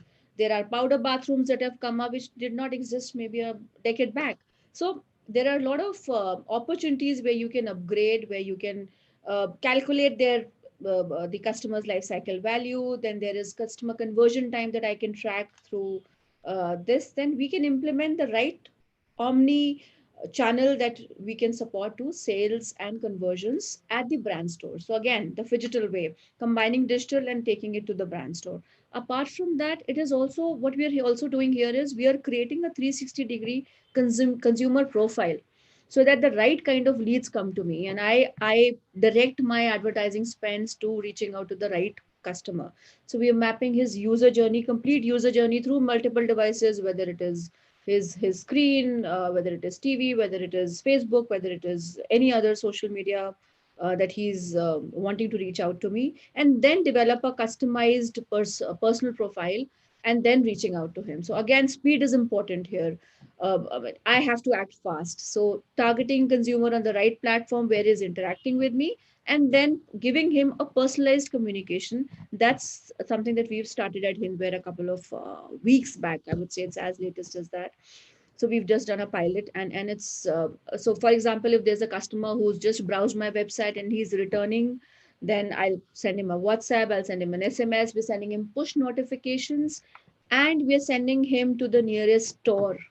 So the push notification will also send the address of the near me searches, the nearest store, so that then it converts into hyperlocal lead generation and closure for the trade partner. So that he also gets that support from the brand.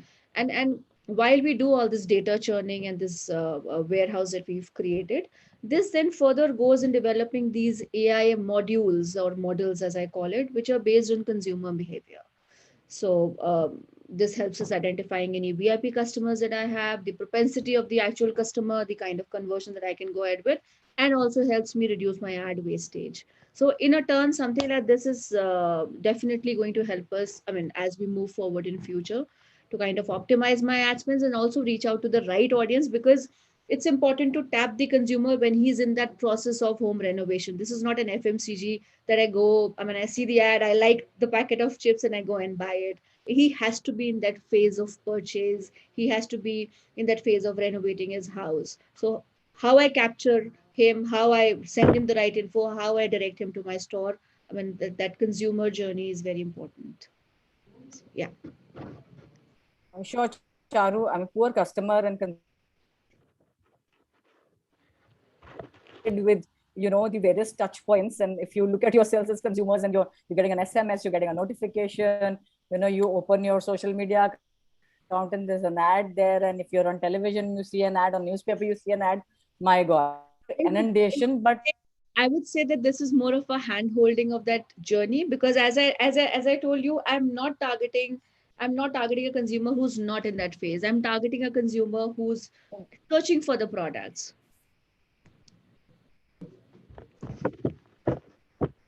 The diverse categories that we all are representing, So, and one very important thing, and I think you touched upon that pretty interestingly, is speed. Yeah, so it is one thing which we cannot afford to lax is on speed or being agile, and there is, I think, nobody better than the entertainment sector, which is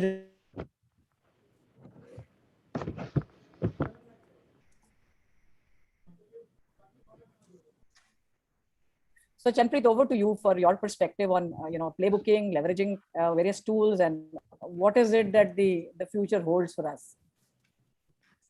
Okay, so I'll be honest with you. For us, and I'm sure Manika would specifically relate to this, is that there is fandom around certain brands, right? There is this love and passion, and entertainment kind of thrives on it.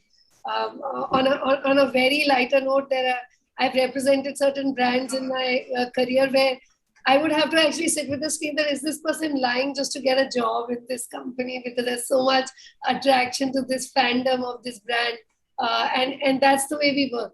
One of the big things that we made, coming back to talk about the playbook, you made a very important point, both Manika and Anita, that the difference between offline and online is only in our heads as marketers. But the consumer journey has blurred those lines.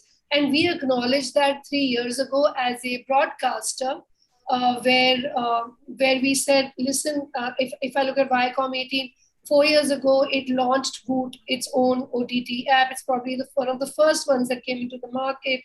2 years ago, a proposition for our fans became before TV and anytime. So today you could watch an episode of Big Boss OTT if you're truly a big loyal fan of Big Boss season 15. If you're truly a loyal fan before TV, if you become a paid sub. And you can watch it 24/7, something you couldn't watch on TV because you're sitting at home and you're in the lockdown and this is what you want to do. We actually innovated and released that. I'm just telling you how the product evolved. Voot's biggest driver was its fans that wanted to consume it anytime. Today, we are more gamified than any other OTT. For every piece of non-fiction content that we create, it's almost like living in a real-time game. And we started doing this only because we realized that our fans wanted to engage with the content. It now had to become a two-way communication. Then we actually have gone now one step further, and we've realized that being in the pop culture movement is so important, not just for our fans, but also for the brands who want to engage in it, that rather than just simply advertising around the content, we've opened up our content to advertisers and said, come, please participate and be a part of the content rather than just being around it. So we're taking that journey, and this goes back to what Charu was also saying. You actually connect the intent, the pop culture moment and the fandom consumer together. We can't really look at, now I'm going to do spot advertising, now I'm going to do emailer blast. If I don't understand the journey of the consumer, if I don't build the awareness and the love, there won't be any convergence. So yeah, aligned with that. Sure, Chanpreet, with you on that, because I think interestingly, more and more that we are talking about it, the mapping of the consumer journey, and obviously, for the lack of another word, the touch points where you can connect with the consumer are becoming very important. So while you are connecting through those touch points with the consumer, I think as marketers, we should never forget, and I don't think we forget, that A, we have to be relevant to them, and B, the entire brand experience and the engagement with the consumer is something that is very, very important. So with that, Manika, in your case, as you said that, again, there is an offline and online in terms of being brick and mortar, being there, and then even the journey afterwards. And the fact that if people are not cycling these days, by creating events and, bringing that fandom in for Firefox there is so much more that needs to be done really, and to me, I think all those departments where we were compartmentalizing things to say, ye TV hai, ye print hai, ye outdoor hai, is no more relevant. See, for the consumers, it was never relevant. For them, it was like, consuming it on the go. It was, for us, it was relevant, but I think those lines are blurring. And like Charu was mentioning or Akshay was mentioning, this whole integration piece is becoming extremely important. So Manika, with your comments, and then we will close with Siddharth to connect. As I said, Siddharth, connect all of us together as various brands. So over to you, Manika. Yeah, Anita. So, to your question that can brands have a playbook? Honestly speaking, all life cycles are shortening. Attention spans are shortening. So even if we have a playbook, it'll be very short-lived. It needs to be constantly looked at, disrupted, questioned. And each brand will have to, define its own playbook because like we said, customer journeys are extremely important and it's very different from category to category. So brands will have to define their own playbook. So for example, I'll pick up an example from the cycling category. So post-pandemic, cycling category completely transformed from, transportation, a medium of transportation to transformation, So, and we had very less time as a brand to adopt and adapt. Otherwise, you're not relevant anymore. So, for example, one of the things in the, I think Charu and Chanpreet spoke about the digital world, but the physical aspect of it, the retail space. So typically, traditionally, when cycles were looked at purely as a medium of communication, transportation, if you look at any traditional cycle store, it's just, a lot of cycles placed next to each other. It's not a very good experience. It does not enable customer decision making. So that's when we've recently launched a store in Navi Mumbai, which we call our experience center. It has a very, very different retail identity. There are just very few marquee products displayed. The entire, objective is to enable customers' decision making inside the store, so that the experience with the brand. It's not about putting all the products that you have in your portfolio out there, but in ensuring that the customer makes the decision, makes the right choice, and there are tools and certain engagement tools inside the store to enable engagement even beyond purchases. So that's the kind of transformation that brands have to undergo, and very less time. Like I said, just about 6 months were we ready to absorb that kind of demand and still remain relevant as a brand. Is a challenge. So I think, yes, playbooks very short-lived and will have to be redefined by brands. With you on that, Manika. Siddharth, we just short on time, so just about 5 minutes remaining for you for your closing remarks, and I'll just wrap it up in one sentence after that. Over to you. Yes, absolutely. So yeah, and I think I agree. It's very difficult to have a playbook, and I will say that probably one defining element of a playbook can be experimentation. You have to keep doing a lot of experiments and do a lot of pilots. And many of the panelists talked about their initiatives, and some will succeed, some will not, which is fine. But the point is that there have to be some new initiatives, some pilots, some experiments which are always happening, and then that will lead to innovations, right? And just to add as an example, so we have a case study with L'Oreal, where what we did was we created a beauty index where when consumers in the right target group, they are online, and we are collecting those signals and creating an index. And when they are also searching for L'Oreal products and beauty related products, so combining all these data signals, we created a real-time index, and then we synced the campaign.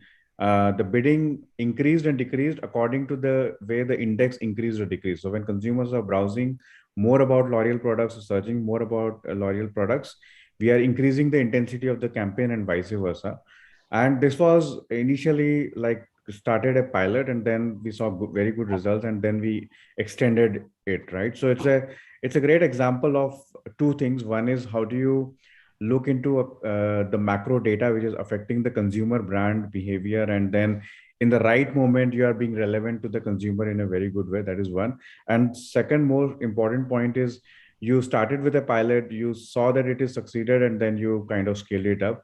And that's where you need to keep doing that again and again and build templates out of it. And yes, this year's playbook might not work out in the next year, but as long as you have plethora of experiments going, you will have some successes, and then you can scale that for the next year playbook for you.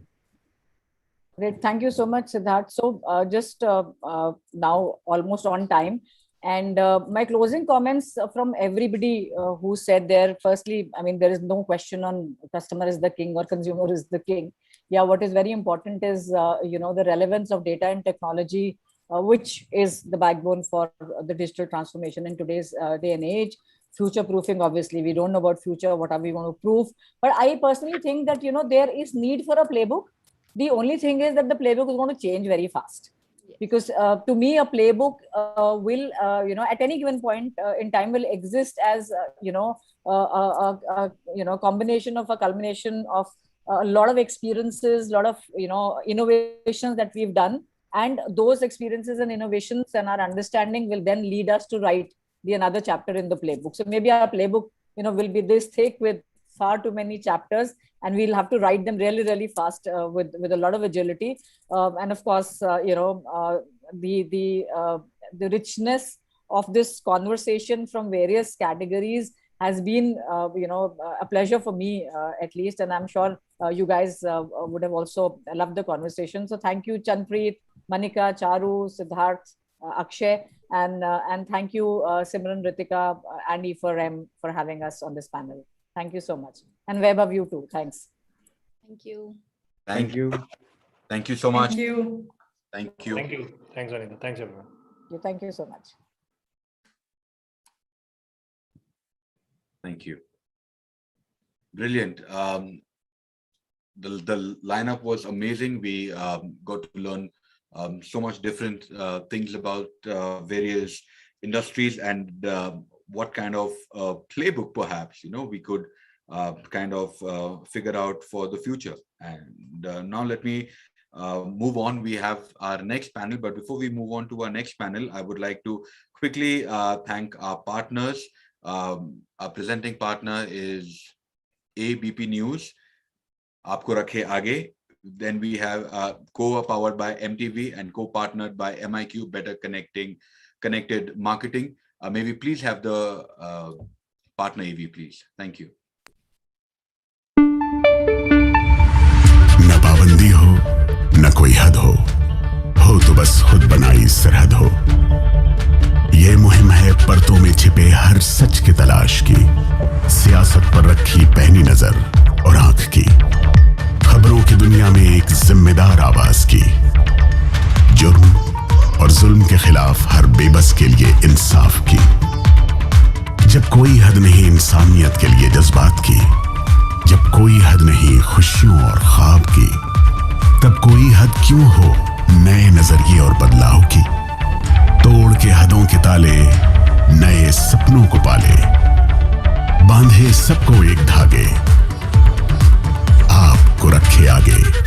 ABP news.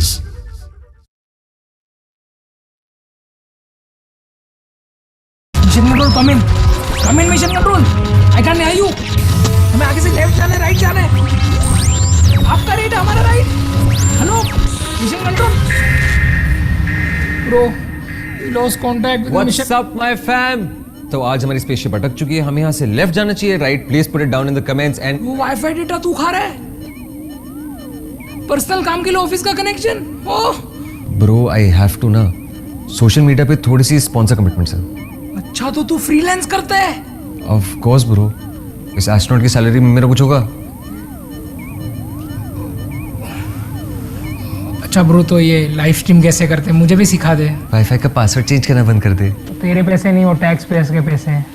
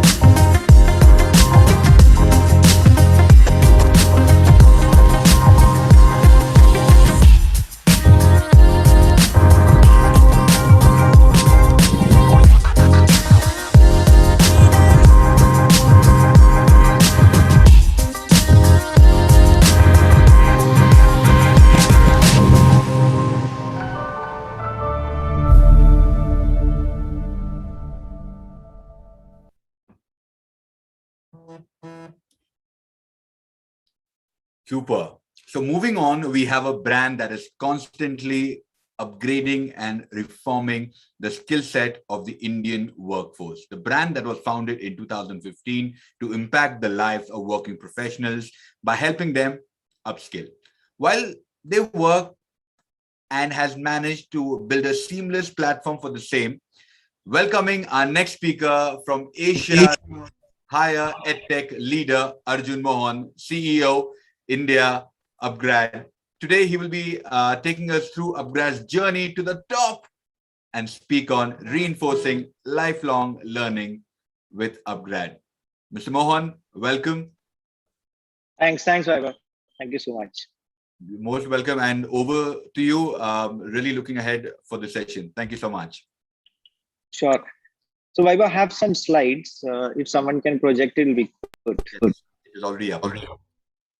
Okay, perfect. All right. So thank you so much for having me here. Good evening, and I'm going to take next few minutes to explain a bit about what we do in Upgrad and what our marketing philosophy has been in the last few months.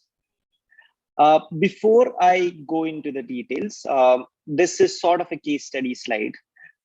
So for a lot of people who have been or who is studying and who wants to see what marketing works, this is a perspective. It is not really the only way to do it. For marketing problems, the best part is that there are hundreds of solutions. Whatever works for you and whatever you make work is finally the right solution. So that part I just want to call out before I start. Before I go into the details, I will speak a bit about Upgrad for some of the uninitiated in the set. I'm sure that thanks to all the big campaigns we are doing, most of you will be aware of Upgrad. But still, let me explain what we do. So we are currently India's largest higher education online platform. We do high quality courses for people who have completed 12 standards. That means that we have lifelong learning solutions for anyone who is looking for a bachelor's program, a master's program, and even a PhD program. And all of this, we do it completely online so that you can do these things without breaking your career. And that is the reason why we are the favorite of the working professionals who are already very busy in their life doing their jobs and at the same time want to upskill and stay one step ahead. So most of our customers are from this working professional lot who are making great things happen in this country and ensuring that our nation is one step ahead. So that's what we do. Now within Upgrad, because of the breadth of solutions we have, it's just not one company. We are multiple companies within it. We have a division or an organization which takes care of students after 12 standard who wants to do degrees online. That is bachelor courses, BBA, BCA, so on and so forth. We have a large working professional division which focuses on mostly high-tech programs, data science, machine learning, MBA programs. We have a large bouquet of online MBAs. And finally, we have a division which focuses on study abroad. That is, we have a solution which makes going abroad and studying very economical for students because we are able to do it at 50% of the cost. And that's because we have a hybrid solution which have an online component also. So that's what we do. Now, the reason why I've been long form talking about all this is that you would have understood how complex our target market is. It's not one TG, it's multiple TG. Now that's a marketer's problem to solve, right? The issue is that you finally have few seconds when you have the full attention of your market or your audience. And in that small time, you have to explain a course or a solution as complex as it. And why is it complex? Because online as such itself is new, right? You're basically going and telling a person that whatever you have been doing for last 12, 15 years, your inherent belief that you need to go to a classroom and study is not any longer true. You can do it all online. So it is a complex product to market, and that's what we have been doing, and that's what I will take you through. Can I go to the next slide, please?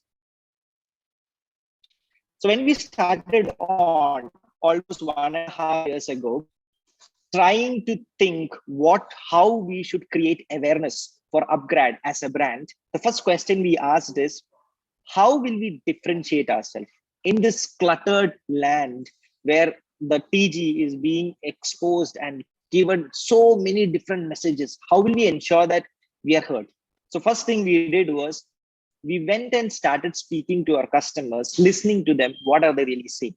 We realized that our customers, if they are taking a certification program or a diploma program or a degree program online, there is a propensity in Indian customers to call a course which is giving them the outcome they want as a degree. It's more of a colloquial way of doing things, right? If this is a useful course, they tend to call it as a degree. This is an insight we carried in. Now, next question is, when do they see a course as useful? They saw a course as useful if there was a life transformational event at the end of it. See, in education in India is life transformation. Accept it or not, most of us go and do these courses, or most of us go to college not because we want to acquire knowledge. It's because we want a better lifestyle. We want a change in job. We want a promotion. We want a better life. And that is the reason why most people go. So the propensity is to call a course a degree if there is a end outcome at the end of it, which could be a better job, which could be a promotion, and so on and so forth. So this is what we picked up. And we said that what we do is we'll reposition the organization upgrade and call our courses as sirf naam ki nahi, kaam ki degree. Fundamentally, it's a play of words. We're saying that our courses are outcome oriented, and hence they are kaam ki, of some use. And the wordplay is they will help you get a job. So this is what we positioned the organization as. And we kept on started saying that these products will make you specialist. Now, why specialist? Because that's what people come to us for. Everyone today want to improve and be a specialist in whatever they're doing. And that's what we understood they come for. And that's what our positioning has been. Can you go to the next slide, please? Yep. So we went out with the first campaign where we went and addressed 100 million working professionals in this country with a very differentiated ad. The reason why we always knew that working professional is a hot TG. A lot of brands are chasing them. And if you don't have something which is very differentiated, something close to getting shocked, they won't notice us. And that's why instead of considering a celebrity, which most brands consider today, we decided to have a ad which was highly differentiated. What I mean is, instead of using a human being as the hero, we used the ass as the hero. I'll show you the ad. Fundamentally, it is around an idea which most of the working professionals are exposed to. Most of them think that they are not able to go ahead in their life because of the office politics which exists there. So we use this concept, and then we had a play on that. Next slide, please. So this was the ad we made. I'll show you the ad and you will know what I'm talking about. Fundamentally, keep in mind that this was targeted at working professional, and we told them through the ad that Upgrad will help you specialize so that you don't need to indulge in office politics to go ahead in your life. Can you click the ad film? I think it's available in the next slide. Just play it out.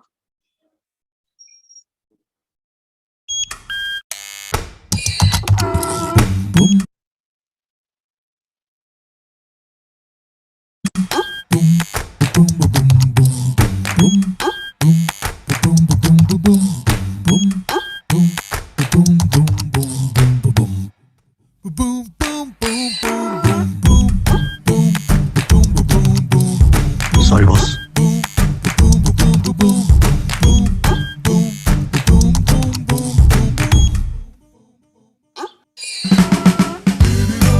Career में आगे बढ़ने के लिए मुझे चाटने की नहीं, सिर्फ specialisation की जरूरत है, जो मैं कर रहा हूँ अपग्रेड से। Data and management specializations from top universities online. Upgrad, सिर्फ नाम की नहीं, काम की degree. Download the app now. This is what we build up to.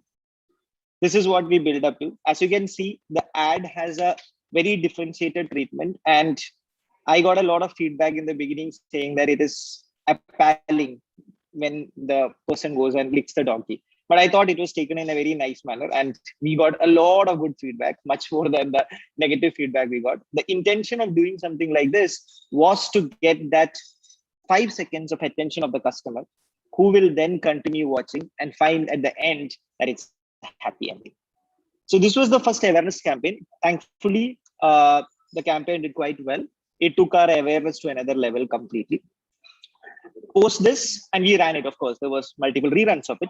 Post this, we continued with the campaign. We kept on reiterating and iterating the fact that this is a calm degree. Now, the second approach we took in the brand journey of creating more awareness is more of a piggybacking. So in this campaign, we decided that rather than talking about a degree, let's talk about a degree which most Indians want to take, and that's an MBA. Now, MBA in India, I mean, it's like getting married. You know that there is not much which will happen out of it, but everyone wants to take it. So that's what we did in the next campaign. We kept talking about MBA degrees. And we said that now let's talk about upgrade MBA and do a film around it. We knew that MBA connects, and as a result of which, the idea of calm degree will go with that. Can you go to the next slide? Here again, we use a very old insight, an insight which most of the working professional in the age 25 to 45 are aware of, which is about musical chairs. So we use this idea to connect it to the job market. Can you go to the next slide and show the ad?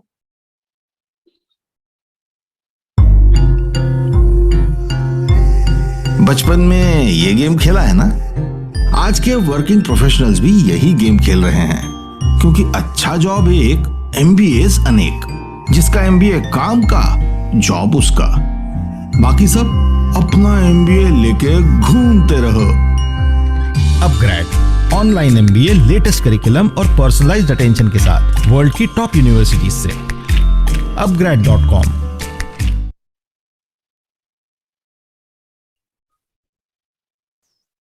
Yeah, so you can see that the reiteration, but the difference here is we used MBA instead of degrees. This continued on, and we went to the third one, where we used the same idea of specialization, but took the concept to one next step, where we spoke about an outcome which Upgrade was providing, and the outcome was increment in salaries. So we used the same donkey mascot to go ahead, but end message we changed. So you can see that in the brand journey, we are going deeper and deeper, assuming that the awareness is higher now and people are connecting to us. And we go to the next slide and show the ad. So you can see the brand visuals here, very bright.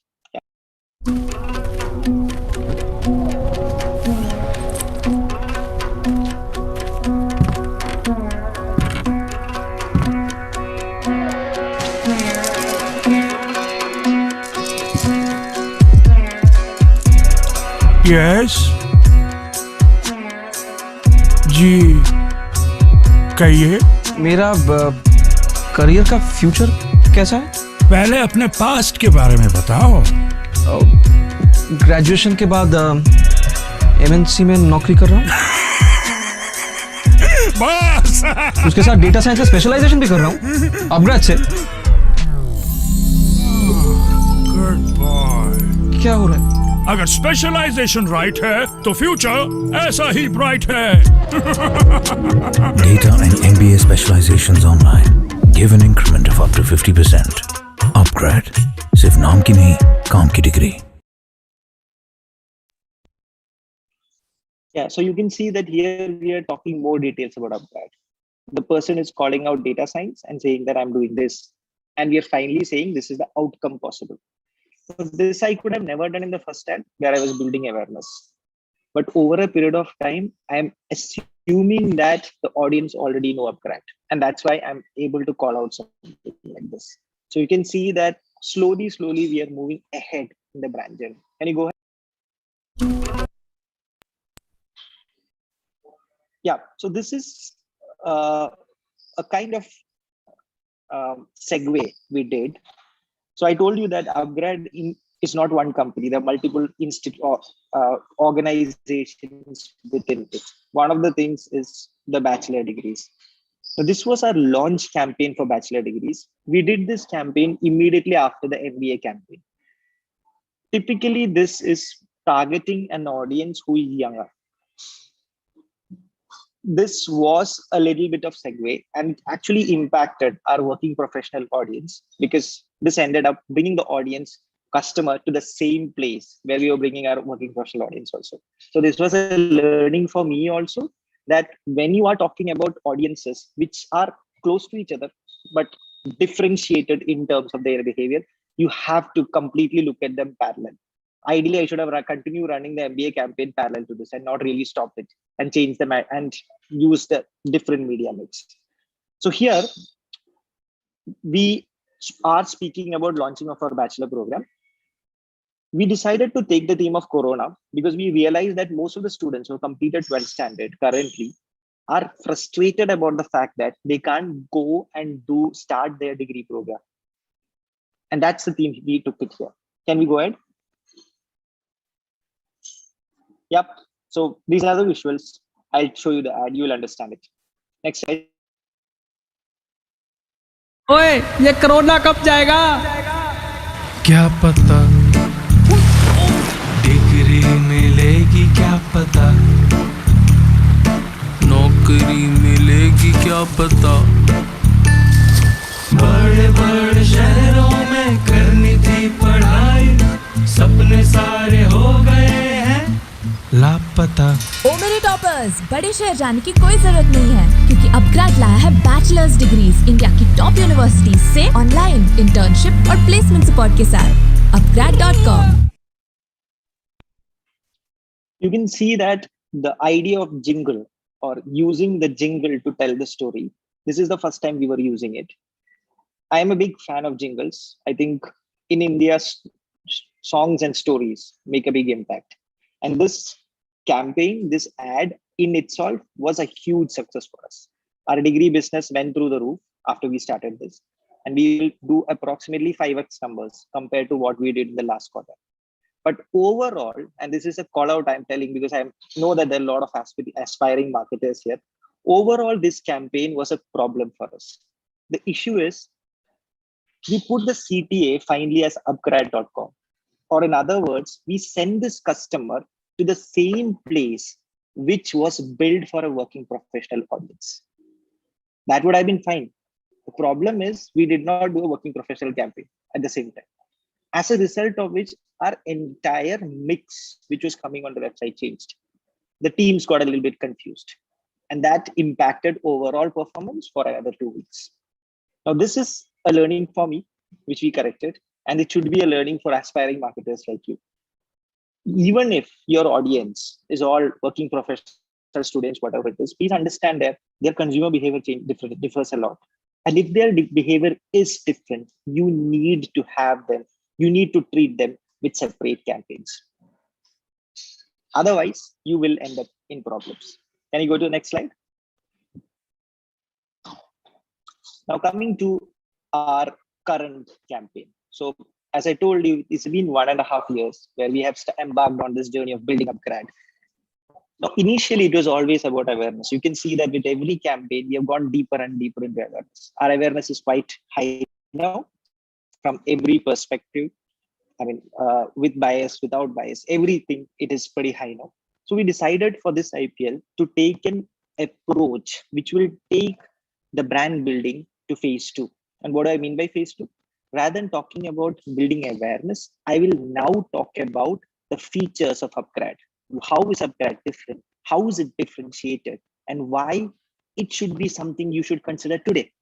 And that's the reason why we created this campaign called Fast Forward Your Career. So here again, we used an insight which is very, very relevant for today's working professional. So we are an assisted selling company. So we do approximately 55,000 calls every day. We speak to around 12,000, 13,000 customers every single day. And we listen to this and we mine these calls and we listen to the insight. So one of the insights we heard was this inherent fear within working professional that my batchmate who studied with me will go ahead of me. So we use the same theme here of people who studied in the same college finally ending up in the same place, and one of them finding that the boss who is joining them is actually a batchmate.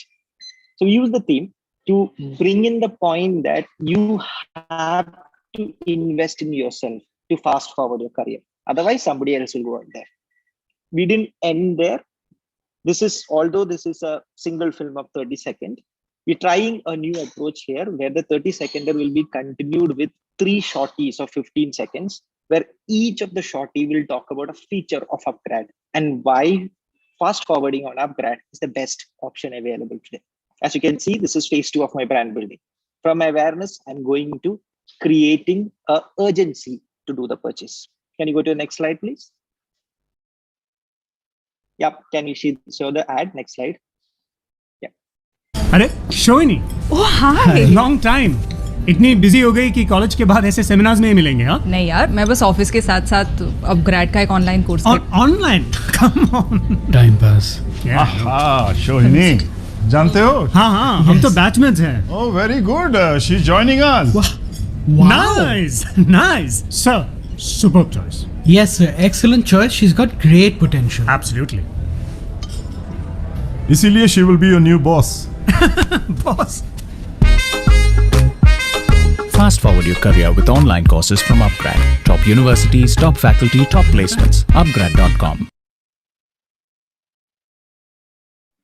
As you can see the call out, these are the USPs we are focusing on: top universities, top faculty, and top placement.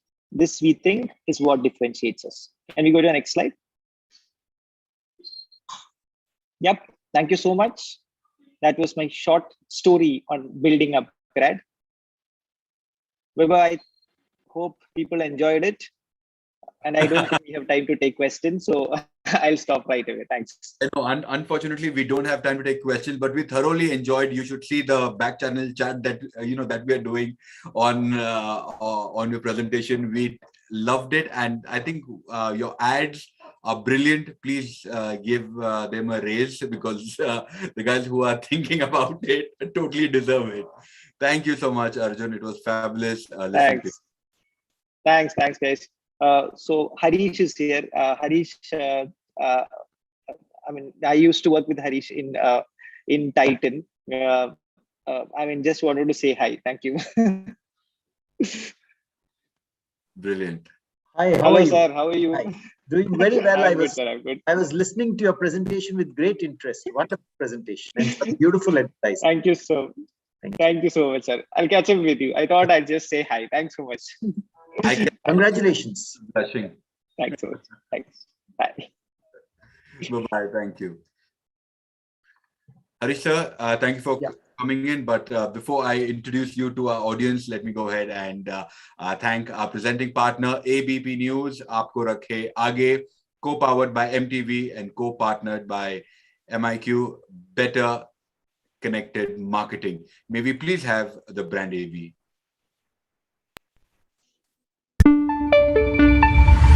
न पाबंदी हो न कोई हद हो तो बस खुद बनाई सरहद हो। ये मुहिम है परतों में छिपे हर सच की तलाश की, सियासत पर रखी पैनी नजर और आंख की, खबरों की दुनिया में एक जिम्मेदार आवाज की, जुर्म और जुल्म के खिलाफ हर बेबस के लिए इंसाफ की। जब कोई हद नहीं इंसानियत के लिए जज्बात की, जब कोई हद नहीं खुशियों और ख्वाब की, तब कोई हद क्यों हो नए नजरिए और बदलाव की।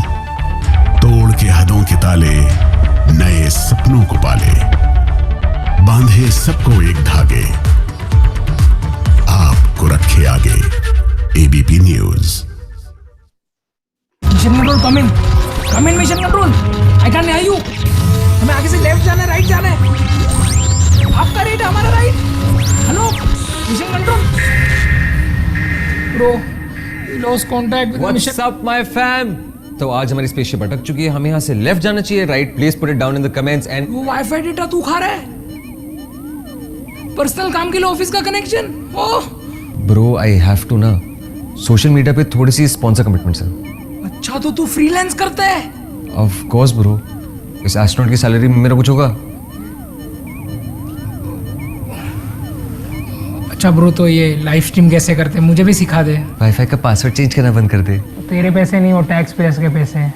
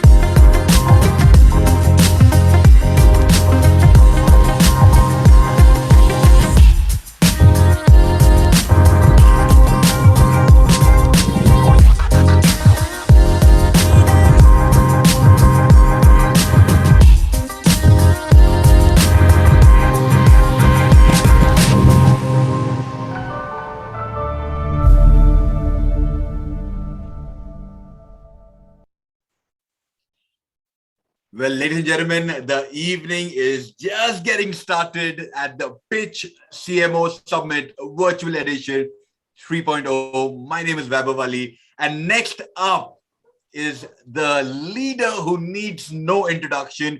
He's an astute marketer and a best-selling author. He has played a key role in the launch and nurturing of many iconic brands of the Tata Group, such as Titan, Fast Track, Tanishq, and Tata Tea. He has also played a key role in successful turnarounds of the jewelry business and in the milestone acquisition of Tetley. It gives me great privilege, and I mean it when I say great privilege and honor, to welcome Mr. Harish Bhatt, brand custodian Tata Group, to talk about future-proofing brands, to narrate examples of these with stories drawn from his new book, #Tata Stories. Mr. Bhatt, a warm welcome. Thank you, Vaibhav. Thank you for those warm words of welcome. It's such a pleasure to speak at the Pitch CMO Summit. Thank you for inviting. I actually want to say something on a side note. When I was going through your brand custodian, and I'm like, I've never heard of a title called brand custodian. And then when I read the company's name, I'm like, of course, when now, India as a country has borrowed the HR laws from you, right? We have borrowed your airline. There are so many things, and I'm sure soon brand custodian as a title will also be borrowed soon. No, that's very true, Vaibhav. And hi, Naval. Nice to meet you as well. Good evening, Mr. Bhatt. Good to see you, and really looking forward to the session. As Vaibhav has already mentioned, it is an honor, pleasure to welcome you, have you on board, and I can't wait for you to start. And Simran told me we roughly have 45 minutes, and I told her, I said that 45 minutes, like you have 40 chapters, 45 minutes will be one chapter of a discussion. So I'll try my best to make it as engaging as possible. But going back, and thank you, Naval, for hosting me on your platform. What I want to tell you, Vaibhav, is why am I called a brand custodian? One of the things I want all of you who are listening to this session to know, just think to yourself, how many years of age, how many years young do you think the Tata brand is? You must have interacted with some part of the Tata Group or the other, either with Tata Salt or Tata Tea or Fast Track watches or Titan wearables or Tanishq jewelry. You must have. And just imagine, think to yourself, how many years do you think the Tata, Tata brand is today? The Tata brand this year turns 153 years of age. And if you sit back and ask yourself, are there many brands I know which are more than 150 years? You'd count very few on your fingertips. And if you then ask yourself, do I know of 150-year-old brands which are growing from strength to strength? Even after 150 years, you would have even fewer brands that you can count across the world.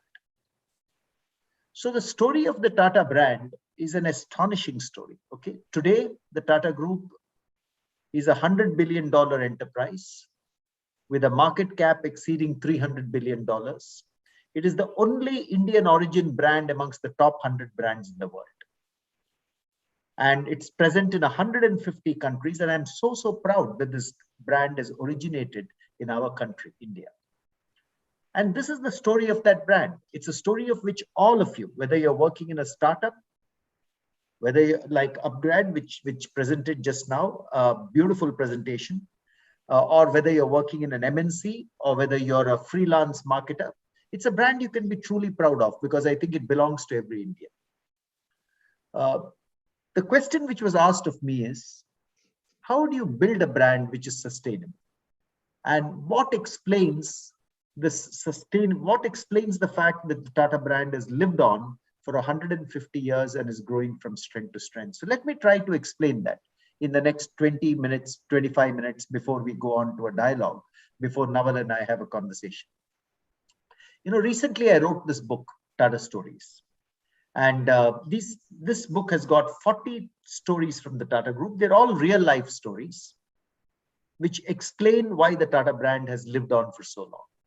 So I'm going to use the 20 minutes given to me to just narrate 3 or 4 of these stories. And that will highlight to you, you know, like the speaker before me said, stories and jingles are what Indian marketing is all about. So please sit back, have a cup of tea or coffee, and listen to these 3 or 4 stories that I'm going to narrate to you. Let me start with the first story I've narrated in this book. And there's a reason that I'm showing you this house. You may not be able to guess where this house is. It's in a small town called Navsari in Gujarat. And this is the place where the founder of the Tata Group was born, Jamshedji Tata. His father and he shifted to Mumbai at the age of 13. He joined his father's merchant firm. And then in 1868, he founded his own firm, which is the company that you today know as the parent company of the Tata Group, Tata Sons. A few years later, he founded the very first Tata company that India has known. It was called Empress Mills, and it was located in Nagpur, where it was a textile weaving mill. Now, this is a photograph way back, you know, 1870s, 1880s. So it's way back many, many years before, 130 years prior to where we are today. This mill quickly became one of India's most profitable enterprises. And the Empress Mills, it was located in Nagpur.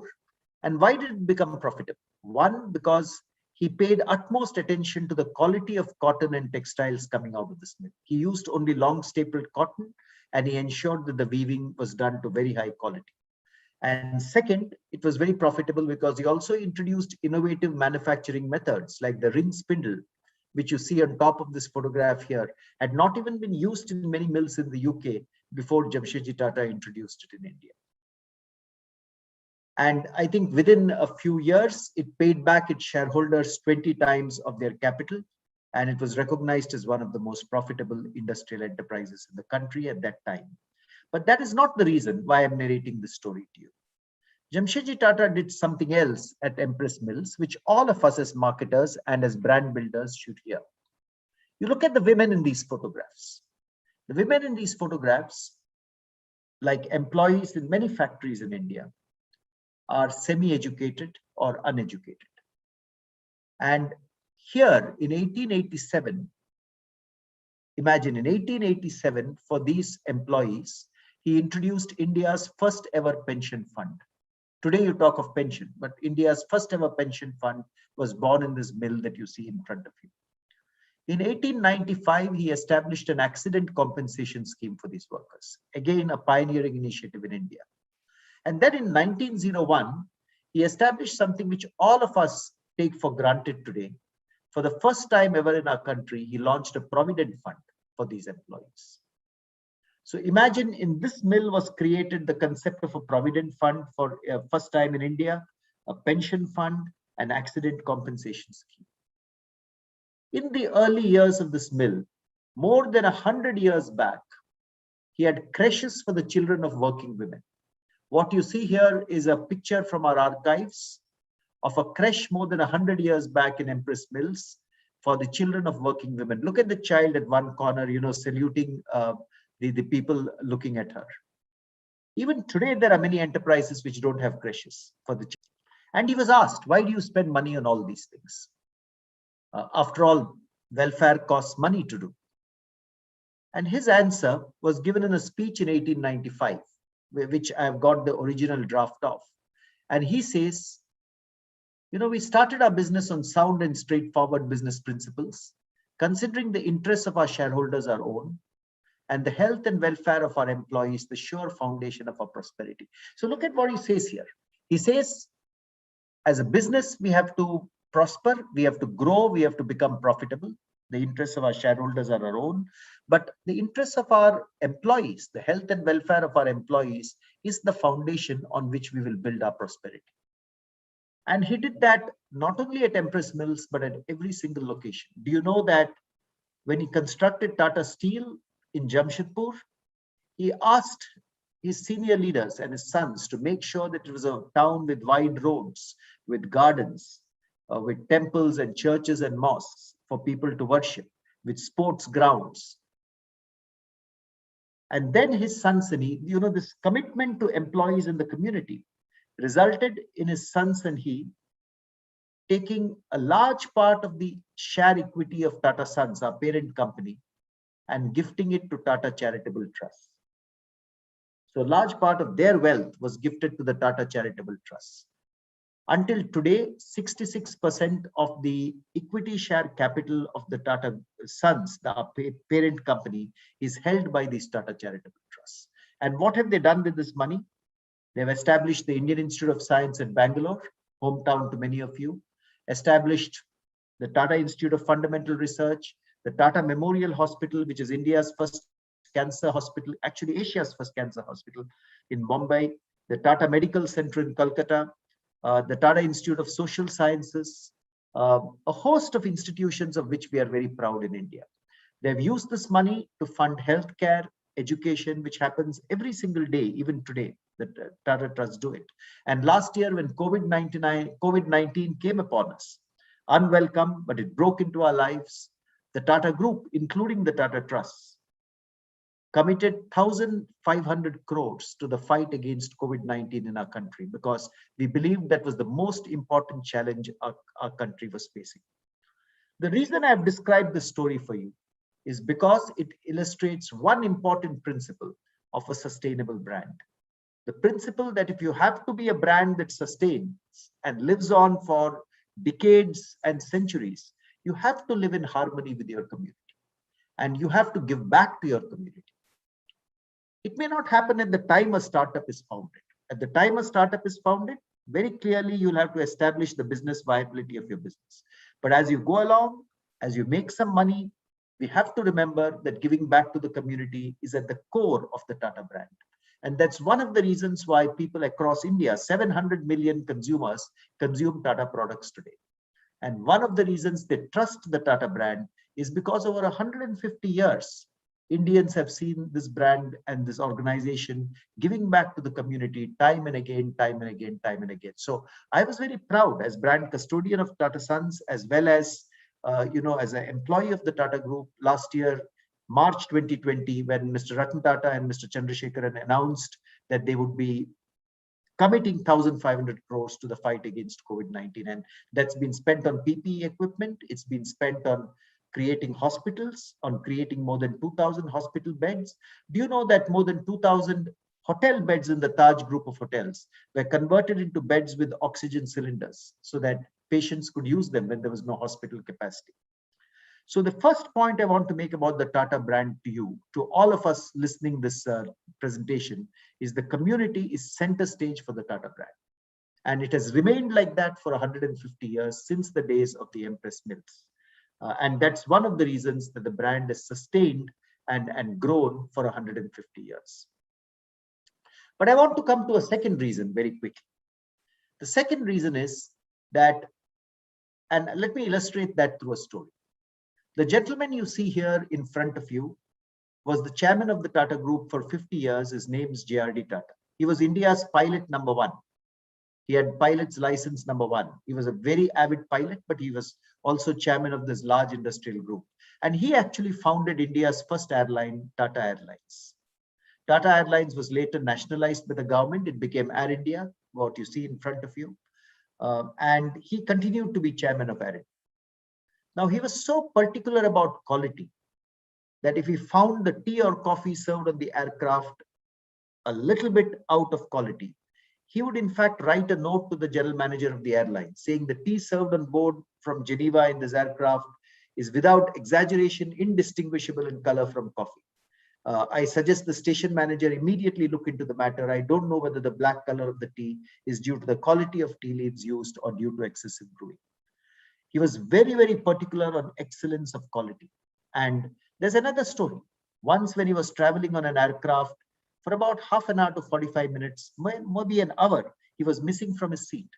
And the gentleman next to him, who was a very senior IAS officer, L.K. Jha, asked him when he came back, "Where were you, Mr. Tata? Where did you go missing?"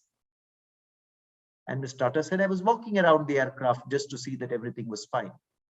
So Mr. Jha asked him, "That could not take you an hour, hour and a quarter."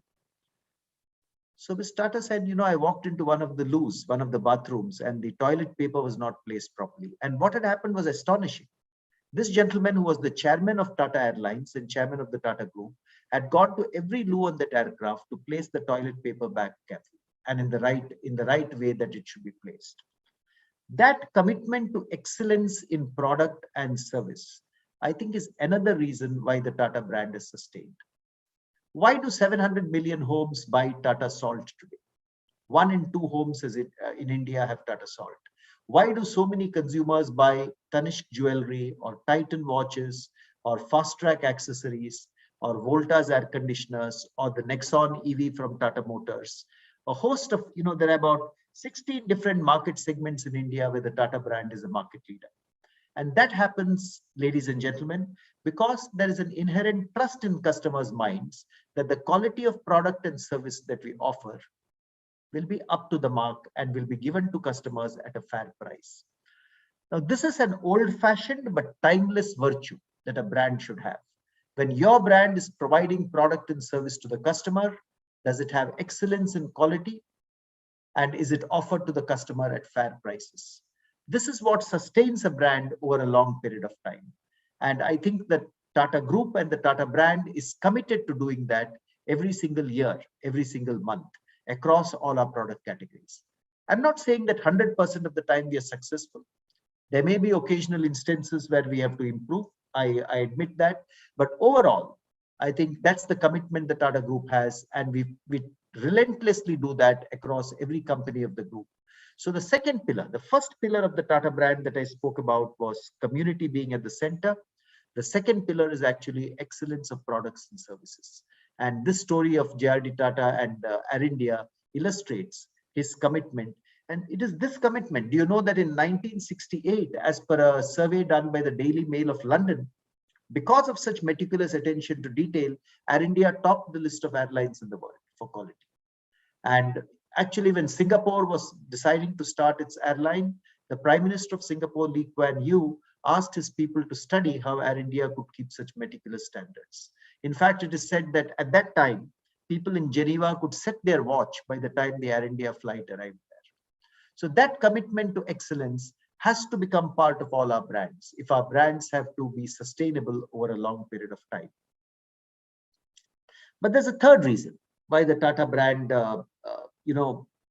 has sustained over so many years, and that is the pioneering spirit of the brand. I think, over the years, I've studied the history of the Tata Group and the Tata brand, and we are truly, I think, we listen to our customers and we look at the trends that are going to come onto the market and what we need to do for the nation and for the customer going forward.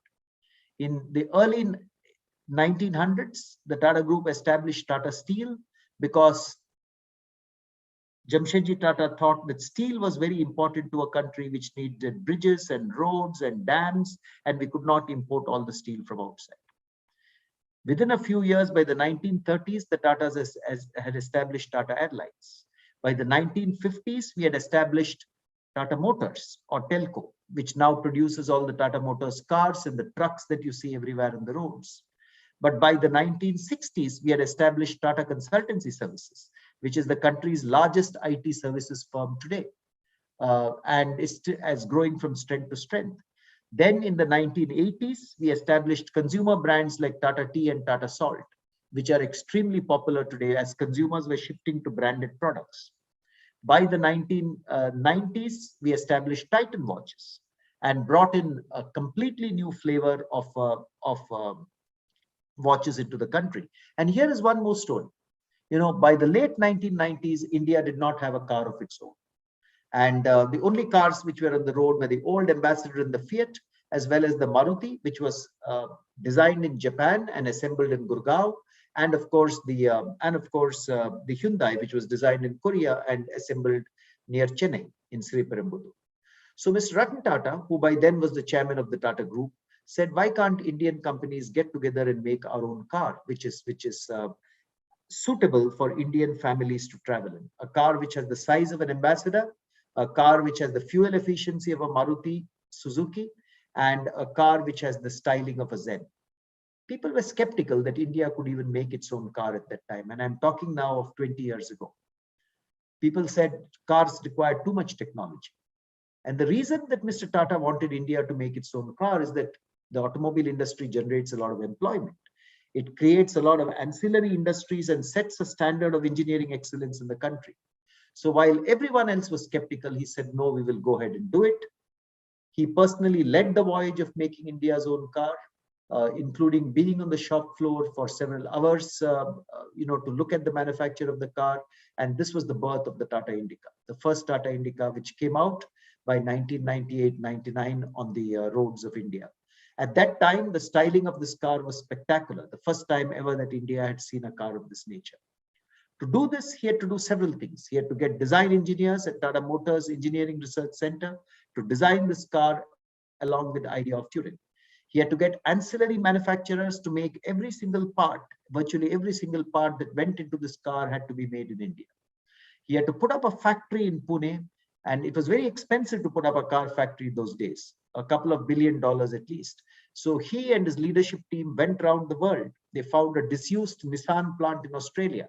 Brick by brick, they disassembled that plant and brought it to India. And they established the Tata Indica car plant at Pune. The first car took 8 days to assemble. Today, if you go to Tata Motors Pune, every 56 seconds, there is a car coming off the assembly lines there. Many people have, and initially there were quality issues with the car, but Mr. Tata led from the front again and fixed each of those issues. And Indica V2 was born and went on to become the fastest selling car on the roads of India. Why? Because Mr. Tata felt the car and the automobile market in India is likely to expand dramatically, and India needs its own car if this market has to expand, because it has to be suitable for Indian families to travel in. The reason I'm mentioning this is whether it's Tata Steel in the 1900s, Tata Airlines in the 1930s, Tata Trucks in the 1950s, Tata Consultancy Services in the 1960s, Tata Salt and Tata Tea in the 1980s, Tata Indica in the 1990s, or Tanishq Jewelry in the 2000s, or now, of course, the digital ventures which the Tata Group is launching for the future. Each of these, or you take brands like Chroma or Westside that we launched when organized retail was coming of age in India, and they are today amongst the leaders in their respective segments.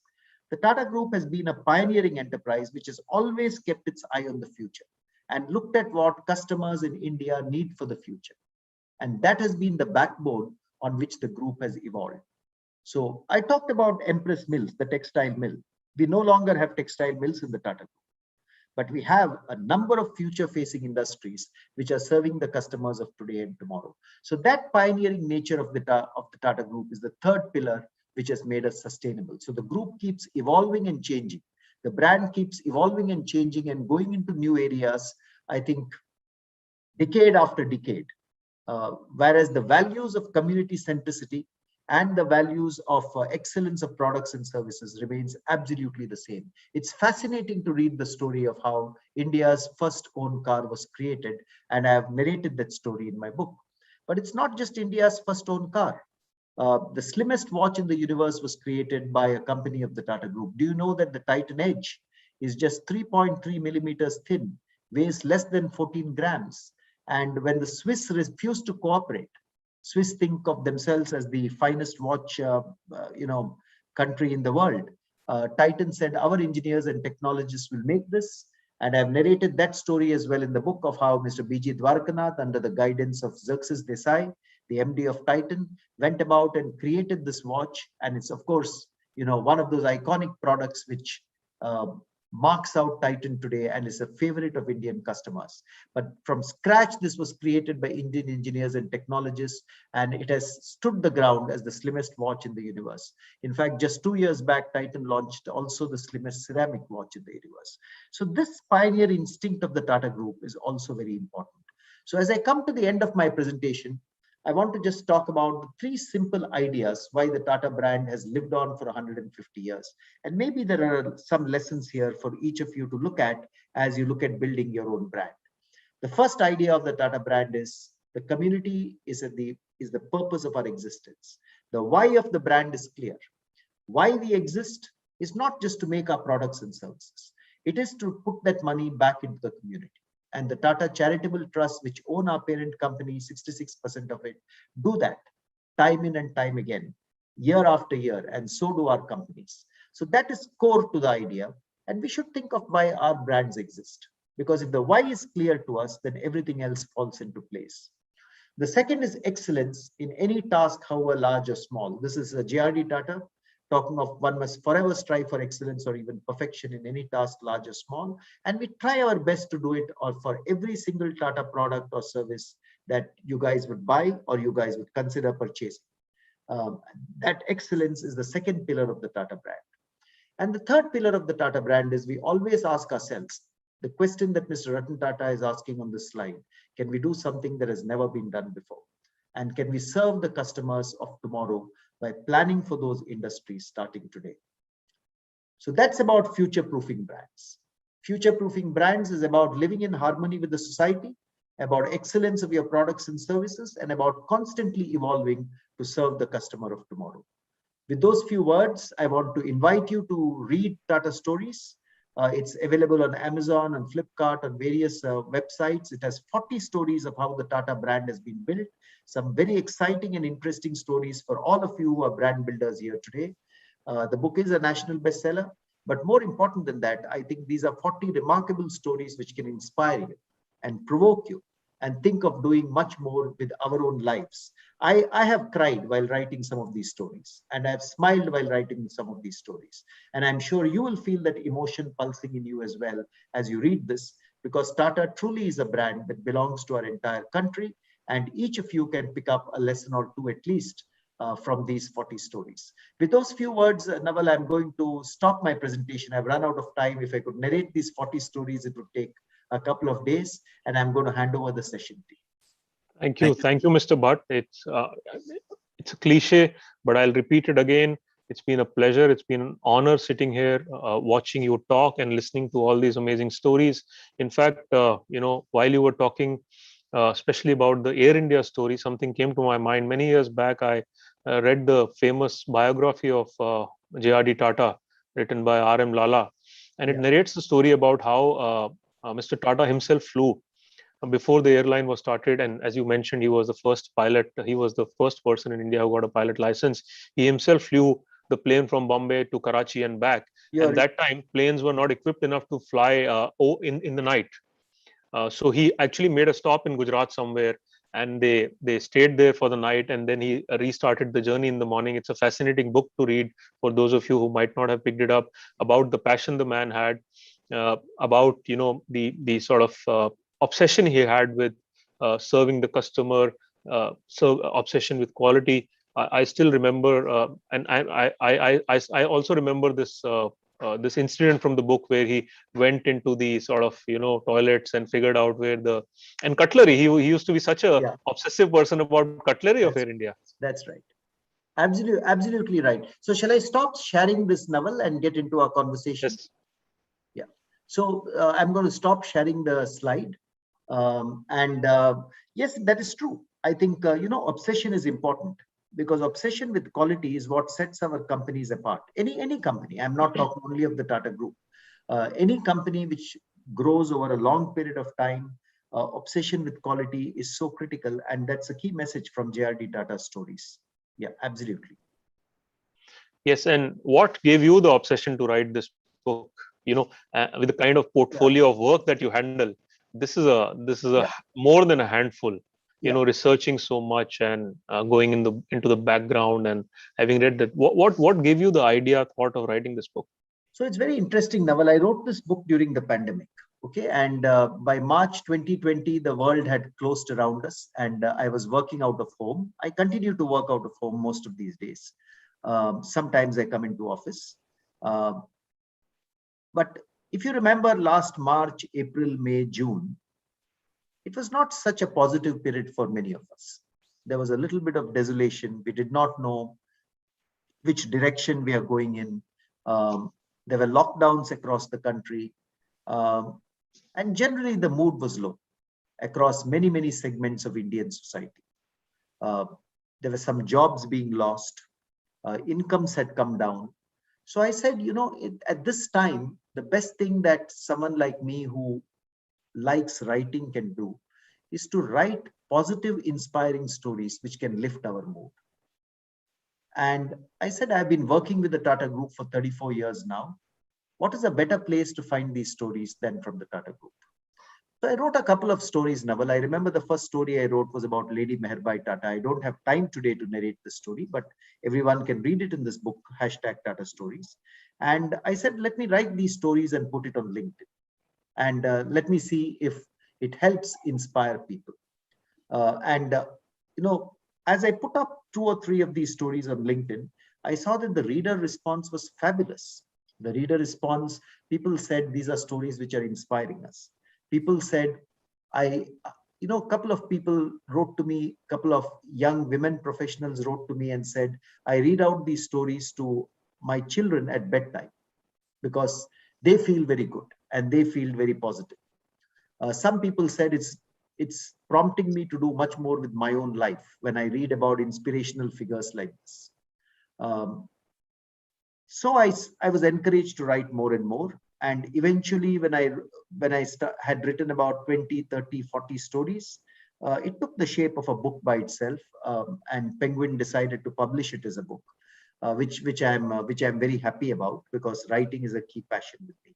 But the core reason I wrote these is to put these inspiring stories down. And stories have to be documented. We are a nation of storytellers, but we don't have enough stories about Indian brands and about Indian companies. If stories don't get documented, they will get lost in the next generation.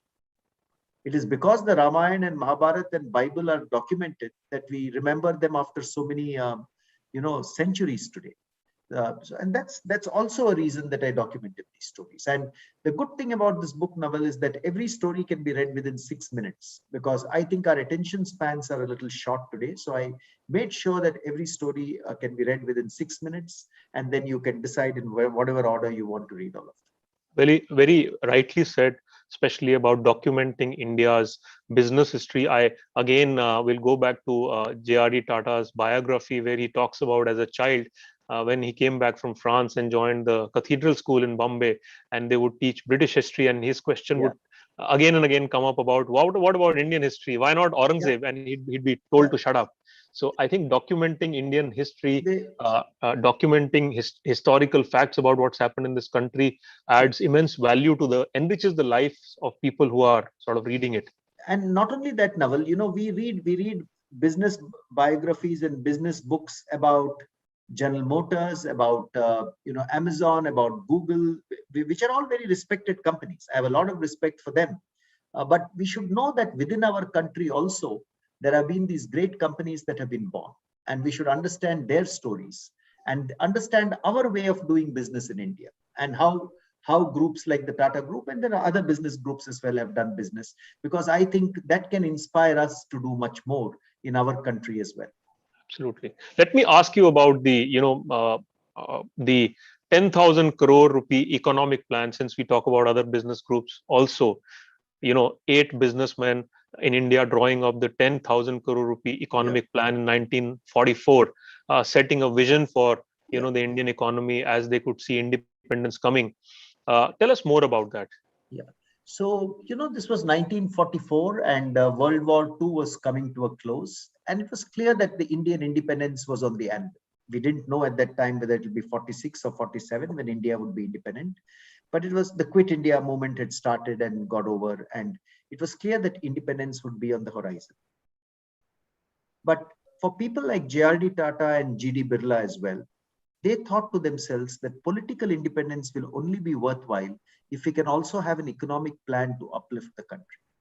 And the British, of course, were not willing or had not put such a plan in place at all at that point in time. So they said, why don't we get together and put a plan? Why don't we get together and create the very first economic plan for independent India? So, 8 people, 5 of them industrialists and 3 of them technocrats, J.R.D. Tata, G.D. Birla, Lala Shriram, Kasturbhai Lalbhai and Purushottam Das Thakurdas, big industrialists of that time, got together.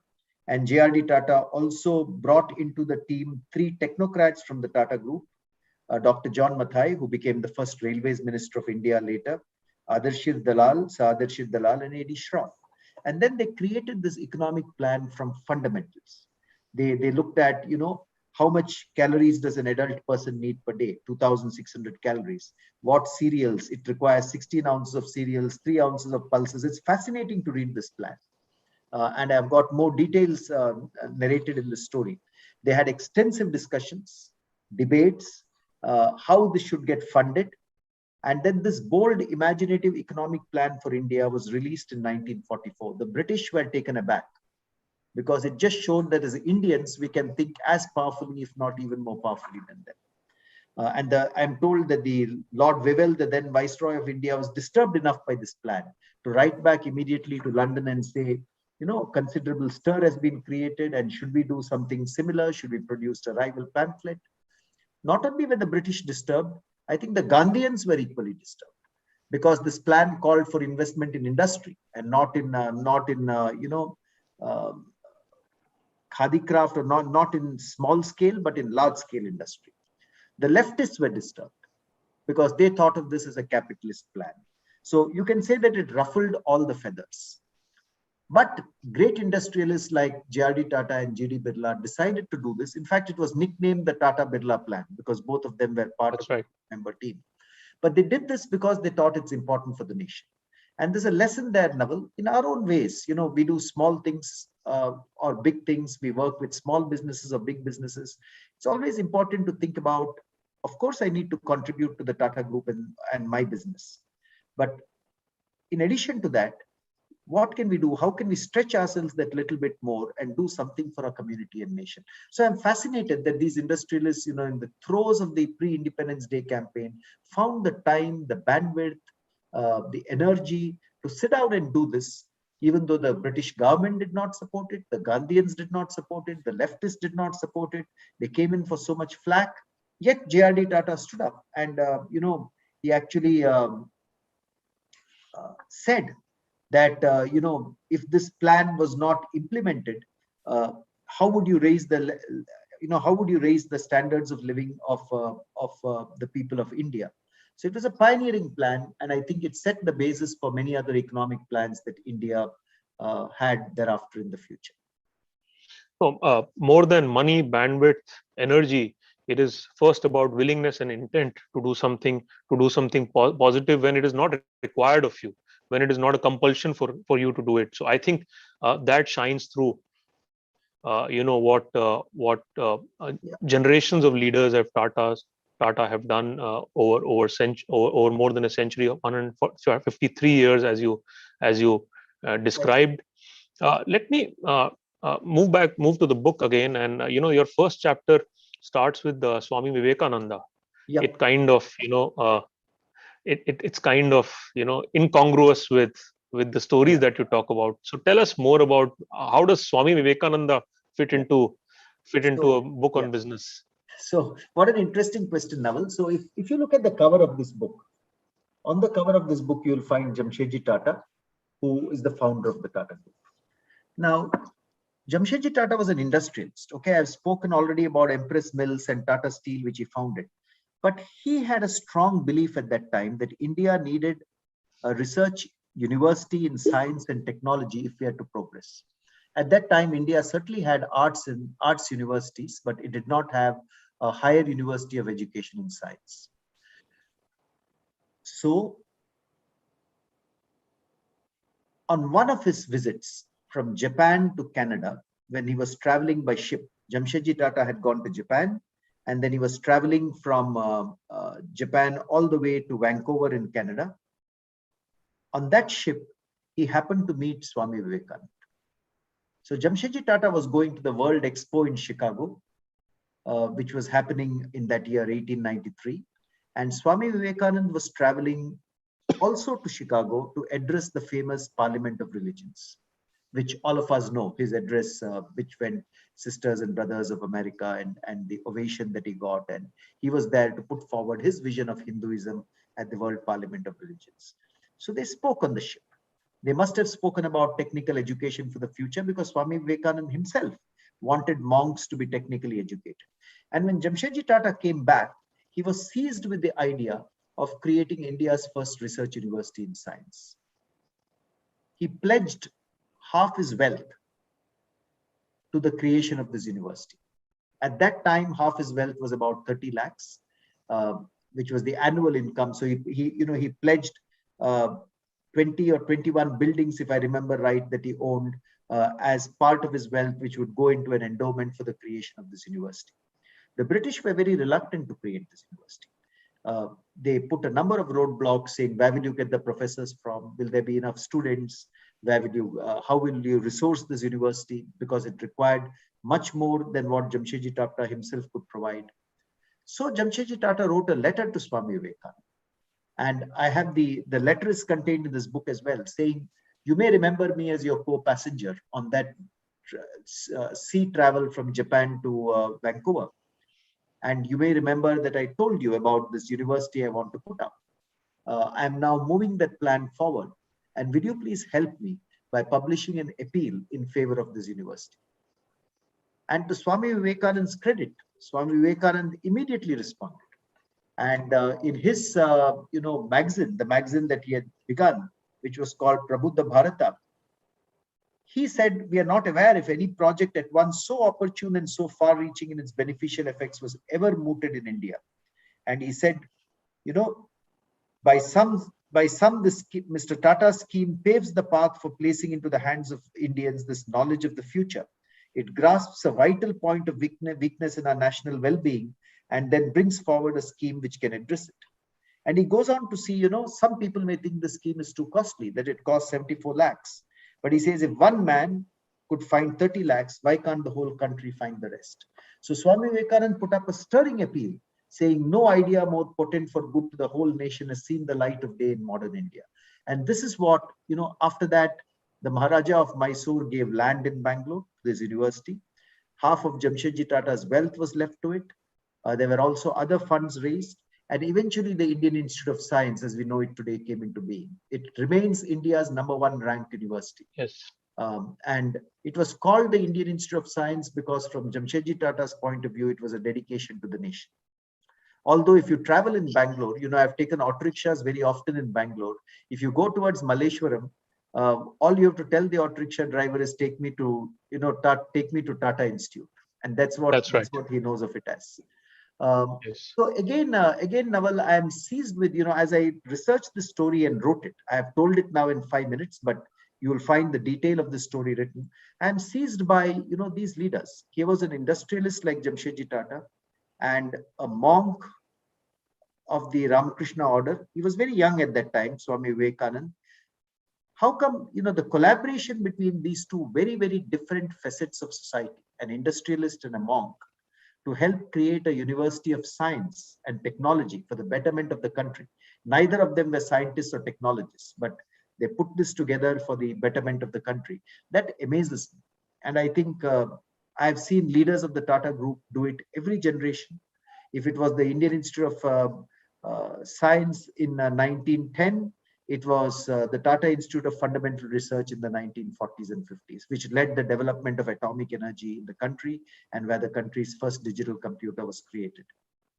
So I can keep talking about it, but it goes back to your earlier point, Naval. There are some things we have to do for our livelihood, and some things we do because we love marketing, or we love branding, or we love the company we are working for. But how do you push yourself to do things which are not necessarily required of you? Where does that passion and love come from? I think that's a key learning I learned while writing these 40 stories. And if we discover that in life, I think it makes our life so much more fulfilling. If we do things And with, yeah. Tata Group is the epitome, if I can add, of a company, a business, which is kind of so deeply integrated into the Indian society. It is not just a group that provides products or services to consumers, so to say, but the ethos of the Tata Group are, meshed into our society's fabric.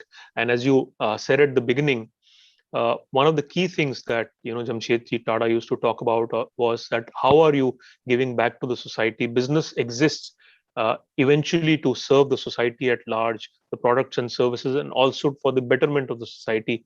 And let me ask you something which is connected to this but slightly outside the book. You know, Indian business has come a long way, especially in the last 30, 40 years. After liberalization, there's been significant growth. Last 10 years, we've seen significant growth in technology, digital led businesses. There is, and I don't have a judgment on that. There is significant race for profits or financial benchmarks being met in a very short period of time. There is capital coming in from investment funds who are chasing sort of, dare I say, short term sort of goals. How do you marry, and what do you say about how to build brands that are sustainable? Those fundamental rules remain even valid even today, 150 years later. So how do you kind of, for an entrepreneur who's building a business today, how do you marry these two seemingly contradictory sort of goals or approaches? Yeah, so I don't think they're contradictory. First and foremost, if you're an entrepreneur listening to the show, you have to build a business which is serving some customer need, and it has to be built on a profitable business model. There is no doubt about it. If companies of the Tata Group were not profitable enough, how would we give back money to society? So the first thing that you have to do in any business, any entrepreneur has to build that economic engine. And that happens when you provide customers something that they need, and you provide customers something that they need with excellence of products and services, so that the customer keeps coming back to you. And there is customer retention which happens. Today we talk of customer acquisition, customer retention, but it all goes back eventually to the quality of products and services you offer, and is there a problem you're solving in the customer's life. This is true of Tata, but it was also true of the speaker before me when he spoke about the problem of online degrees or online education that he was solving in the lives of his lives of young people. Once you do that, then you have to build a business model which is profitable. Only then will you sustain over a long period of time. Over short periods of time, it is possible to drive a business model which is not profitable. But I firmly believe over a long period of time, you need profits in the economic engine for the business. But when you have done these two things, when you have established a product which is differentiated, or a product which serves a customer purpose, and you have established a good business model which you're happy with, then the question which comes, Naval, is what do you do? What do you do after that? Well, what gives you fulfillment? Will just the making of profits give you fulfillment? It will make you wealthy, the creation of profits. But we are not going to take that wealth anywhere with us. One day we are all going to die and move away from this earth. The most fulfilling thing can only be to give part of that back to the community and society. There are so many industrialists in India who have shown us that path. The Tata Group, for instance, or Azim Premji, for instance. I can think of many names. And that, I think, is the most fulfilling aspect for an entrepreneur. So be very competitive, build good products and services, retain your customers and get them to come back and buy from you again, build a good business model. But on top of that, ask yourself, what can I do for the community and the nation? Because the other thing, let me tell you, Naval, is I worked for this group for 34 years. And one of the reasons I worked for this group is I think what I'm doing is helping build the nation. And I think part of the profits I've generated through Tanishq or Fast Track or Tata Tea eventually go back to the Tata Charitable Trust, which owns 66% of the company. And that gives me a good sense of purpose. It tells me that, I'm not just another cog in the wheel. I'm helping do something good, both by producing Tanishq jewelry and Fast Track watches, but at the same time generating profits, which are part of which are going back to society. And I think entrepreneurs can get greatly inspired by that. I've known many new age entrepreneurs of today, have a purpose with them, back a cause, and I know how happy they feel when they do that. The other good thing about that, Naval, is if your brand has a cause to it, if your brand has a purpose to it, I think many younger customers today want to purchase and partake of brands with a purpose. They want to purchase and partake of brands which are doing good, and they also want to work with companies which are doing good. So we have found with millennials and Gen Z, people, that purpose has even more meaning in their life than it used to have in my generation.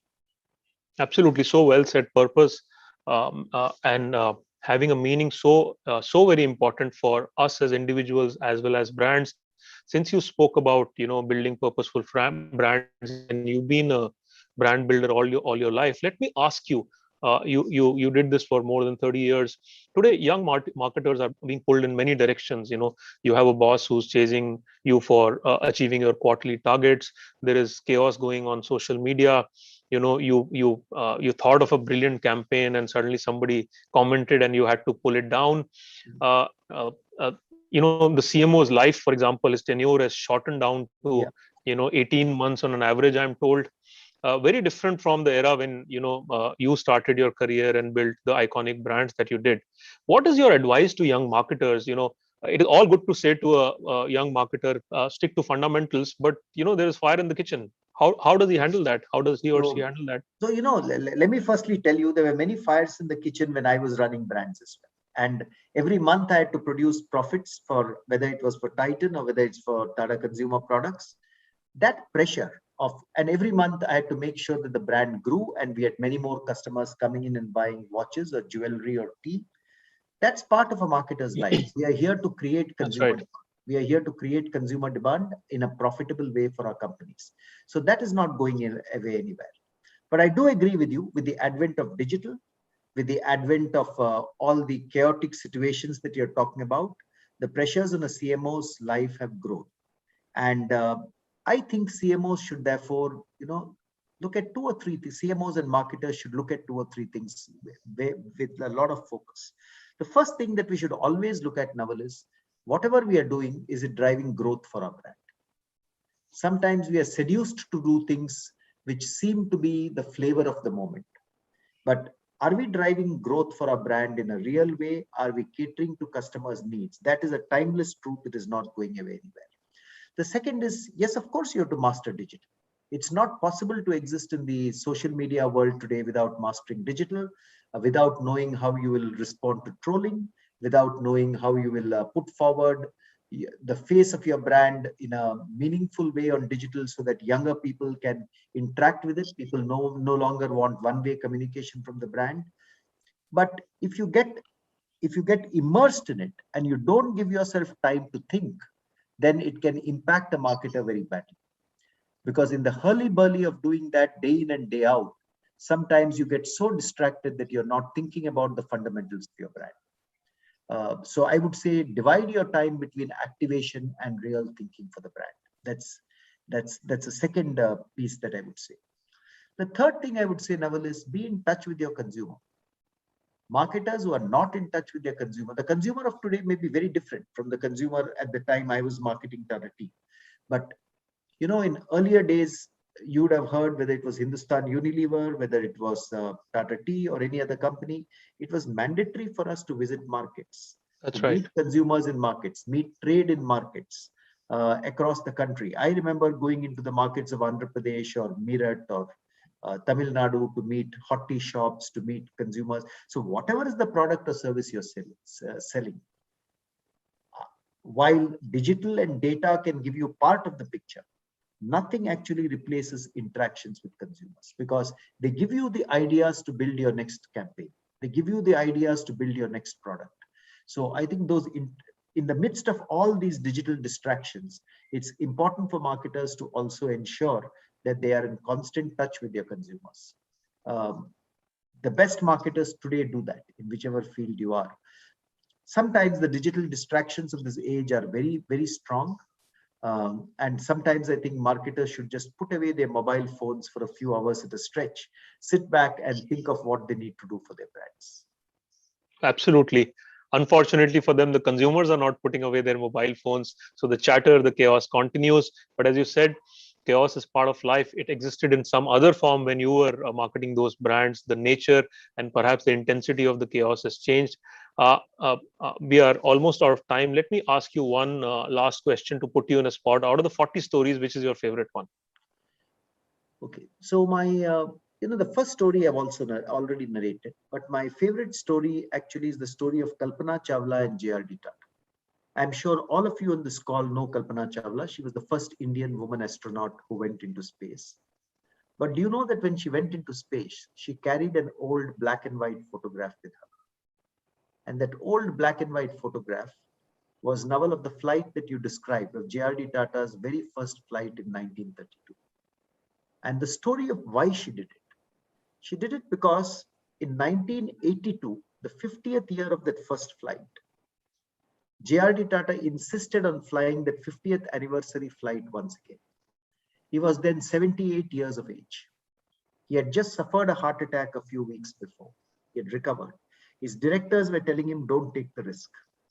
Yet he said, for the young people of this country, I will do it because it's important for you to do something better than you think you could do it and better than others thought you could do it.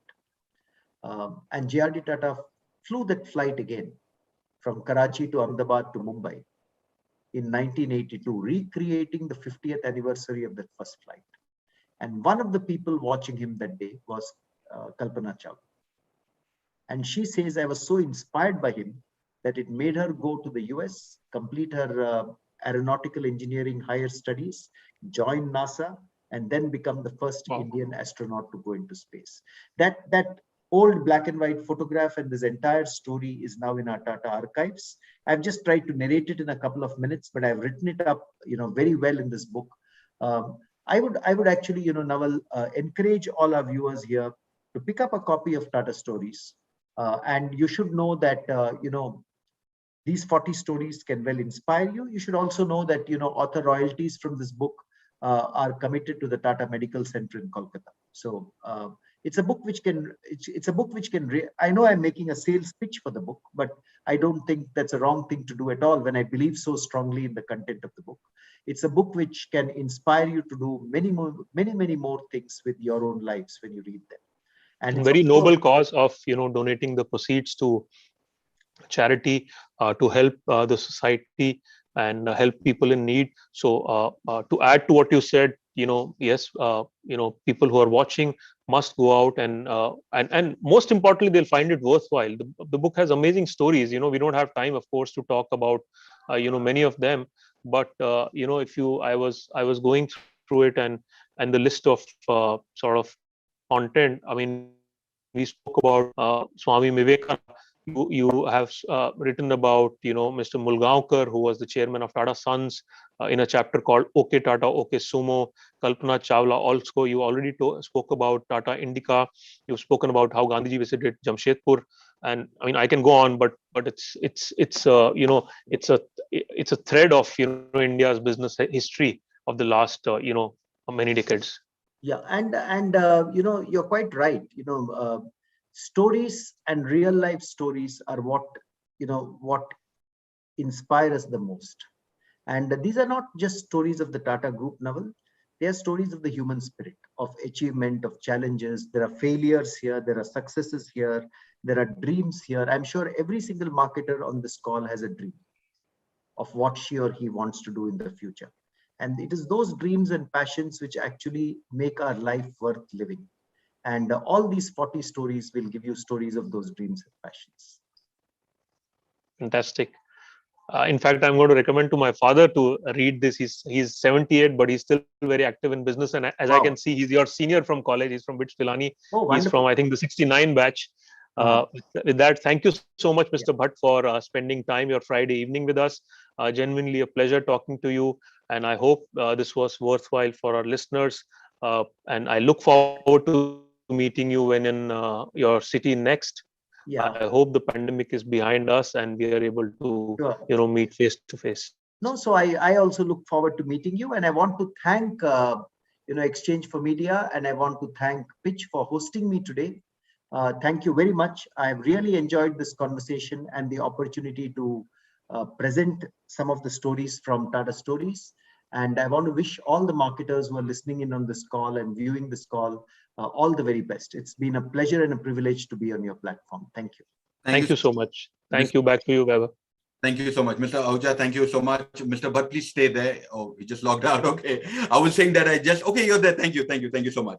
I was saying that I just ordered your book.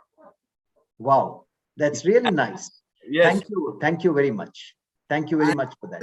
I will tell you why, because one of the most India doesn't lack a lot of things, but I think one thing that we really lack are fabulous stories of Indian entrepreneurs. We talk about Colonel Kentucky, we talk about Sashiro Honda, we talk about Henry Ford. We have these staggering personalities here, and I'm glad you touched upon one of my favorite stories, which is about the Indian Institute of Science, the way it was formed, how Winston Churchill said, how will you generate jobs? And he said he will generate jobs, and I'm glad he passed away in 19th May 1904, but the college went on to start in 1909. I think which really talks so much about. Vaibhav, it's good that you remember Jamshedji Tata and the Indian Institute of Science, because in many ways, Jamshedji Tata was the original startup man of India. He started up, the textile Empress Mills. He started up Tata Steel. He started up Indian Institute of Science. His vision led to Tata Power being created. So he was the original startup man of India and the original entrepreneur of this country. I think that's a beautiful title for your next book. I think you should consider that. Yeah. But I think I was just inspired by what you said just now about Indian Institute of Science and so forth. Yeah, absolutely. A lot of people don't know about Indian Institute of Science is that people think it is made inside a forest, but actually they planted the idea was to create a forest inside the college. It's a beautiful place, but also the vision that he had, and to multiple people who he went to, saying that please donate a land, please give us a land. And I'm glad, I think the version of story that I heard was that he traveled to England to the Queen because Winston Churchill said no. And even though Winston Churchill owes a lot of money to Bangalore. Are you guys aware of it? To the Bangalore Club, right? To the Bangalore Club, yes. Yeah. He owns... I saw that, in the lobby of the Bangalore Club, I saw that document which shows how much money he owes to the Bangalore Club. Yeah. Yes. And still he didn't choose to give land. That's the irony. But Mr. Bhatt, thank you. Your service in Tata Group is as much of my age. And we would love to learn a lot from you. And please go ahead and continue inspiring us. And don't forget to reconsider the next book title, The Original Startup Man of India. What do you think, Mr. Ahuja? Yes, it's a fantastic title. So as I said, JRD Tata's biography was written many years back by Mr. J.M. Lala, but I'm sure Mr. Bhatt is already working on many books. Thank you. I am indeed passionate about writing. Thank you very much for hosting me here today. Thank you. Would love to send you the book so that we can get an autograph from you. But thank you so much. It was fabulous having you guys here. Thank you so much once again. Thank you. And my thanks to my colleague Sri Lakshmi, who is on this call, who put the presentation together. Thank you, Sri. Thank you, Sri Lakshmi. Thank you. Thanks for your support. Thank you so much once again. I actually didn't get the opportunity of introducing Mr. Ahuja. Mr. Ahuja is the co-founder of Exchange for Media Group. And I'm glad what a fabulous discussion I've had. My evening usually goes a little down in energy, but it's all pumped up listening to such fabulous stories. I have ordered my book. Go ahead and order yours. And now the last moment of the evening is let me thank our partners, a presenting partner, ABP News, co-powered by MTV and co-partnered by MIQ. May we please have the AV for one last time today. Thank you so much. न पाबंदी हो न कोई हद हो तो बस खुद बनाई सरहद हो। ये मुहिम है परतों में छिपे हर सच की तलाश की, सियासत पर रखी पैनी नजर और आंख की, खबरों की दुनिया में एक जिम्मेदार आवाज की, जुर्म और जुल्म के खिलाफ हर बेबस के लिए इंसाफ की। जब कोई हद नहीं इंसानियत के लिए जज्बात की, जब कोई हद नहीं खुशियों और ख्वाब की, तब कोई हद क्यों हो नए नजरिए और बदलाव की। तोड़ के हदों के ताले नए सपनों को पाले, बांधे सबको एक धागे, आपको रखे आगे। ABP news. Mission control come in mission control I can hear you. हमें आगे से लेफ्ट जाना है राइट जाना है, आपका राइट हमारा right. Hello mission control bro, we lost contact with mission. What's up my fam? तो आज हमारी स्पेसशिप अटक चुकी है, हमें यहाँ से लेफ्ट जाना चाहिए right? Please put it down in the comments. And वो वाईफाई डेटा तू खा रहा है? पर्सनल काम के लिए ऑफिस का connection? Oh bro I have to ना, सोशल मीडिया पे थोड़ी सी स्पॉन्सर कमिटमेंट्स है। अच्छा तो तू फ्रीलांस करता है? ऑफ कोर्स ब्रो, इस एस्ट्रोनॉट की सैलरी में मेरा कुछ होगा? अच्छा ब्रो, तो ये लाइव स्ट्रीम कैसे करते हैं, मुझे भी सिखा दे। वाईफाई का पासवर्ड चेंज करना बंद कर दे। तेरे पैसे नहीं, वो टैक्स पेयर्स के पैसे हैं।